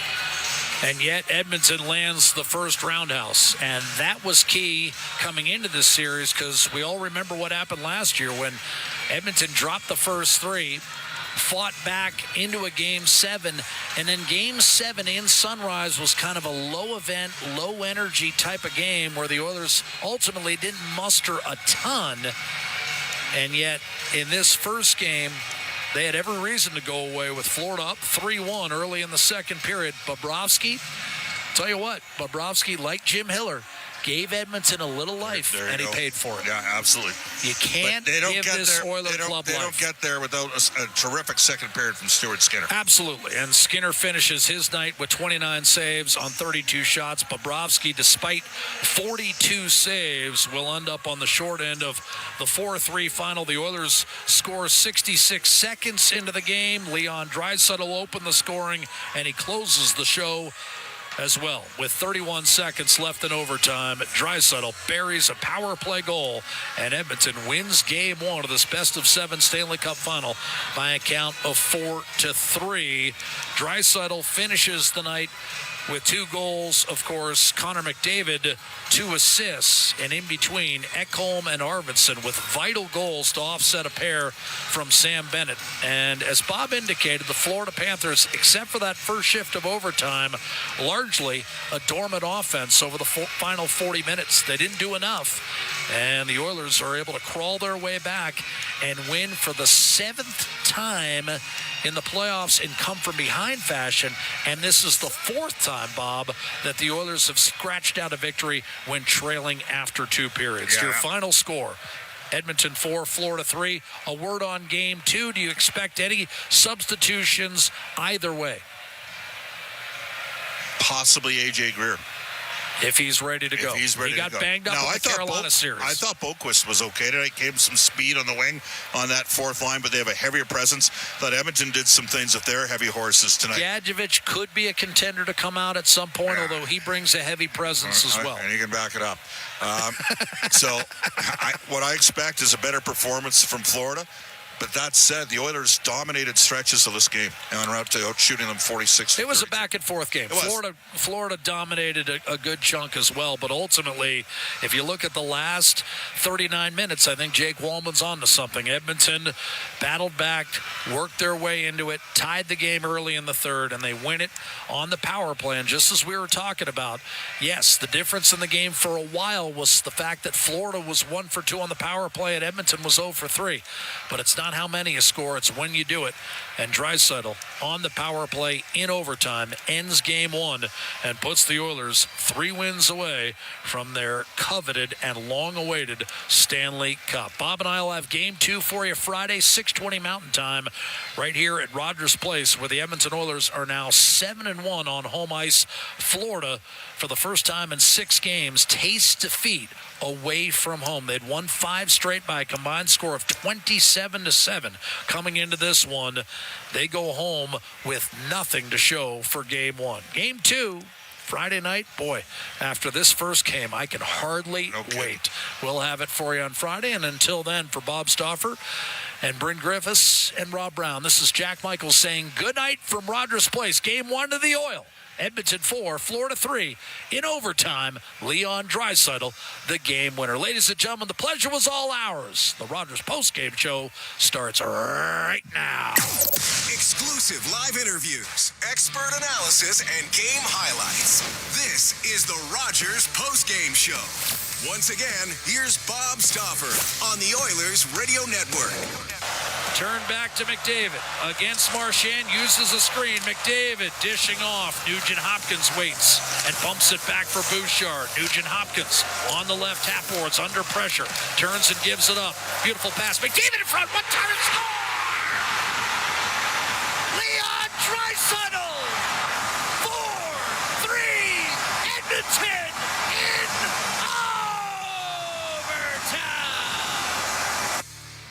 And there you have it. That is the Century Casino Highlight Zone. All in, all games, all season. Century Casino's 3 great locations, Edmonton, St. Albert, and next to the Edmonton International Airport at Century Mile. Welcome to the Winner's Zone. And the Edmonton Oilers have drawn first blood in the Stanley Cup final. They rallied from a 3-1 deficit. They beat the Florida Panthers 4-3. Leon Draisaitl's second goal of the game. It is a GWG on the PP in OT. This is the Rogers postgame show on the Oilers Radio Network. Pizza 73, the official pizza of your Edmonton Oilers. Loyal to the oil, in Edmonton we trust. Rising to the top like a pizza crust. Got the flavors to play, yeah. Cooking on ice. Hunger happens, gotta score a slice. Let's go Oilers, E-Town unite. Ice District to Jasper, downtown to White. Wearing orange and blue, game on the stream. Make the right call, Pizza 73. Let's go Oilers! 737373, Pizza 73. Over the last decade, the world of work has changed dramatically. It's a change that can cause a disconnect between a company and its employees. But a partnership with Aon can help by making decisions that create a more flexible, engaged, and resilient workforce. Aon's experience and expertise, global understanding, and advanced analytics ensure that every client is better informed and better advised so that they can make better decisions. Whatever the next decade brings, Aon is in the business of better decisions. This is the Rogers postgame show on the Oilers Radio Network. Welcome back, everybody. Rogers postgame show. The Edmonton Oilers have drawn first blood in the Stanley Cup final. They rally against a team that had won 30 straight games in the playoffs when leading after 2. Let's bring aboard our Inside the Game analyst, Rob Brown, for his thoughts. Rob? Well, first of all, someone sent me that stat too, and I said that's not a good stat to have because eventually odds catch up to you and you're going to lose a hockey game. An incredible hockey game. It really was, Bob. This was everything that it lived up to be. It was physical. There was skill. There were some highlight saves. And at the end of the day, and like we see in most games, a big mistake made by a team cost them. And Nozak, who only played 9 minutes in this hockey game, he's out in overtime. I know that there was pressure coming, but he had plenty of time. That's an unforced error. That's unforced error. And I don't care if the Oilers' power play is 0 for 50 coming into a chance in overtime on the power play, they're scoring. And that was wonderful play by all 5 players, but the deft little pass by Corey Perry. I know you no heard. looker. It just a beautiful play. You'd said everything when Connor McDavid went right to Corey Perry after the goal. 100%. Because he opened up the time and space for McDavid to thread the needle, and Leon's in his kill zone there. He's making no mistake there. And the way that the Oilers did it, I mean, Barkov's the guy down low. So the Oilers got the Florida Panthers defenseman running around. Yeah. If that's a bigger defenseman, he probably knows how. He would have just laid down and forced the pass to go up and over top of him. But it was played to perfection, and that's how you drop a power play. The Edmonton Oilers, by my count, Rob, in the third period and overtime, outshot Florida 24-9. I mean, was this a bit like the LA game in Game 4, where the Oilers were able to find a way to tie it, but they got to another gear in the third period and overtime? What do you think? Yeah, they did. They started. It's when you're defending a lead and then it gets tied, it's really hard to turn it and go back the other way. And they weren't able to. The Florida Panthers, the Oilers just kept coming. And the one thing, and even without Zach Hyman, the thing that the Oilers have right now, when they put their 2 best players on the same line, it used to be when Connor and Leon played together, well, now you have 3 shifts where the other team could have a rest because they weren't going to create anything lines 2, 3, and 4. But that's not the case now. The momentum kept coming. The Nugent-Hopkins line would come out with very good. It was very good. Captain was excellent in this game, but Coles and they played to their strengths. Yeah. So if you're a physical player, be physical. And when you continuously drive in and finish your check hard every shift after shift, eventually you throw the puck away quicker than you want. And that's what exactly happened with Nozak there. He just, I don't want to get caught. I don't want to get hit. I'm just getting rid of the puck now. He throws it out, and I can tell you that was the longest skate that you could possibly have, is skating from your penalty box to your bench after the game-winning goal was scored with you in the box. So it was a hell of a hockey game. No changes for the Oilers. I don't expect any changes for Florida either, do you? Maybe Nozak. Well, it all depends, because A.J. Greer is a good fourth-line player who was injured. I don't know if he's good enough to come back. Well, he also doesn't play center. True. But he'd be a guy that you might put in the lineup. Although I thought Boquist was fine. So did I. I thought Boquist was really good. He's a guy that's kind of scared you when you got on the ice, because he does have talent. He's got skates. He's got talent. Yeah. But what might get overlooked in this, and I don't think can be, is in the second period, the Florida Panthers were by far the better team. And they never extended the lead from what they had in the first, and that's on Stuart Skinner. To start the overtime period, the first 4 or 5 minutes of the overtime period, the Florida Panthers had their chances. And again, Stuart Skinner made the saves. So Bobrovsky was good in this game, but Stuart Skinner was better. And the Florida Panthers cannot win a series if Skinner is better than Bobrovsky, and tonight he was. Great stuff, Rob. Sounds good, Bob. No Alberta Blue Cross Travel Insurance, goal of the game, health, dental, travel. We got the coverage you need. Visit ab.bluecross.ca. This is the Rogers postgame show from the Legacy Heating and Cooling broadcast booth on the Oilers Radio Network. From Lloydminster to Lacrete, from Lethbridge to Lake Louise, and everywhere in between in this beautiful province, for almost 40 years, Alberta Dreams has been bringing joy and hope to seriously and chronically ill children. We've brightened the lives of over 1,200 families by giving them precious moments of happiness that create lasting memories beyond their challenging days. Please visit albertadreams.ca today and become part of something truly special for these deserving kids in our province. Alberta Dreams, a child, a wish, a dream come true. The same AI-powered technology that helps Oilers fans move through security efficiently at Rogers Place is also available for Edmonton area schools, hospitals, and workplaces. Evolve Technology, proud partner of the Edmonton Oilers and official security screening partner of Rogers Place, helps identify potential threats and create safe experiences at hockey games and wherever people gather. Visit Rogers Place to experience Evolve live, or check out evolve.com for more information. That's EVOLV.com. Wow, that episode was amazing. Ugh, it's getting late. I should probably head home. I've got an early shift tomorrow. I know. One more episode? Fine, but then I have to leave. Wow, it is way later than I thought. Better hurry home and get to bed. Driving while sleep-deprived is impaired driving. When you get behind the wheel tired, you risk your life as well as the lives of others. Don't drive when sleep-deprived. You're tuned in to the Rogers postgame show on the official voice of the Edmonton Oilers, 880 Chad, and on the Oilers Radio Network. Schmidt is 12th year with his 5th different team. Oilers move in left to right. Kapanen to the net. McDavid out front, shooting and scoring. Matthias Ekholm ties the game. hockey game. 13 and a half to go. And that is the Plus play of the game. It's brought to you by Catelli Protein Plus with the classic taste of Catelli and 17 grams of protein. It's the most delicious way to score with your taste buds on and off the ice. Guess what? No other action tonight. The Pizza 73 out-of-town scoreboard. Pizza 73, the official pizza of the Edmonton Oilers. You know why? Because we're in the Stanley Cup final. It's all that matters tonight, my man. This is the Rogers postgame show on the Oilers Radio Network. Blue-collar work deserves big dollar perks. Get a heavy wallet with Heavy Metal Equipment and Rentals. Heavy Metal Equipment and Rentals is hiring heavy equipment technicians, maintenance supervisors, PM servicemen, maintenance coordinators, and pretty much every other position that makes Alberta go. We help move the earth that makes Alberta grow. So why not work for a company that makes your bank account grow too?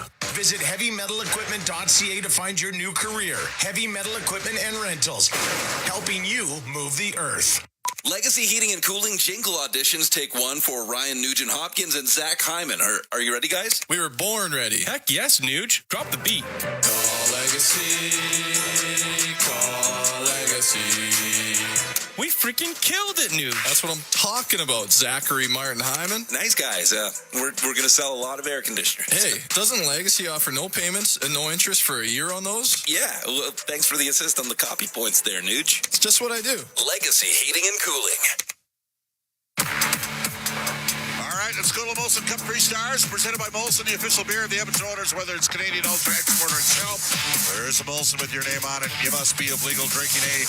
Third star tonight, pair of assists, physical presence. Gasperi captain, he almost won the game with a brilliant individual rush in OT.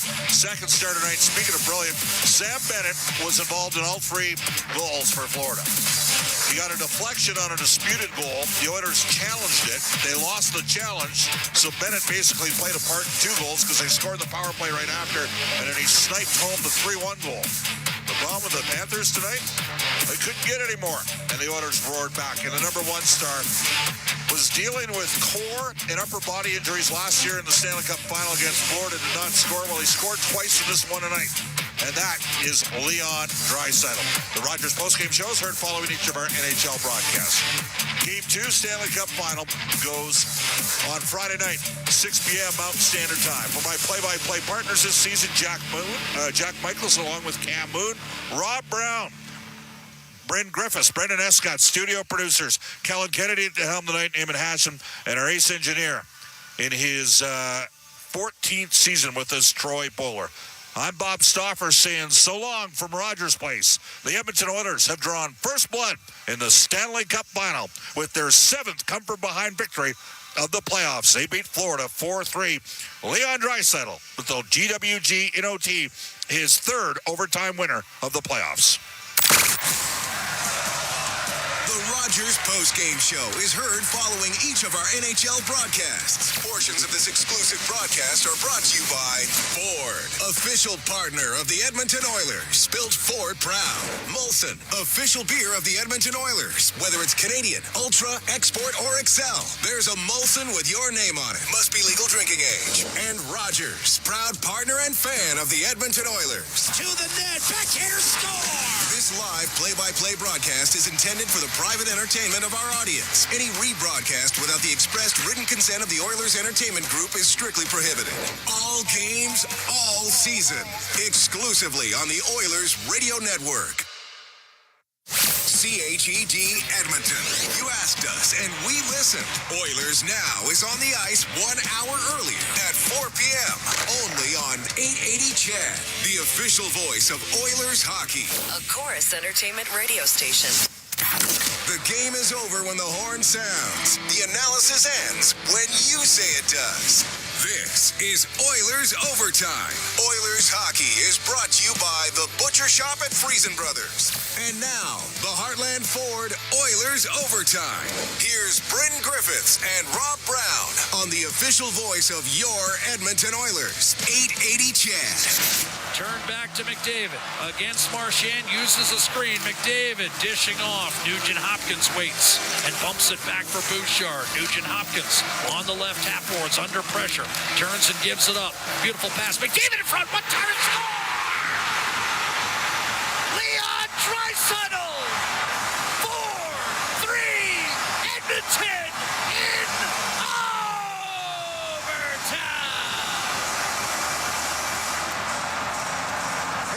it's Bryn Griffiths and Rob Brown. We're coming to you live from Rogers Place.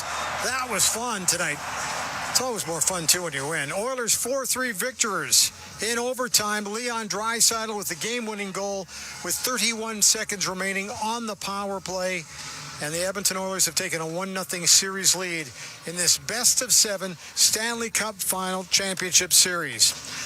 Well, Brownie, it was interesting the way this game played out. First period was kind of even. Second period was very much a lot of Florida, lots of Florida. Oilers came on in the third period and really, I thought, turned it up in the overtime. Oh, well, they did, but the first 4 or 5 minutes were all Florida. And Stuart Skinner made 3 or 4 big saves. Florida came out, had their push, and there were a couple that were sliding by open nets, and Florida missed those opportunities, and then it became the Edmonton show. Now, again, Bobrovsky played well, and the Florida Panthers were hanging in there. But the big mistake, puck over the glass, a penalty a lot of people hate. I know. And the one thing that people talk about when they put it in is eventually this is going to cost a team a Stanley Cup. Now, this wasn't Game 7, but it cost the Florida Panthers Game 1.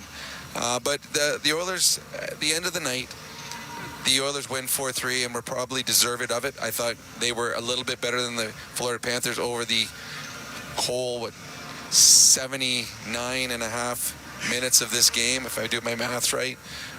You played. You shouldn't have to know math. I'm in broadcasting. I don't have to know about math. Hey, don't worry Brand, about it. you were looking at the WHL All-Scholastic team right Sorry, here. I apologize 100%. Yeah, what was I thinking? Well, there you go. I wasn't 100%, but I was pretty close. But, no, it was the Oilers were a little bit better in this hockey game, and they deserved the win.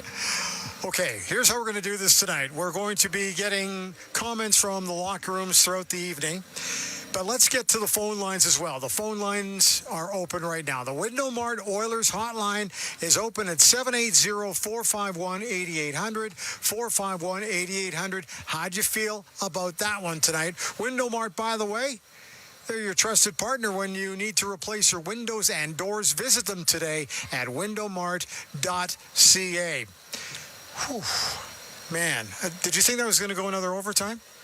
No, when we got a power play, it didn't. Well, as soon as they got the power play, that game was over. You thought, you absolutely were sure, because they were, 0 for 3 up to that point. There's no there's no better power play in big moments than the Oilers' power play. Okay. There was zero chance that they weren't scoring there. This is their moment, and they had a moment with a Connor and Leon.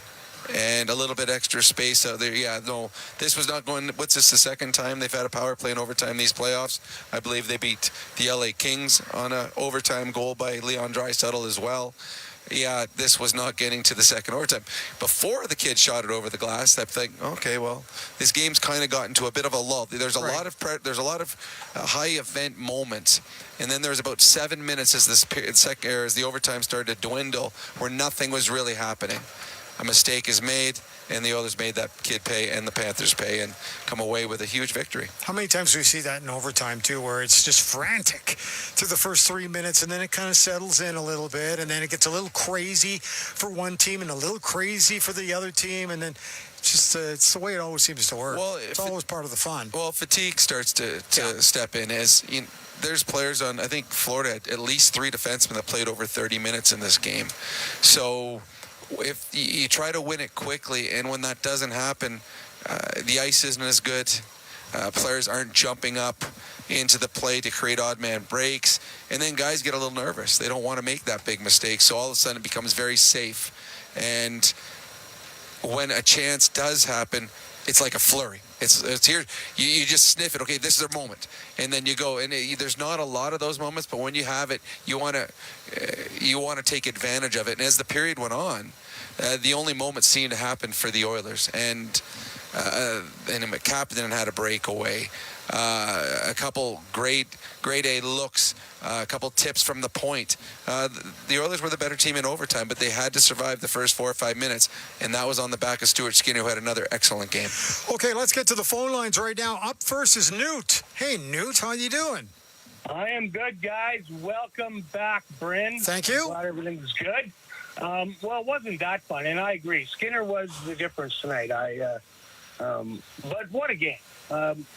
This is going to be one heck of a series, guys. I called it in 5, but the way it's going right now, she could go the distance. Wouldn't surprise me, Rob. What about you? It could be one of those series. It's a 4-game sweep, but all 4 games go to overtime. Yeah, sure. These are 2 very good hockey clubs. I predicted 7. But the only reason I predicted 7 is because I want to see 7. This tonight, if this is any indication of what we're going to get over the next 2.5 weeks, I hope it does go 7. This was fantastic hockey. We just hope that after 7 games, the team from Edmonton has the 4 victories, and we all get to celebrate here in Edmonton for the next 365 days. Window Mart Oilers hotline is open, 780-451-8800. Big Bad Joe's up next. How you doing? I'm doing fine. My son-in-law lost almost his marbles when I was pre-1. He said, "We are done." I said to him, "You know what? No. Stuart Skinner, maybe he let in 3, but he won't let in the 4th goal."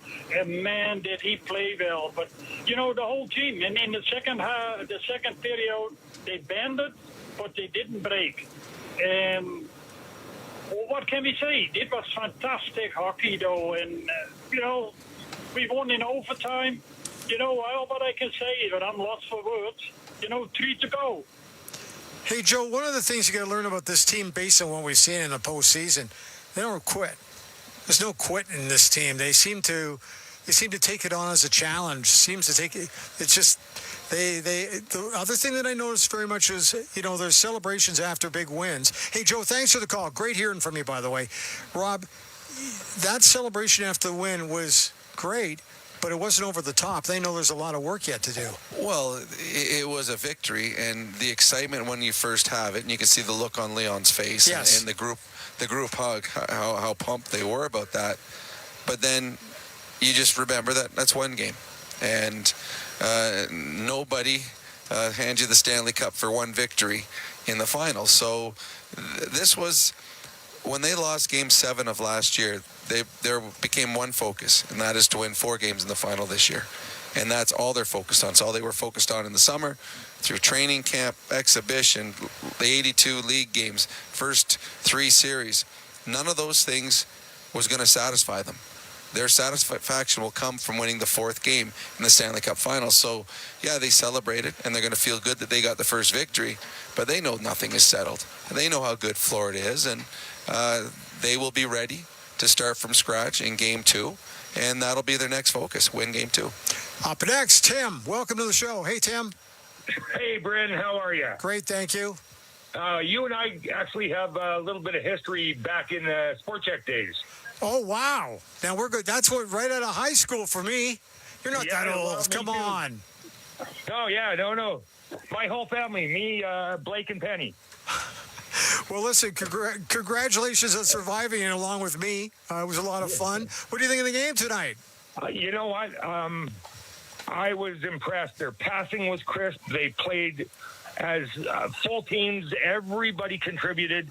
Like they said on that, the winning goal, every guy on the ice touched it before it went in. Well, I'll tell you what, they moved the puck around as well as they could on that overtime. It was a lot of fun. It was also great to see the bottom 6 guys. Kasperi Kapanen, man, he could have ended it earlier. Well, Kapanen had a fantastic game. I thought he was the best or most noticeable Oiler on the ice tonight. He was physical, finishing every check.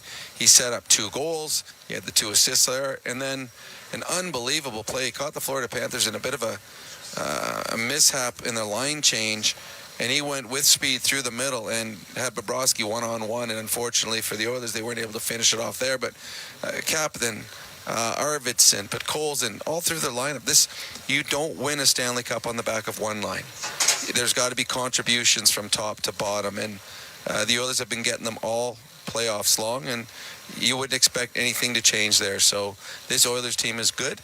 And I think you saw tonight what they're capable of doing. Tim, thanks for the call. Great hearing from you. Matt is up next. Matt, welcome. Hey, Brownie. Long time, first time. I want to get your opinion. Everyone was talking about the fact that Florida was going to be the more physical team, but what I saw tonight was that the Oilers were laying the body. We came to play. We were the more physical team. You talk about the bottom six, and we laid the body out tonight. What was your thoughts? Well, it's funny when everyone was talking before the series about how Florida plays, and Florida is a very physical team. That's their identity, and they are the bullies of the Eastern Conference and have been for a number of years. But I've been trying to point out for the last 3-4 years here in the West, the Oilers are the bullies of the Western Conference. They are a big physical team. They finish all their checks. Now, you may not see it every regular season game, but you just can't play that way for 82 and stay healthy enough to play in the playoffs. But come playoff time, the Oilers through every series have been by far the more physical of the two teams.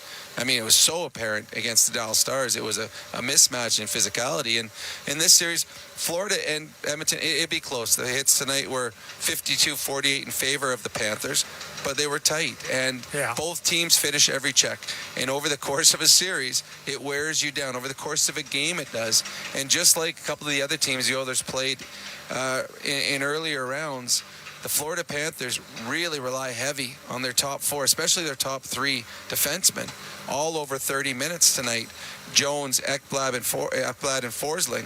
If you're physical on them every single shift, at this 28th minute mark, the 30th minute mark, you don't have the same legs as you would have had earlier. So it pays off. But yes, these are two physical teams, and that's why I was looking forward to this series. The skill level, the physicality, the hatred, the goaltending, it's got everything. And I think we saw that tonight in the first game. And we're just getting started. Hey, thanks for the call, Matt. Up next, hey, we go to San Francisco. Ernie, welcome to the show. Thanks, Brandon, Rob. I just got a question. It's great game. Good old-time hockey. Good physical hitting game. The only concern I have for the Oilers is Sam Bennett. How are they going to contain that guy? He was walking through them pretty easily when he was skating up with the puck up the ice. Well, he was very good, and he had a fantastic night, yet the Oilers still won the hockey game. So Bennett is he contributes. He's physical. He's going to get very rich in this offseason. He's an unrestricted free agent that 32 teams will be bidding on. But there's a lot of players on the other side that can, on Florida's side, that could beat you. Bennett is one of them. I don't think he dominated. I think he was very, very good, and I think the Oilers will look and see where he had success and try to fix things. Okay, what is he doing well? What can we do? What can we take away from him? Is he better if we take the time and space away?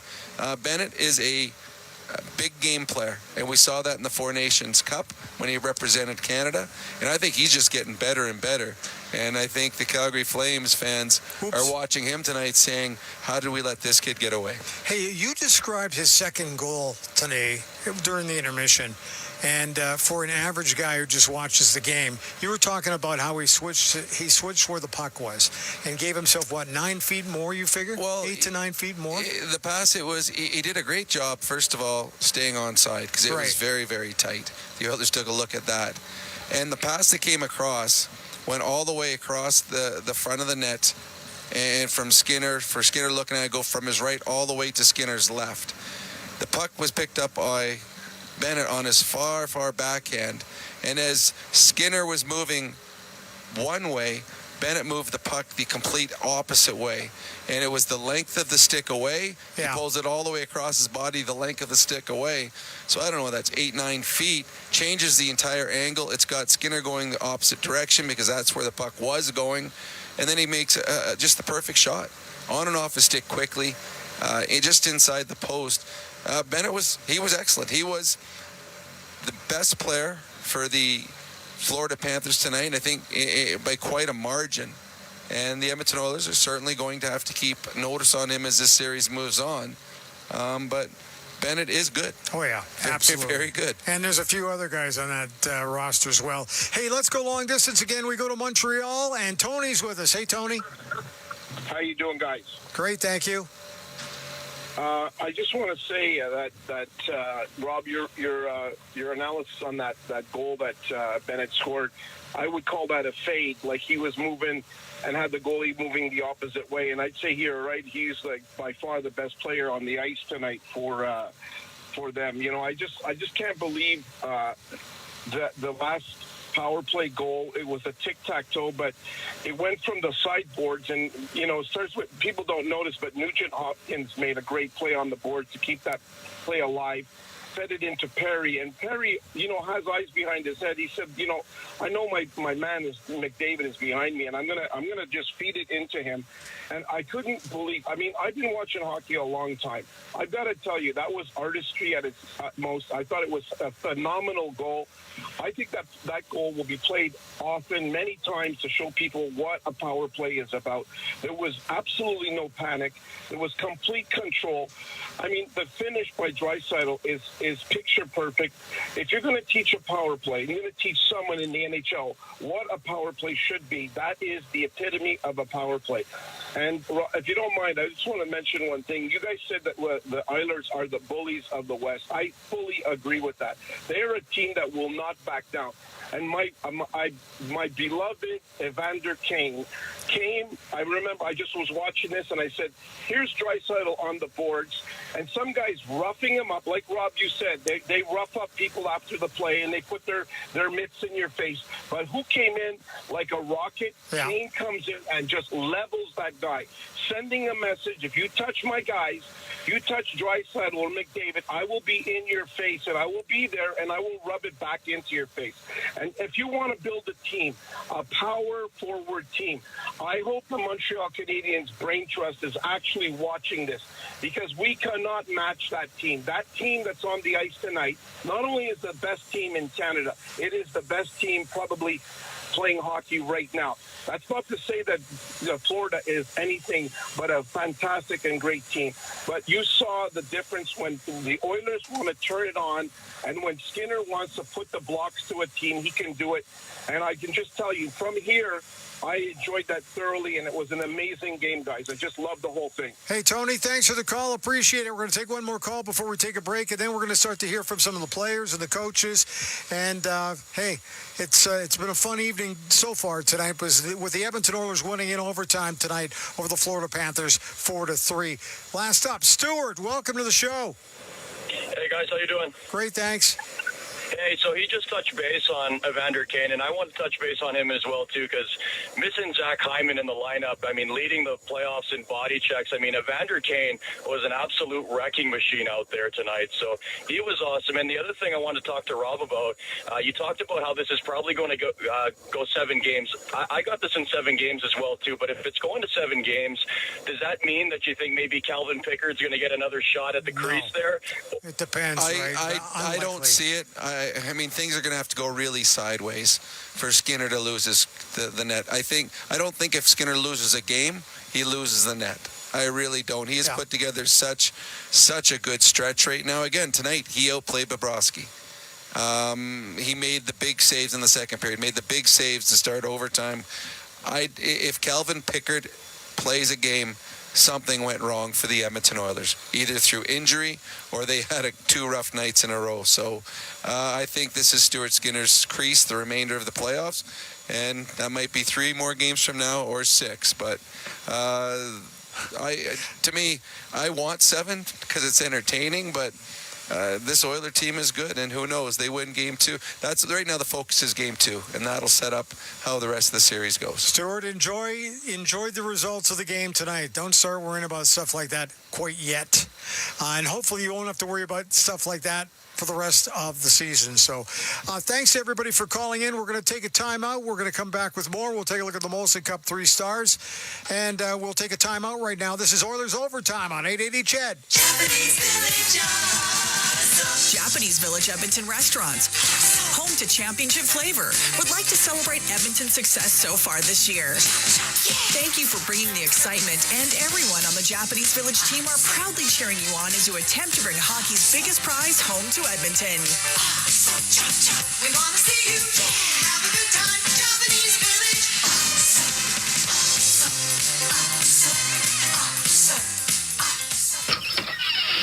Your basement is meant for so much more. Just imagine a cozy living room with a big screen TV and you sitting on the couch watching the game. Now, here's the best part. DryTech Interiors are the residential renovation professionals that'll help make that a reality. They make the process super easy, managing the design, permits, and construction. Get started on your renovation today and request a quote at drytechinteriors.com. DryTech Interiors, transforming your space for lasting memories. Between hockey practice and dance class, don't worry, Friesen Brothers has you covered. Introducing our new Order Ahead app.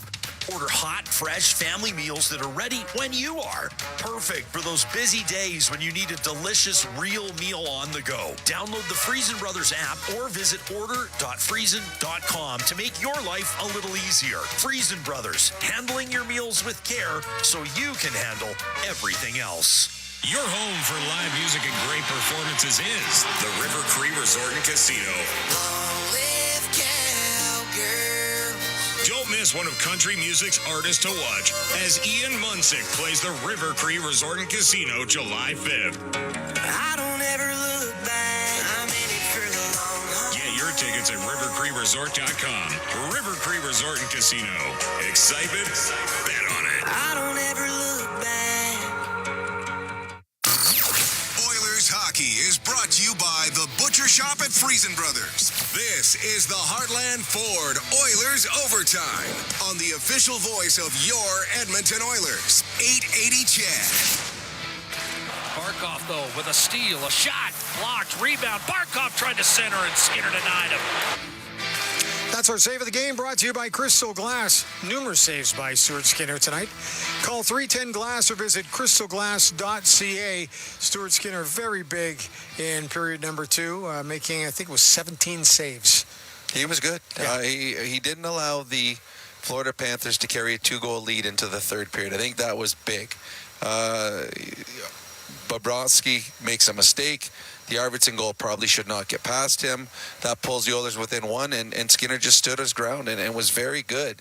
And then all of a sudden, when the Oilers score in the third, instead of pulling within one, they've tied the game. So Skinner did his job again tonight. He has been excellent, absolutely excellent, since he had his reset. Hopefully this is what we're going to see the remainder of the playoffs, but I have full confidence that Stuart Skinner will continue to give the Oilers quality start after quality start. Okay, let's get to our Molson Cup 3 stars tonight. The number 1 star, Leon Draisaitl. 2 goals, including the winner in overtime with 31 seconds remaining in the first overtime session. That's Leon. Well, it was a tough play for the Florida Panthers. Sasha Barkov, he was the lone guy back. And that's the play that Perry made.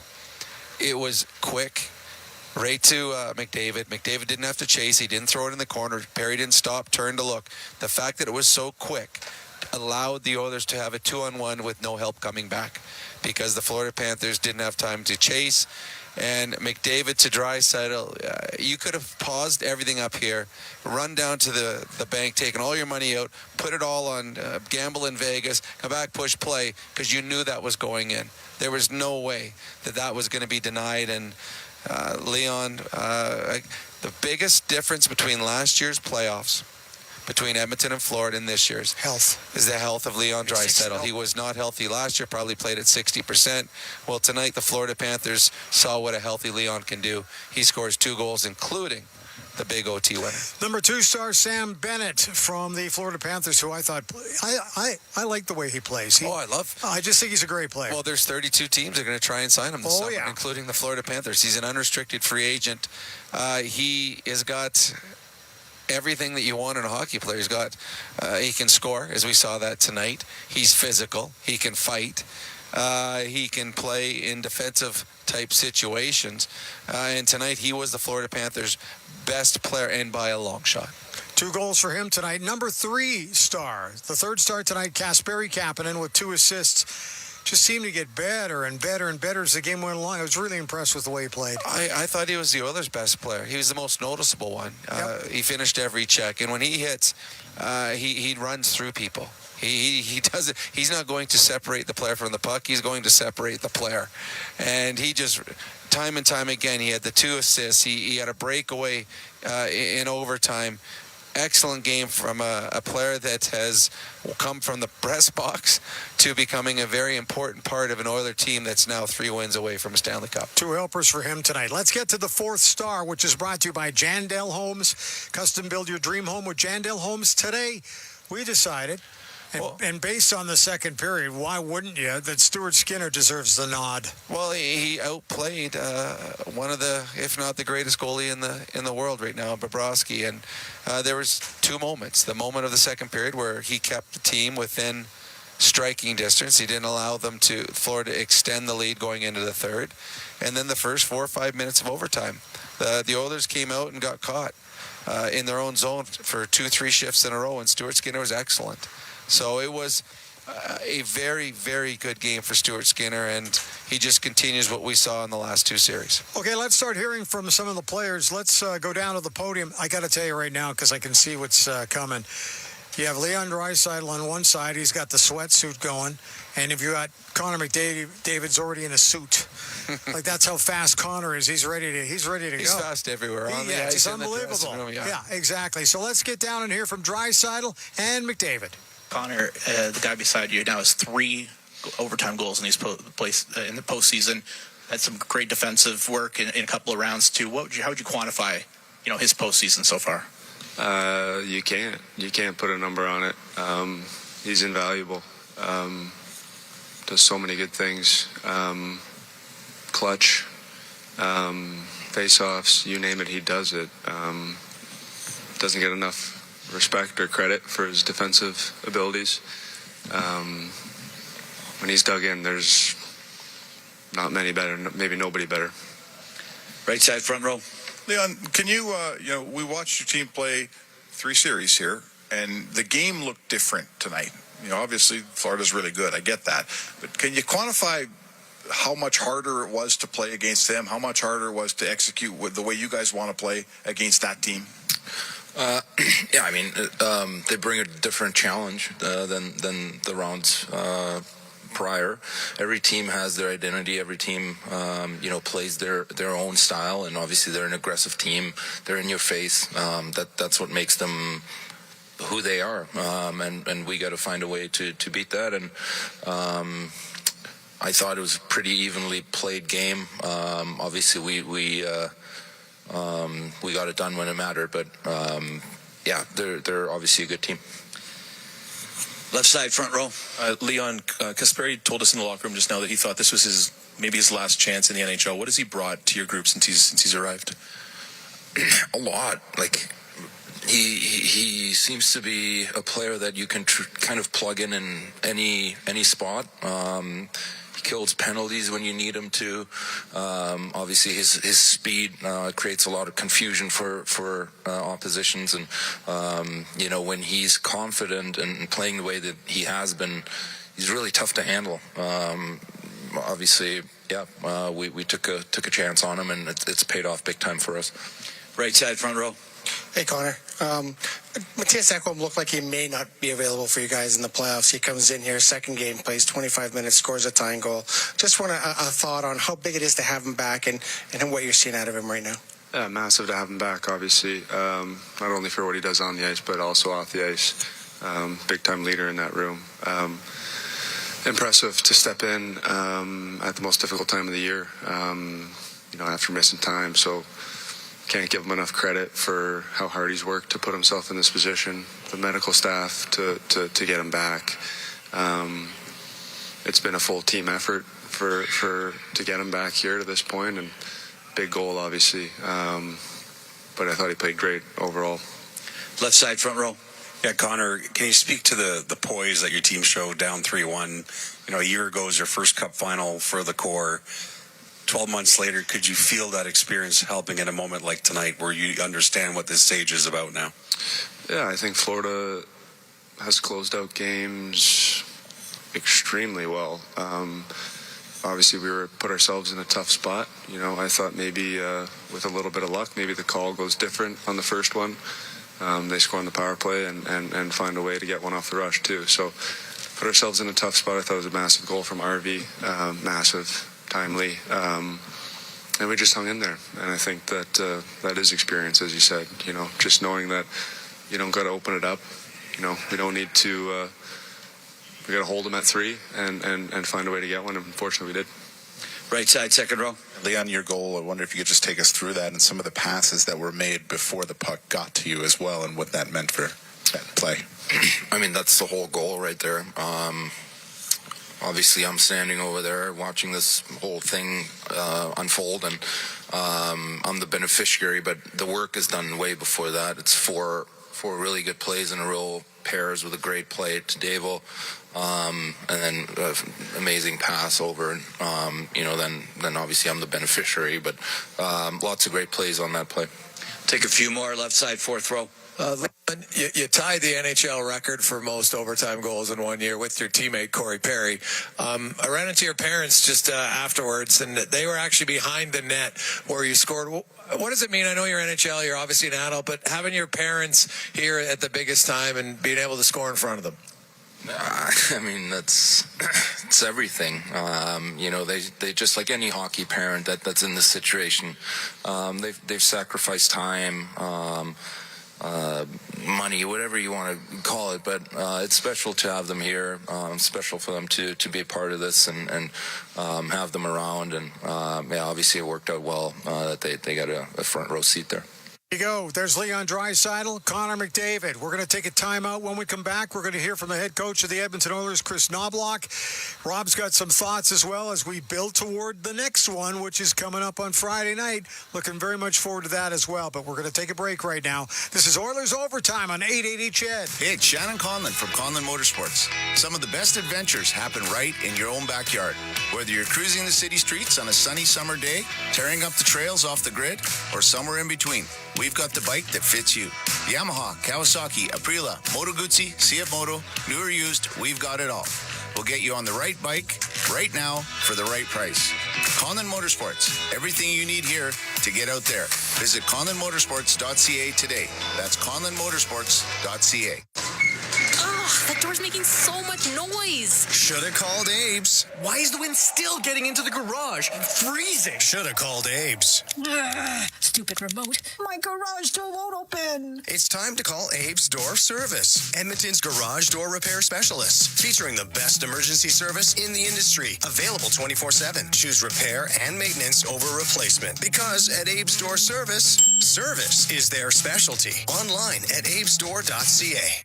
Karen Transportation Systems is hiring. One of Canada's best managed companies and top fleet employers, Karen Transportation is looking for Class 1 professional drivers based in Alberta for short and long-haul work. Drivers enjoy competitive pay, assigned units, well-maintained equipment, and benefits and RRSP match from day one. If you're an experienced Class 1 driver with a clean safety record and scheduling flexibility, we want you on the Karen team. Apply today at KarenTransport.ca/careers. That's KarenTransport.ca/careers. Selling your home? Sentinel Storage has a location near you with secure and affordable storage solutions so you can upsize, downsize, or whatever you need size. Make it easy on yourself. Buy Canadian, store Canadian. Try 4 weeks free at sentinelstorage.ca. Ain't it beautiful? Volvo Cars Edmonton would like to thank everyone for making them the #1 volume dealership in Canada. Discover their best deals of the season during the May Day sales event. Experience outstanding design and safety in the 2025 XC90. Available to lease from $2.49 and $5,000 in savings. Only at Volvo Cars Edmonton. 14-time Volvo Excellence Award winner. Come experience outstanding.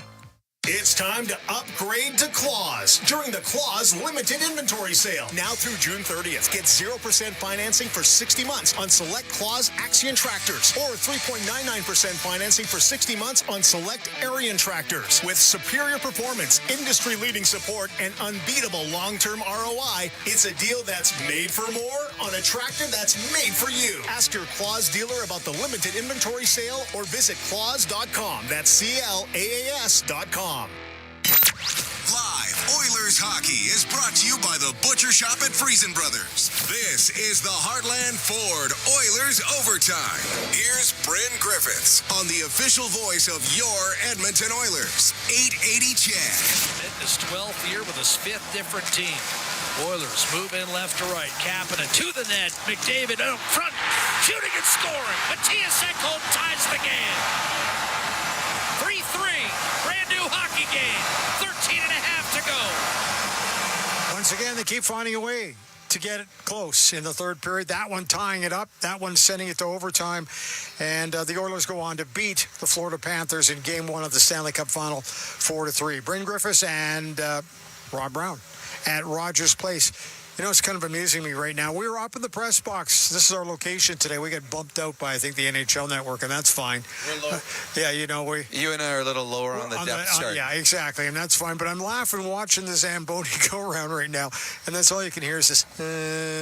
Yeah, we lose a little bit of the atmosphere. It's not quite the same as it was like 45 minutes ago to an hour ago. In this It's amazing how they can get 18,000 people out of here this quickly. So now it's me, you, a cleaning crew, and one dude driving the Zamboni. Yep.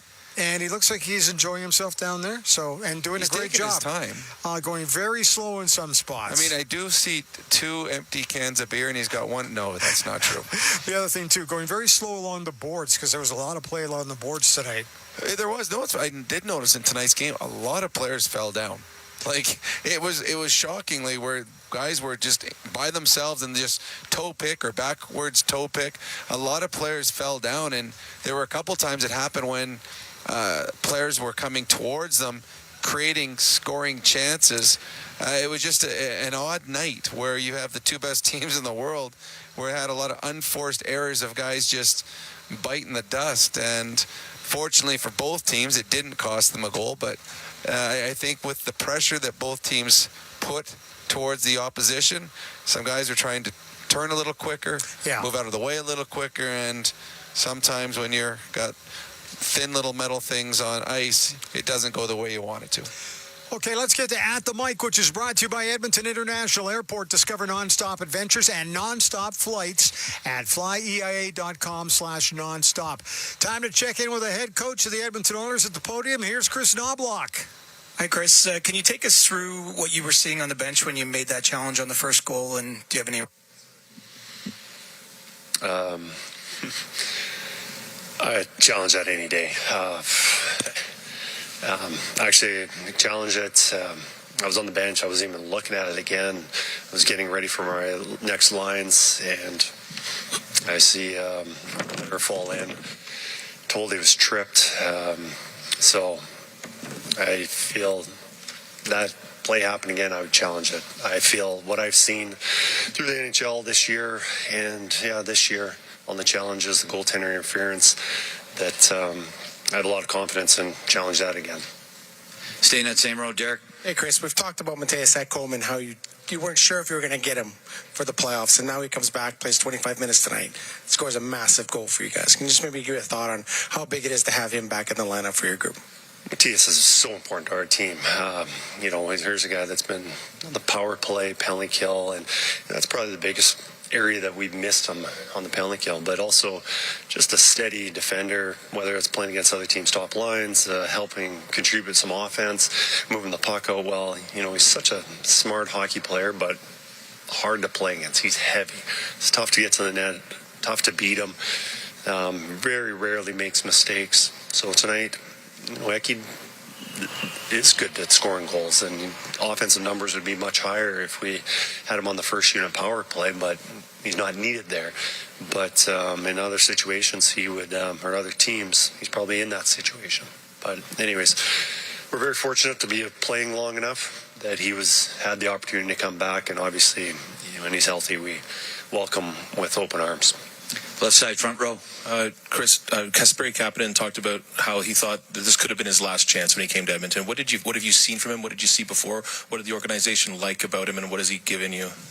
Well, there's a player that we were interested in last July, hoping that, there's a player that we liked how he played, the speed, tenacity, can play with skilled players, and, just never had a really good fit. And, through the regular season, he had some ups and downs and just wasn't able to play well enough to really gain some momentum. Not that he was ever bad, but, we always wanted more from him. And, since we inserted him back in the lineup in that Vegas series, he has been playing exactly what we needed. He's been making plays, scoring goals tonight, get 2 assists. We've had him on the ice the last minute of games. He's been making some big hits. He's been doing everything, and you want those. He's got all the tools. He's a skilled player. He's tremendous shot. He's strong. He's very fast. And tonight and throughout the playoffs, he's been playing with a lot of confidence, and he's been helping our team a lot. Right side front row. So there's clearly segments of that game where your team's being challenged by their structure, and then vice versa, kind of back and forth. For a head coach in an opening game of a series like that, how much of it is a bit of an information overload, and how tough does your job get trying to figure out the things that they challenge you going forward? Yeah, you could look at every single play and area of the game and what they do in this situation. What do they do here? What does this line do? What does that deep pair do? And really, that information is good, but how much can you use it? How much can you apply in the game? And probably the more you're giving the players, the more of a detriment you are for the players, just because it's information overload, and it ends up being paralysis by analysis, where it's important that the players have the bare minimums. What do they need to know to play their best? And if you're giving them so much information, the game's not easy to play. It's not free. They're thinking too much, and it should be, playing on their instincts. So obviously there's some things tonight that we'll address that we think that'll help us going forward. But I think it's most important that coaches just set some guidelines, give some parameters, let the players play, because ultimately that's the most important thing, is that they're playing freely. Left side front row. Yeah, Chris, in terms of the quality of the matchup of this series, overtime in game one, and they own the second, you own the third, puck over glass in the end is perhaps the moment that decides the game. But in terms of each team and how dominant you've been on your road here, is there a chance that we're seeing what this series is going to be in terms of both teams making each other as uncomfortable as they've been in their path to the final? Well, there's going to be times each team's going to have their pushes, and to think that we're just going to dominate for 60 minutes is pretty naive from us. They're a really good hockey team, and when they do have their pushes, hopefully we can limit how long that is going to be. We're very fortunate in the second period that Stu made some really big saves in the second because of the quality of chances that they had, and numerous of them. So, very happy with our guys to stick with it, regroup after the second period, and have a good push in the third period. And, for the most part in overtime, I thought we were pretty good there too. But, we know that they've got better, and hopefully we've got some better too. We'll take a few more. Right side front row. Chris, just right here. Did we see the difference tonight between a Leon Draisaitl who was banged up in the Cup final last year and a Leon Draisaitl who is theoretically healthier? Is there a big difference in how that can help your team this year? Last year there was certainly he was banged up and not 100%, and I think a lot of our team wasn't also, just because of the way the series went. And I think it was a tough one last year, especially that 7-game segment series against Vancouver, and even the next one against Dallas. But this year, we had 2 long breaks after series. We finished after 5, gave us a lot of time to recover, and just helped everybody. And, the injury aspect, we're pretty fortunate right now. Only Mrs. Hyman, but everyone's pretty good to go. So, and I don't think we could say that last year. So, so it's definitely a benefit for us. There you go. There's Chris Knobloch addressing the media after the game tonight. Oilers winning it in overtime 4-3 over the Florida Panthers. Florida's going to be better on Friday night, but the Oilers could be better Friday night too. Well, both teams had moments tonight where they were excellent. Both teams had moments tonight where they were just trying to survive what the opposition did. But at the end of the night, the team that was just a bit better got the victory. Florida, they came up here to get a split. And they still have that opportunity. The Edmonton Oilers, they worked the last week or two of the season with a bunch of their players out of the lineup. They still found a way to get just enough points that they won home ice advantage. So they don't want to give up home ice advantage. They want to make sure they go into Florida up 2-0, put all the pressure on the Panthers. I think the Panthers will be better. I think the Oilers will be better. I think it's going to be an exciting game. And it's funny, one of the things that I like what Chris Knobloch just talked there about not overloading his players with too much information, and that's what we've talked about all season long. You say, what are they talking about in the dressing room? What is he saying? And it's usually 3 bullet points. Bang, bang, bang. That's all you want. Just 3 simple things that the players can just grasp on, because you don't want to give too much. Because, as he said, if it becomes you thinking instead of instinctive, you're now already a second behind. So I like the way that Knobloch explained it. And you see when they make adjustments, they're subtle, but they're very good when they do them. Where does that come from? Is that a movie thing? Is that a TV thing? Because obviously, I mean, you've played at the NHL level. You've heard all the coaches. I've worked in rooms, and it's so little is said. But people or fans in particular think that it's like coaches are going around kicking garbage cans and things like that. I don't even know where that comes from. Very rarely do you see a coach come in and yell in a dressing room. Very rarely. When the period is over, the players go back in the dressing room. You don't see the coach. The coach doesn't usually come out until probably about 2.5 minutes before you come back on the ice, and he'll give you 3 bullet points. He'll just talk, okay, here's what we see, bang, bang, bang, let's go. And in the dressing room before the coach comes in, very little said. Players are exhausted. Some guys will go retape their sticks. Some guys take their equipment off. Some guys don't. A lot of guys will just sit in their stall and just blank out their mind, and they'll just sit there. When something is said, it's usually something has gone terribly wrong and something needs to be addressed. But a dressing room is usually very, very quiet in between periods, because you just left everything you had out on the ice. You don't have time for anything in between periods other than the rest. For when you were playing, was most of the coaching done in the morning? And maybe not very much done on a game day. But well, in the morning you would have your meeting. There'd always be a meeting, and they'd go through video. You'd come to the rink, and there'd be video. You'd have a PP video, a penalty killing video, short, and then the coach would talk a little bit, usually after you had your morning skate, and then that's it. And then when you come back at game time, that's when you get the bullet points beforehand. But at this point of the season, there's not a whole lot that the coach needs to say. You know who you are as a hockey club. It's just the little tweaks that you will change during a game. But tonight, the Oilers survived the second period, then dominated the final, what would it be, 37 minutes. Rob, hang tight. We'll come back and wrap things up with you, and then we'll get down into the locker room and hear from Matthias Ekholm and Stuart Skinner as well. This is Oilers Overtime on 880 Chad.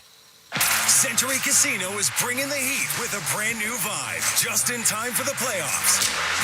Welcome to Selly Sports Bar and Lounge in Edmonton, St. Albert, and Century Mile. Come experience every hit, goal, and OT thriller. Selly's is the definition of big screen energy, with game night specials and the loudest Selly's in town. Don't just watch the game, celebrate it at Selly Sports Bar and Lounge.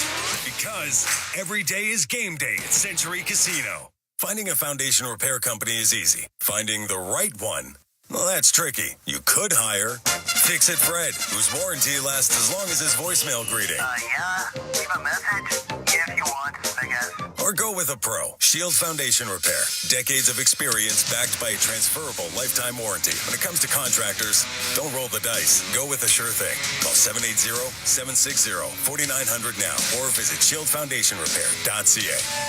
Jackpot! When Crystal Glass introduced our residential window line this past year, it was essential to manufacture them locally. Crystal Glass has always been a proudly Canadian company. We employ Canadians, we serve Canadians, and we are Canadians. So you know our windows are designed and built for our climate. And since we've been the clear choice for glass for over 75 years, you can trust our quality and service. Visit one of our over 50 locations across Western Canada or crystalglass.ca. Financing is now available. Cheer and save at both of Tiletown's Edmonton locations. In honor of Edmonton's postseason run, save 20% off all regular priced in-stock tile until June 30th. Canadian owned and operated since 1971, Tiletown design consultations are ready to help at mytiletown.ca. Hey Edmonton, Shaman here, and I'm CEO at Hope Street Property Management. If you've ever thought about renting out your house, give me a shout because now is a great time. The market's hot and we have hundreds of pre-qualified tenants looking for great rental homes just like yours. Check out hopestreet.ca to learn more or for your free online rental evaluation. Hope Street, helping busy homeowners manage their rentals and become armchair landlords who sleep easy. HopeStreet.ca. Are you in pain and you've tried every exercise and stretch imaginable, hoping the next one might do the trick? At Leading Edge Physio, we believe healing can move along better and sometimes even faster with evidence-based technology, techniques, and the people who know how and when to apply it. LeadingEdgePhysio.com. Oilers hockey is brought to you by the Butcher Shop at Friesen Brothers. This is the Heartland Ford Oilers Overtime on the official voice of your Edmonton Oilers, 880 Chad. But alive, and Rodriguez flailing as he fell on his own accord in the corner. Arvidsson the other way, shoots and scores. Bobrovsky beaten glove side, one he'd like to have back. And Edmonton gets a break. Victor Arvidsson. Bryn Griffiths and Rob Brown back at Rogers Place, wrapping things up slowly on our post-game show, but we still got a lot more to come. How big was that goal? Well, Connor McDavid talked about it in his talk after the game. That was huge. It was the Florida Panthers had just scored to make it 3-1. They extended the lead, and that was the period that the Panthers were the better team. The Oilers had nothing. They really had no good chances in that period, and that wasn't a good chance either. That was one that Bobrovsky normally stops. But Arvidsson's got a quick shot. It gets off his stick quickly. It's heavier than it looks. And I think he surprised Bobrovsky. But yeah, that goal there, there's big moments of games. Something happens for the better or for the worse. It really sets a game in a certain direction. And that goal by Arvidsson allowed the Oilers to hang around in this hockey game and eventually take it over. Vasily Podkolzin on that play, too. Kind of went to the net, a little bit of a screen. I thought he played a great game. He knows exactly what his role is here on this team right now. But I think he's best suited as a fourth-line player. Yeah. And it's simple hockey. Drive the net, get pucks in deep, throw body checks.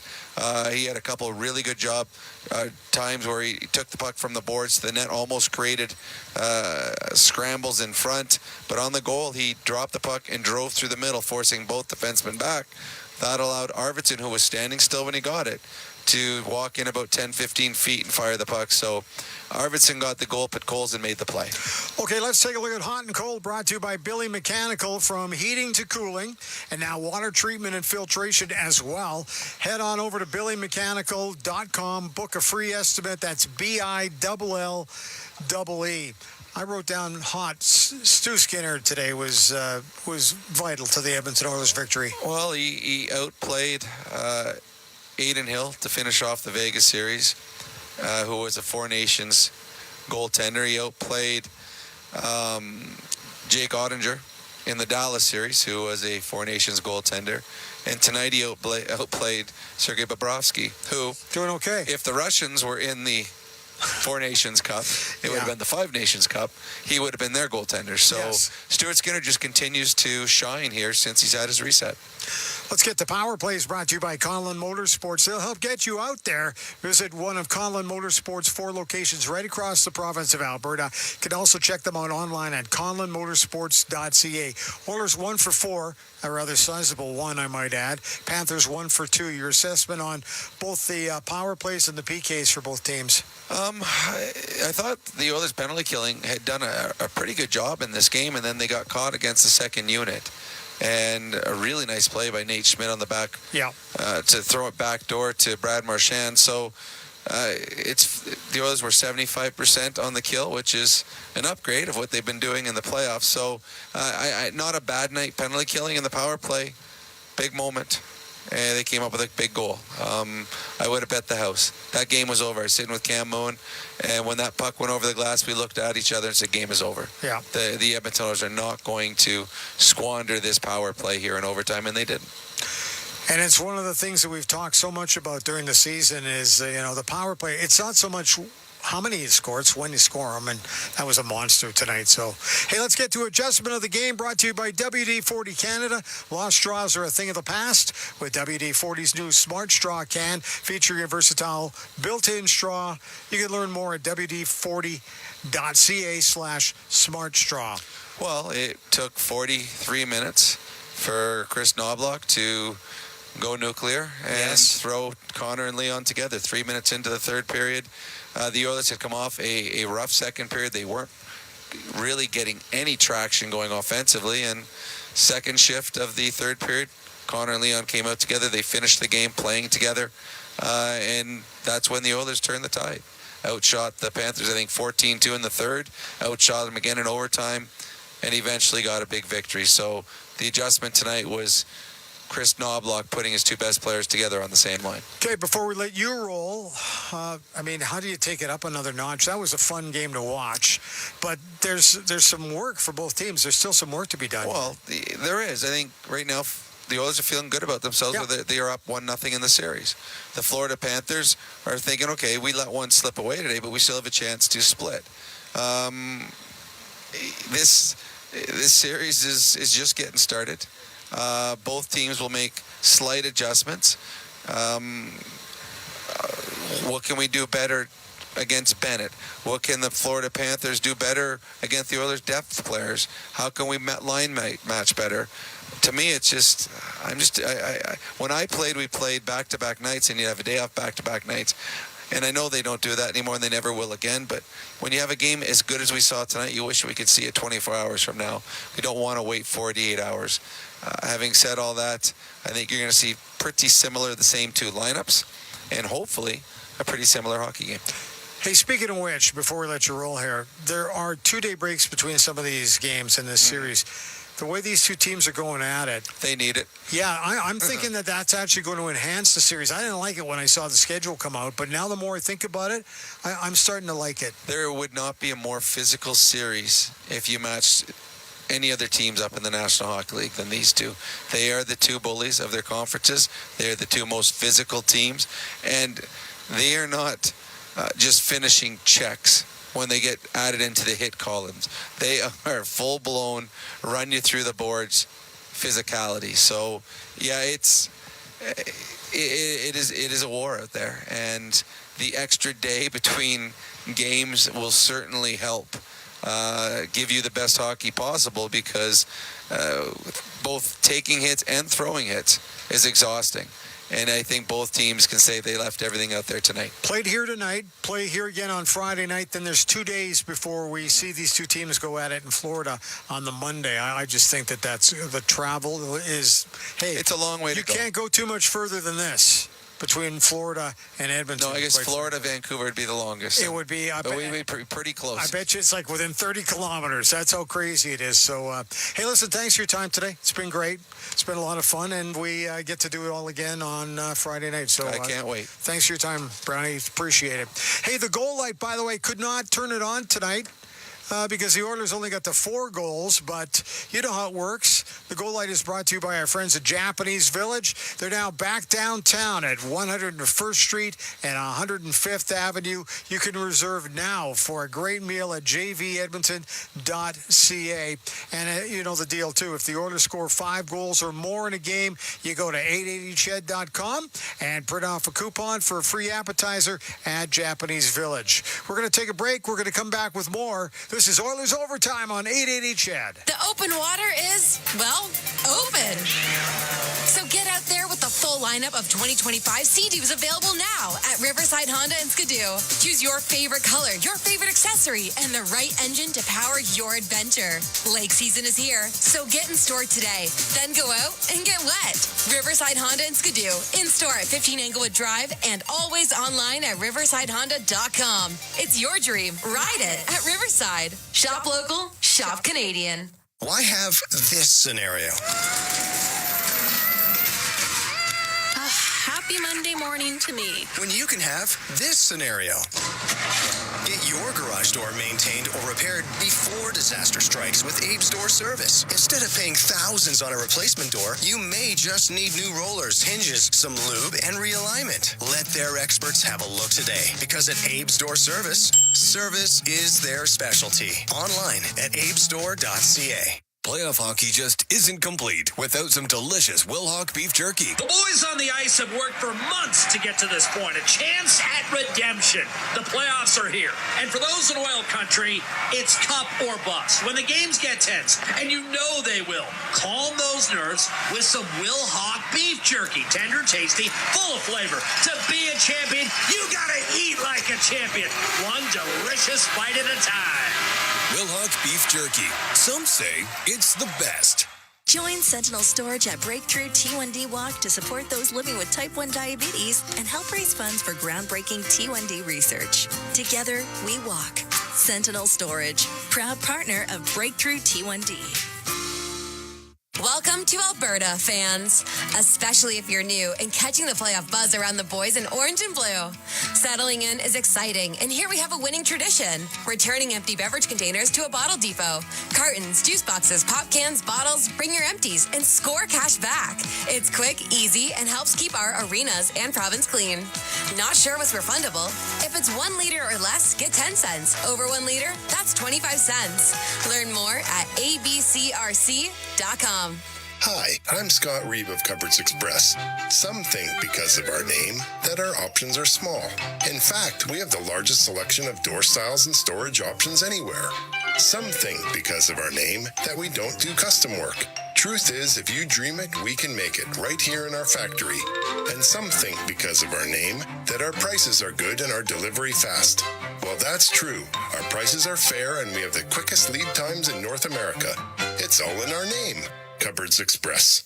Live Oilers hockey is brought to you by the Butcher Shop at Friesen Brothers. This is the Heartland Ford Oilers Overtime. Here's Bryn Griffiths on the official voice of your Edmonton Oilers, 880 Chad. Fitness 12th year with his 5th different team. Oilers move in left to right. Kapanen to the net. McDavid out front, shooting and scoring. Matthias Ekholm ties the game. 3-3. Brand new hockey game. 13 and a half to go. Got the crowd back into it. Oilers go on to win it in overtime. The goal coming very late in the first overtime. 4-3 Oilers win. Oilers now lead the best of 7. Stanley Cup final, 1-0 with Game 2 coming up here at Rogers Place on Friday night. Speaking of Matthias Ekholm, he was talking with the media just a little while ago, and here's the big guy. This year, you've seen it before, right? It was a much different feel. Is that the same way for you and the rest of the team?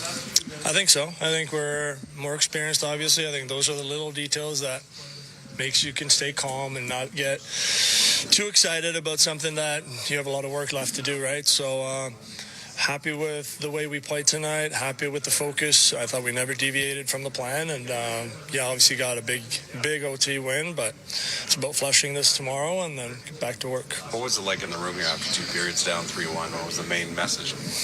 I think just keep going. I think we thought that there was a couple of goals there that we easily could have prevented. So at that point, I thought we were playing okay. Maybe that second period wasn't the greatest from us, but we know that this team always with the backs against the wall usually shows up, and we did it again tonight. Leon was far below 100% in the final last year. What does it mean to have a healthy Leon Draisaitl this career? I mean, we don't win the game tonight without him, so that tells you that story. He's one of the top 2 guys, obviously, on our team, maybe in the league. They're phenomenal out there. You saw the plays that they were making on a couple of goals tonight, so he just looks very confident, very, very comfortable, and he's doing his thing. Matthias, after getting down 3-0 to this team last year during the Stanley Cup final, how important is it to get this first win and just kind of, get the lead in the series? It's always important to get. Yeah, it really is. Not to knock down your question, but I know what I would have said if we lost in overtime. It's that tight of a game, right? Like, it's not like we dominated them or they dominated us. I think we maybe deserved to win tonight, but they're going to flush it. They're going to come back better for game 2. So do we. Doesn't really matter. It's one game. We're just going to have to keep focusing on the task ahead. We know we got 3 more wins to go, and it's going to be a battle. What did you see on your goal, Matthias? How did that play out? I just kind of saw it was a nice play by Cappy there, back to Connor, and when he comes low, guys usually tend to keep their eyes on him, so try to sneak down on the backside. I don't know if he sees me or not, but great pass. He puts it on a platter for me. It's kind of one of those I have to score. What was it like to play in overtime in the Stanley Cup? Yeah. No, it's you just gotta focus really. Like you can't think about the magnitude of things, and that's just gonna serve you no good. It's you go out there, play it as normal, and it's all those little details, like a puck over the glass that kind of ends it for us, and not to take anything away, but when you get a power play, that's a huge opportunity in overtime. So it's such a territory game. I feel like it's almost like when they're pressing, it's hard for us to get out, and we tend to ice it, and when we're pressing them, it's kind of the complete opposite. So that territory battle is going to be huge coming down the stretch in the series. You talked about neither. Sorry, Pierre. It's okay. You guys are breaking pucks out and transitioning up ice really well for a couple rounds here. Tonight looked like a different animal. Getting the puck out of your zone smoothly, getting past their forechecks. Are they as different from Dallas and Vegas and the other teams as they looked? I think they're one of the 2 best teams in the league. That's what makes them great. That's their plan. We obviously now have some film. We can go back, see if there's some things that we can obviously do better and break it out a little cleaner, but that's their game. That's what won them a cup last year. So that's something we're going to have to deal with this whole series, and hopefully we just get better each game. You talked about how neither team really dominated the other for long stretches. Does that speak to the quality of the series that we anticipated when we got here in game 1? I think so. I think it's obviously 2 great teams. I think the thing right now too is like we know exactly how they play. They know exactly how we play. It's those little details, they're going to matter so much in the end. It's one lost coverage for a second here and there, or a penalty like you saw tonight, or whatever it is. So it's teams that are also very comfortable in these moments and in these games, high-stake games. So there's not a lot of free ice. There's not a lot of free scoring chances out there. You have to work for everything, and I think tonight showed that again. Knowing where you're coming from, playing a second game since you're back, how can you describe the feeling? Come again? How can you describe the feeling of getting a goal? Oh yeah, no, obviously trying to focus on the game, but it's one of those things. You can sit back tonight, obviously, before going to bed, and just enjoy that, and knowing that I put in a lot of work to be back in this position and to help the team. And whether I score goals or not, it's not really important who does it. The biggest thing is to contribute to wins, and tonight we were able to do that. Matthias, how about the response from Arvidsson? You guys go down 3-1, and then right after that, he scores, makes it 3-2. Does that kind of change the game a little bit? And in the second period, it kind of turns around. Big goal, yeah, obviously huge at that moment in the game. They get the next goal, it's probably game over. So for us to get that one, huge goal. Great shot. For a little guy, he can shoot really hard, so that's nice to see that one go in. For yourself, did it help having a couple of days off between games for you? Or Yeah, certainly. It's been a little long, obviously waiting for that game 1, but for my body, it's served me well, and I felt great out there today. And even with overtime, we didn't really know how much. I played 60 in the first game. Now significantly more today, but still feel great. So I'm really happy the way it went. Matthias, Leon Draisaitl, he didn't score at all in the final last year. Now we know he was hurt. He was battling through something. But what does it mean for him and for you guys to see him have the game they did? Not just the winning goal, but get you guys going initially too. Yeah, I think he is a top 3 player in the world. I think that's what he shows. And when he's healthy, it's a great thing for our club. And I don't think we win that game today without him. So he's a game breaker for us. He's a game changer for us. And not only, like you're saying, he scores the goals and the winners, whatever, but he does so much little stuff on the defensive side of the puck too, which me as a defensive defenseman, if you call it, really enjoys. And I really enjoy playing with him out there because I know he's got my back. Did anything surprise you about the way he steps up tonight, given his playoffs, given his regular season that he put forth this year? No. Not at all. Short answer on that one. No. What's it like to see that puck going in overtime? How do you describe the emotions? I didn't see it go in. I saw the pass got to Leon, and then guys started jumping on the bench. I didn't see it. I turned around and celebrated, and it's just, relief, obviously. And but again, it's one game. We know we have to be even better come next game, and just keep grinding. And that's coming up on Friday night. There's Matthias Ekholm in the Oilers locker room after the exciting 4-3 Oiler victory in overtime over the Florida Panthers tonight in the lid lifter on the Stanley Cup final for 2025. Hey, let's take a look at Set the Line, which is brought to you by River Cree Resort and Casino. Excitement, bet on it. It's our text contest. We do it before every game. Tonight, we asked you, as usual, whether or not it would be over or under. The line was set at 6.5 tonight. We were over 7 goals in total. So congratulations to Laurel, who decided to go with the over tonight. Jason picked under. Sorry, Jace. It's the way it goes sometimes. So Laurel picks up a $50 River Cree Resort and Casino gift card. And congratulations for that. We're going to go back into the Oiler room and find out exactly the viewpoint of the netminder tonight. Very busy, Stuart Skinner, in period number 2. And here's Stu breaking everything down for us. Stuart, it's a 3-1 game. One of those situations you kind of feel like it's pretty difficult to give up any more goals, knowing that your team does have the ability to come back. Yeah, I mean, that's exactly it. I know that these guys have it within themselves to come back from a deficit like that. It's hard to score goals in this league, so I knew that. Again, it's my job to give the team a chance to win. I was able to keep it at 3, which is obviously huge. And, I mean, you got to give a lot of props to Bob over there, too. He's made some fantastic saves, especially in overtime. Steve, you made some big saves yourself in the third, and then to start the overtime, did you feel like you were getting more comfortable as the game kind of progressed? Or? Yeah, I felt comfortable right from the get-go, to be honest. I know... Obviously, quick 2 goals for them, kind of in the midst of a few minutes, but I felt good right from the get-go. So just comfortable. Yeah. You've been waiting for this to start for a long time.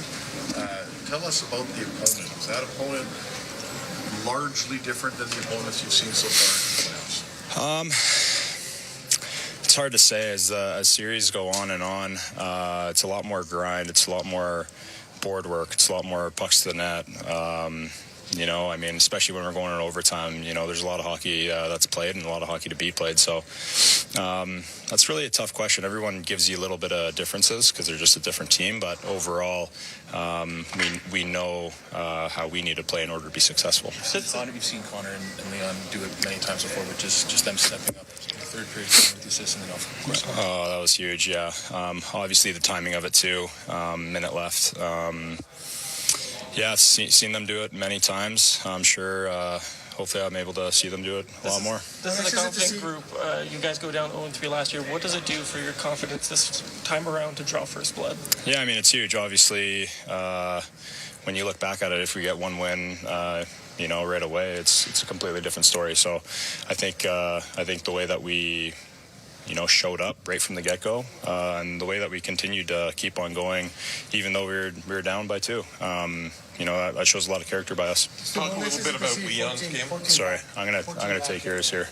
Nice to see Ekholm back in the lineup in front of you, and thought on his game tonight. Yeah, he was moving the puck fantastic tonight. Smart plays, especially when we were getting hemmed in there.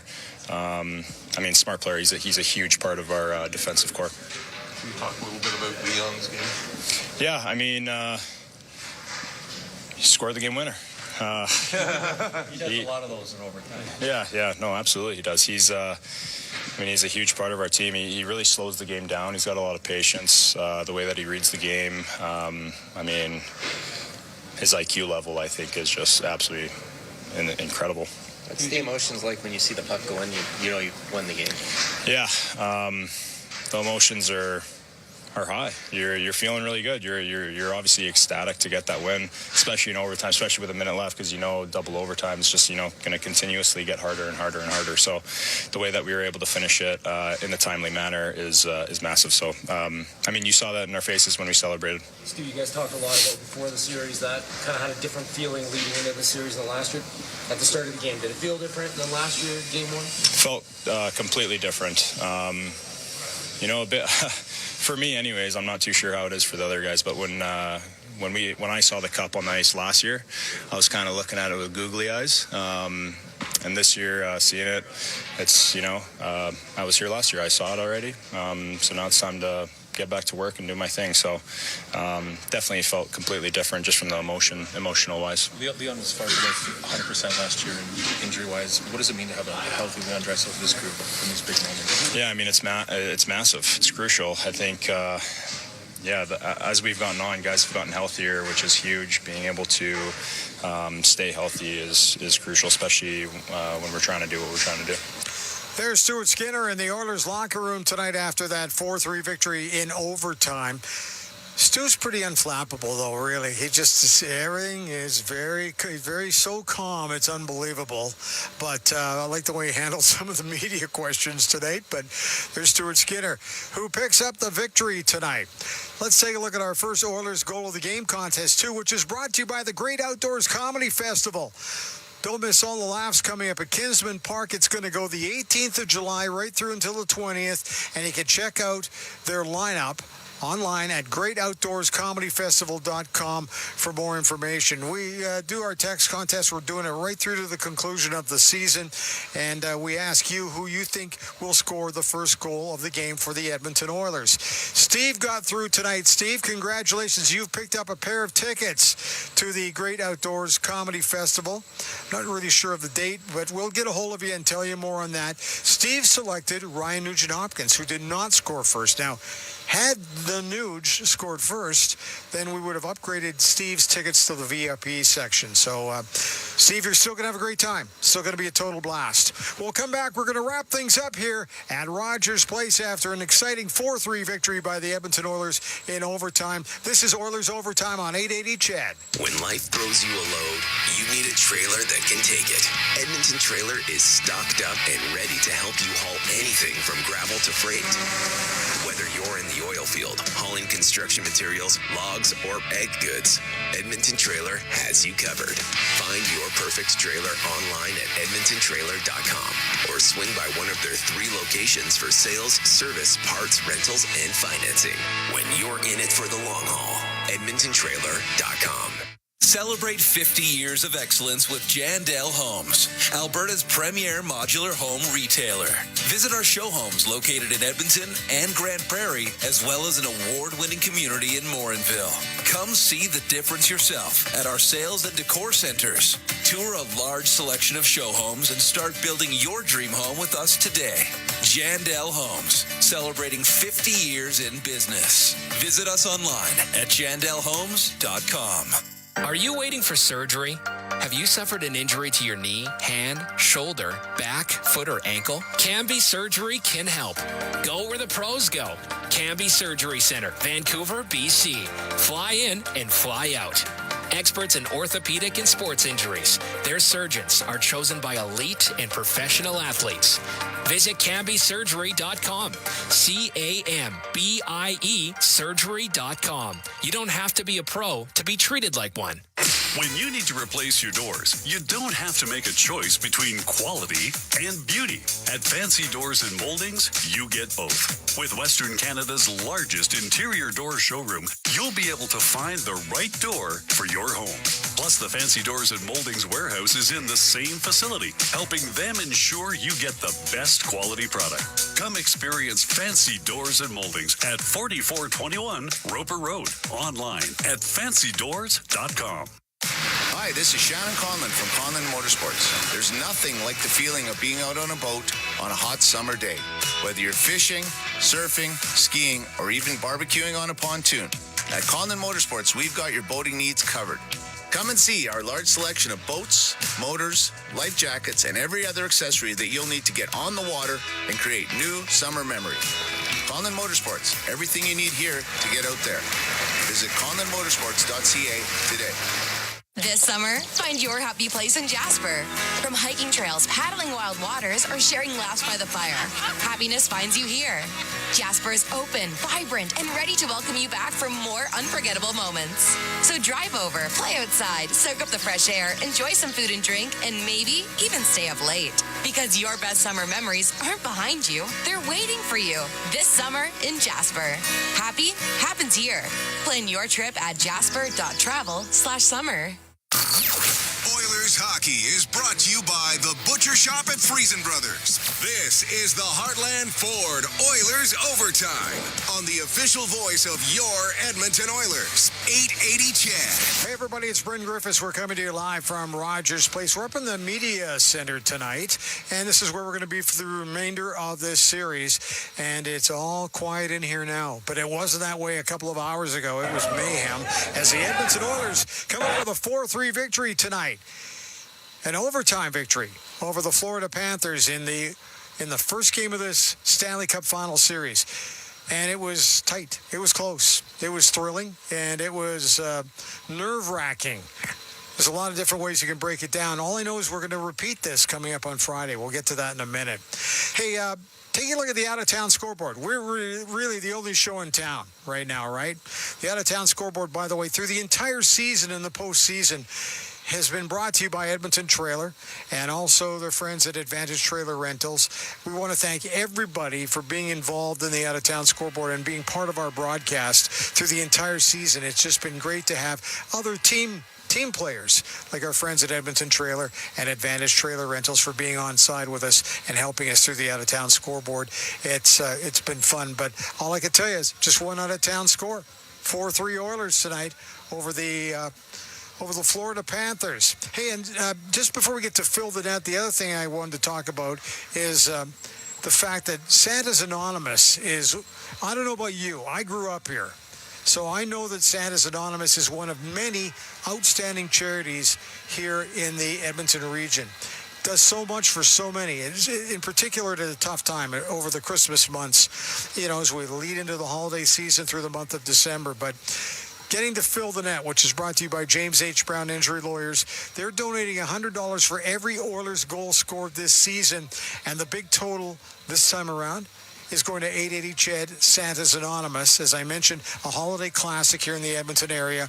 People just come together for our charity, and it's just so heartwarming. If you ever get a chance to go down to Santa's warehouse, do it, because it'll be a real eye-opener for you, and you'll feel so good about the work you're doing for the Edmonton community, like, as I said, for those who are less fortunate. So, another 4 goals scored tonight by the Edmonton Oilers. We are closing in on 300 goals for this season, which means the check will be turned over in the area of around $30,000 to Santa's Anonymous. So thank you to everybody at James H. Brown Injury Lawyers, Trent Brown and everybody there, his entire staff. They do great work as well in the community. So big thanks to everybody at James H. Brown Injury Lawyers.